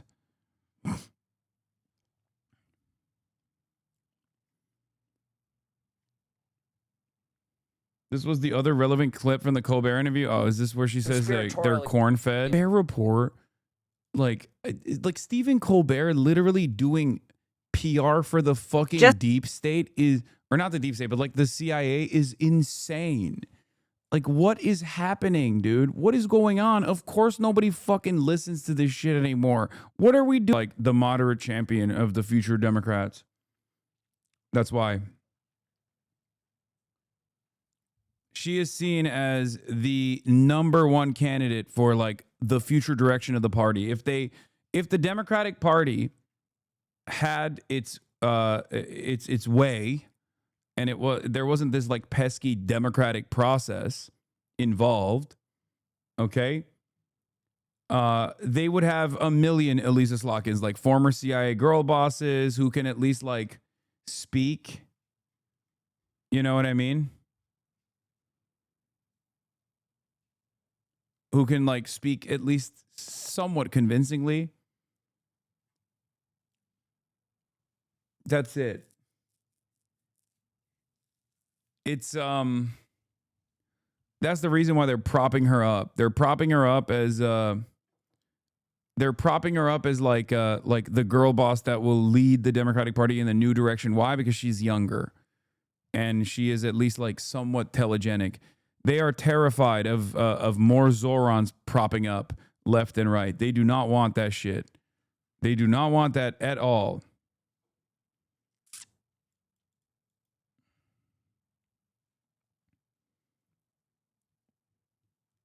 We had to do a coup in Chile. Otherwise, things would blow up here, okay? You don't understand. You don't understand. We have to topple people voting for socialist candidates and democratic socialist candidates or even social democratic candidates in countries that we have grand designs for. Otherwise, we would blow up. We would literally kill ourselves if we don't topple yet another fucking country, okay? That Trump is going after them is just, it's particularly, first of all, it's nasty. Second of all, it's completely counter. She's like, we had to torture Iraqis. Otherwise, America would blow up. And that's what I did. Y'all, I'm screaming, K-Hive, we are so up. Your Secret Service code name is Pioneer. You were the first woman in history to be elected Vice President of the United States. On July 21, 2024, your running mate, Joe Biden, announces that he will not be seeking re-election. The presidential election will occur on November 5th, 2024. You have 107 days. Y'all, I'm screaming, K-Hive, we are so up. That sounds like the opening to a freaking thriller.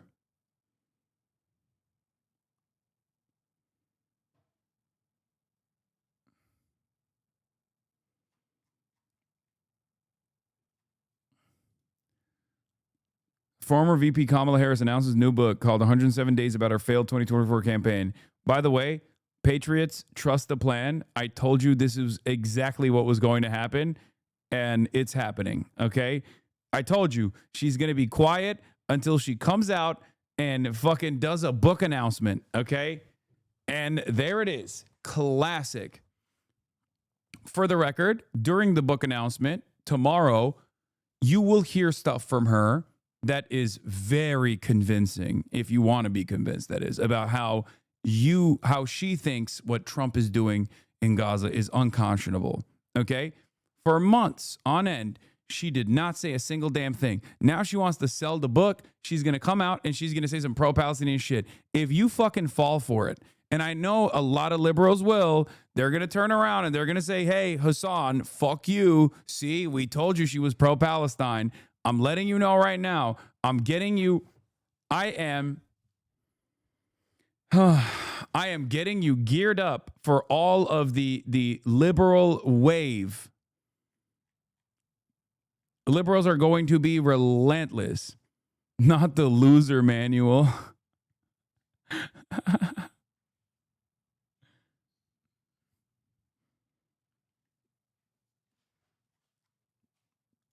Anyway, very excited to see what this Just girl over a boss year has to ago, say. I launched my campaign for President of the United States. 107 days, traveling the country, fighting for our future. The shortest presidential campaign in modern history. It was intense, leaving? high stakes, and deeply personal for me and for so many of you. Since leaving office, I've spent a lot of time reflecting on those days, talking with my team, my family, my friends, and pulling my thoughts together. In essence, writing a journal that is this book, 107 Days. With candor and reflection, I've written a behind-the-scenes account of that journey. I believe there's value in sharing what I saw, what I learned, and what I know it will take to move forward. In writing this book, one truth kept coming back to me.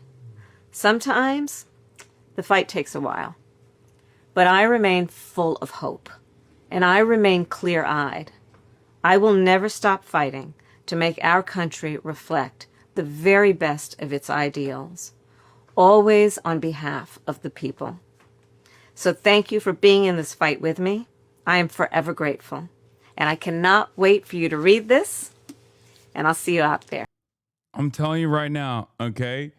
I'm telling you, here's my lock. Can't wait for Kamala, who has been noticeably absent from the convo on Israel's genocide, to say something subtly pro-Palestinian for all the blue MAGA folks to immediately scream at the left for being right. Blue and On is going to go crazy tomorrow. Step 1, go on the Stephen Colbert show. Step 2, say something subtly. Say something like a little bit pro-Palestinian, more so than usual, more so than you ever said. But then you also still obviously talk about how Hamas is responsible and Hamas is the reason why there's some problems with aid distribution.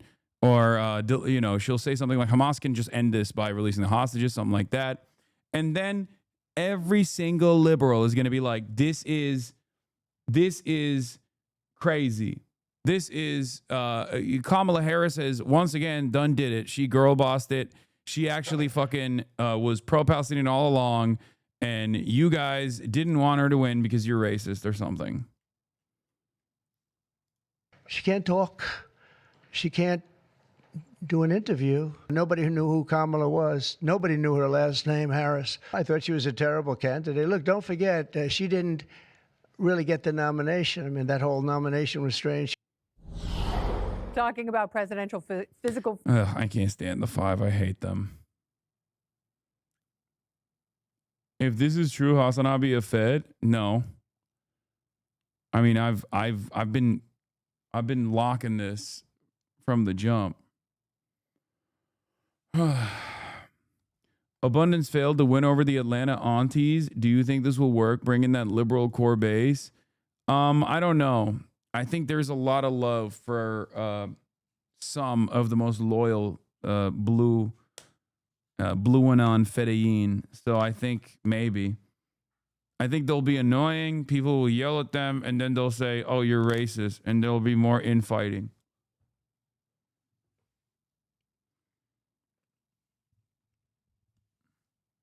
That's what I think. I think you're too harsh on liberals. We'll see. I was a total liberal at the start of the elections. Now I can't believe I was doubting you and dick riding her. I mean, you're in here. You're not the annoying pests that are going to be in here tomorrow when I'm reviewing the Kamala Harris interview. I hope I'm wrong. I'm just so cynical. I don't personally believe that liberals have a tendency to learn their lesson. Like, this is, I think, marginal. The people who think Kamala Harris is the rightful president of the United States are not happy about the prospect of a Harris 2028 run. Girl, you won the 2024 presidential election, should have fought for it. A 2028 run, we don't want the old guard. I think she would have done a good job if she won, but I'm too disappointed by the lack of follow-up on election discrepancies. So, Stephen Colbert, 2028.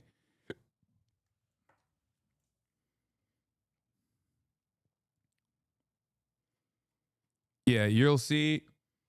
Dude, I think the broader liberal audience, when I look at those like approval polls and shit, I see a lot of craziness. Liberals still have like Kamala Harris as one of the top contenders for 2028. I'm mixed about it because racism and sexism does play a huge part in why people don't like Kamala, but I see your point because co-signing genocide is wild.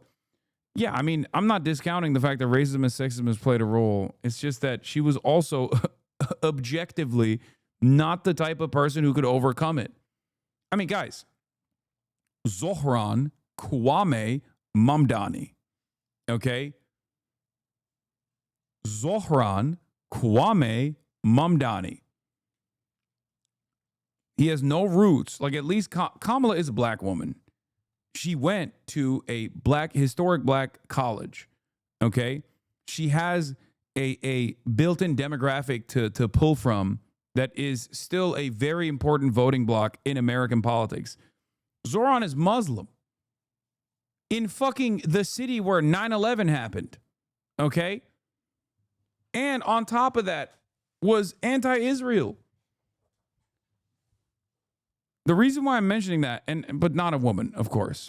But the reason why I'm mentioning that, but AOC is a woman. The reason why I'm mentioning this is because these are real hurdles, okay? These are real hurdles. The problem is it takes a profoundly charismatic person to be able to overcome said hurdles in a country like the United States of America, okay? Kamala Harris did not have the capacity to overcome those hurdles. That was the problem. Because, like, you're already starting on not equal footing. You're a black woman. You're Asian. You're black. Like, there are a lot of Americans who are racist. There are a lot of Americans who are sexist. Okay? So that already is working against you. You have to be incredible with your messaging. You have to be incredibly charismatic. And on top of that, you have to have a solid message, right? Another example I always used with Kamala Harris was Claudia Sheinbaum. Claudia Sheinbaum is Jewish and a woman in Mexico, okay? They're doing femicides over there. It's not like Mexico's more woke than the United States of fucking America. I mean, neither country is great when it comes to women's rights, but come on, right? And Claudia Sheinbaum, on top of that, is Jewish in a profoundly Christian country, okay? Overwhelmingly Christian country. And she had incredible popularity. The reason why I'm bringing this up is because she was following through on already pre-existing policies on a campaign from AMLO and the Moreno regime that was already incredibly powerful, incredibly popular. And she said she was only going to expand on the already expanding welfare state. I think you're underestimating white people. No, I'm not. My point is, I recognize that America is incredibly misogynistic and also incredibly anti-black. It's incredibly misogynistic and it's incredibly anti-black, 100%. So you have to fight extra hard. You have to overcome all of those issues if you want to win in spite of those qualities.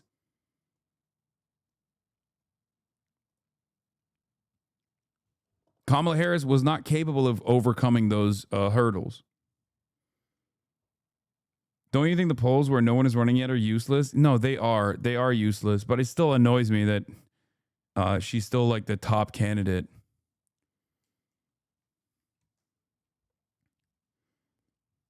Not only that, but the former administration that she was a part of was dead weight that she refused to fucking cut off. It was crazy. It was a spectacular L. It was an L fest, L after L. She went to the right on issues. She refused to acknowledge one of the most consequential foreign policy decisions that was ongoing, Israel's genocide and America's continuation of Israel's genocide. You can't win if you're literally saying, I'm going to be just like Joe Biden, perhaps the least popular president at that point, and also go against some of the key policies that Joe Biden ran on and won on, like being pro-immigration. Look where the immigration polls are at now. Thank God it flipped as I predicted it would. So now I can tell you, shut the fuck up. It would have always flipped if people were actually counter-messaging adequately. As I said Kamala should do, that she did not.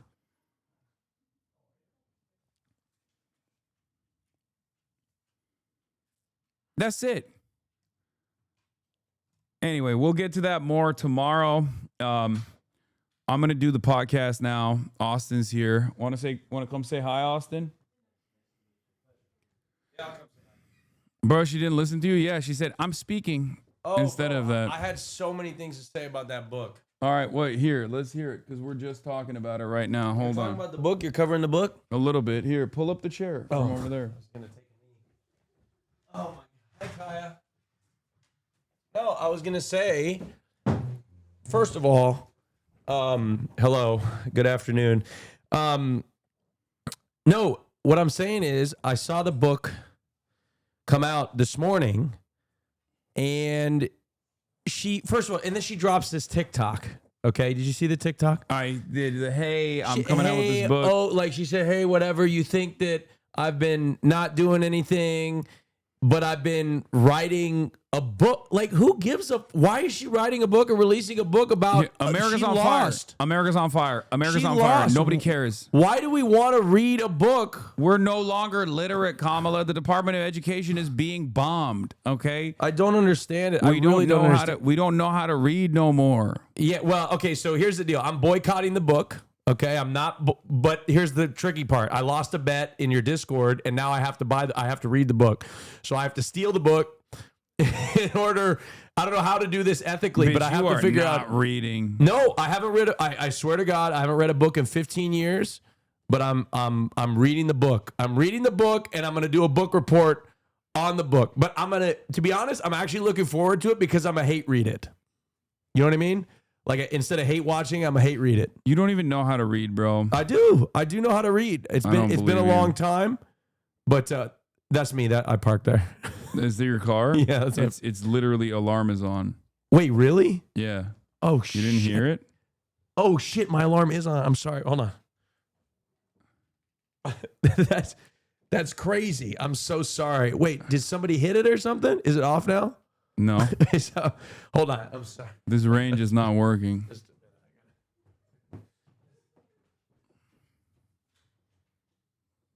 Austin said gay people are illiterate, though. It's true. Oh, it's off now. It was on, but the lights were still on, but then now the lights are off, too. Anyway. Yeah, What's even more frustrating about you taught me gay people are illiterate and don't know words, bro.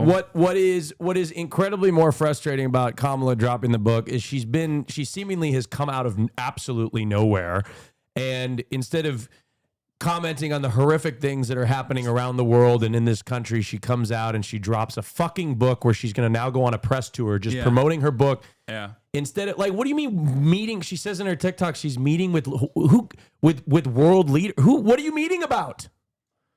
What the fuck are you meeting about? Okay, my speculation. Are you ready for this? Yeah. Okay. First of all, is your mic might be too loud. Okay. Because you yell a lot. I know, I do. My suspicion is she's gonna come out on Stephen Colbert tonight while we're on the pod. And she's going to say like some wishy-washy, like, oh, what it was going on in Gaza is so sad. We really need to make sure that there's food being delivered into Gaza. Okay. And then she's going to, of course, say like, but obviously it's Hamas. And also they need to release the hostages. And then, and she's going to drop one, I told you so, at least. Okay.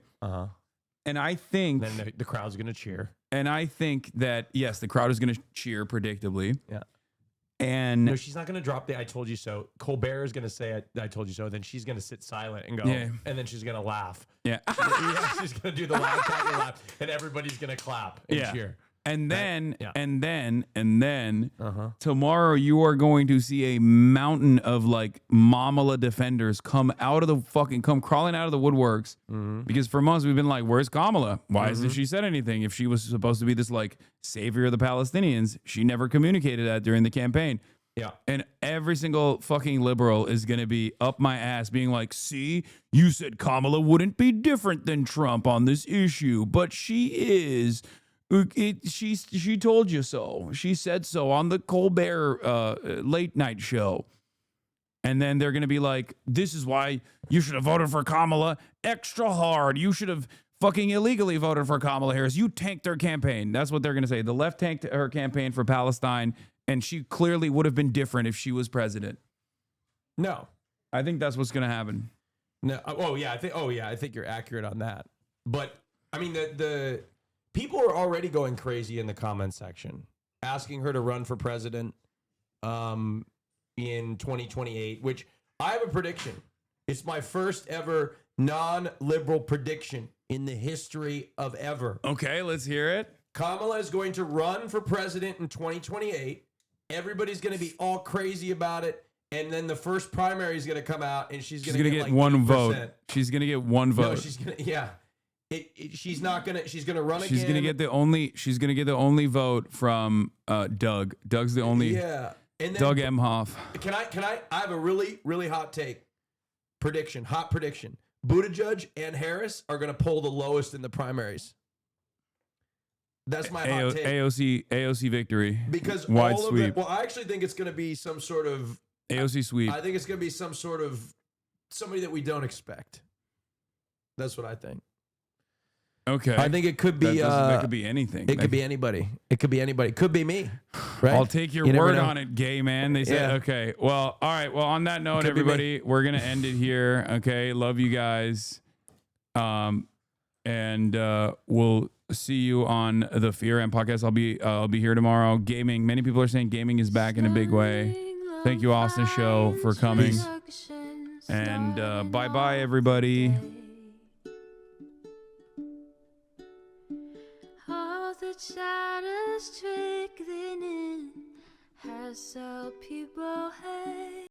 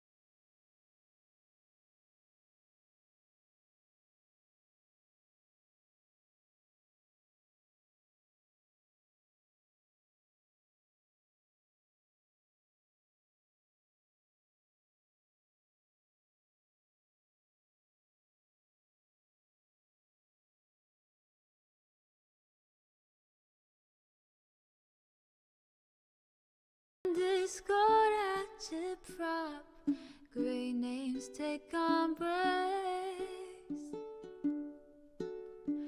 Tiny Bernie Sanders, LGBTQ Air Force. The whole left at your fingertips, on at your door.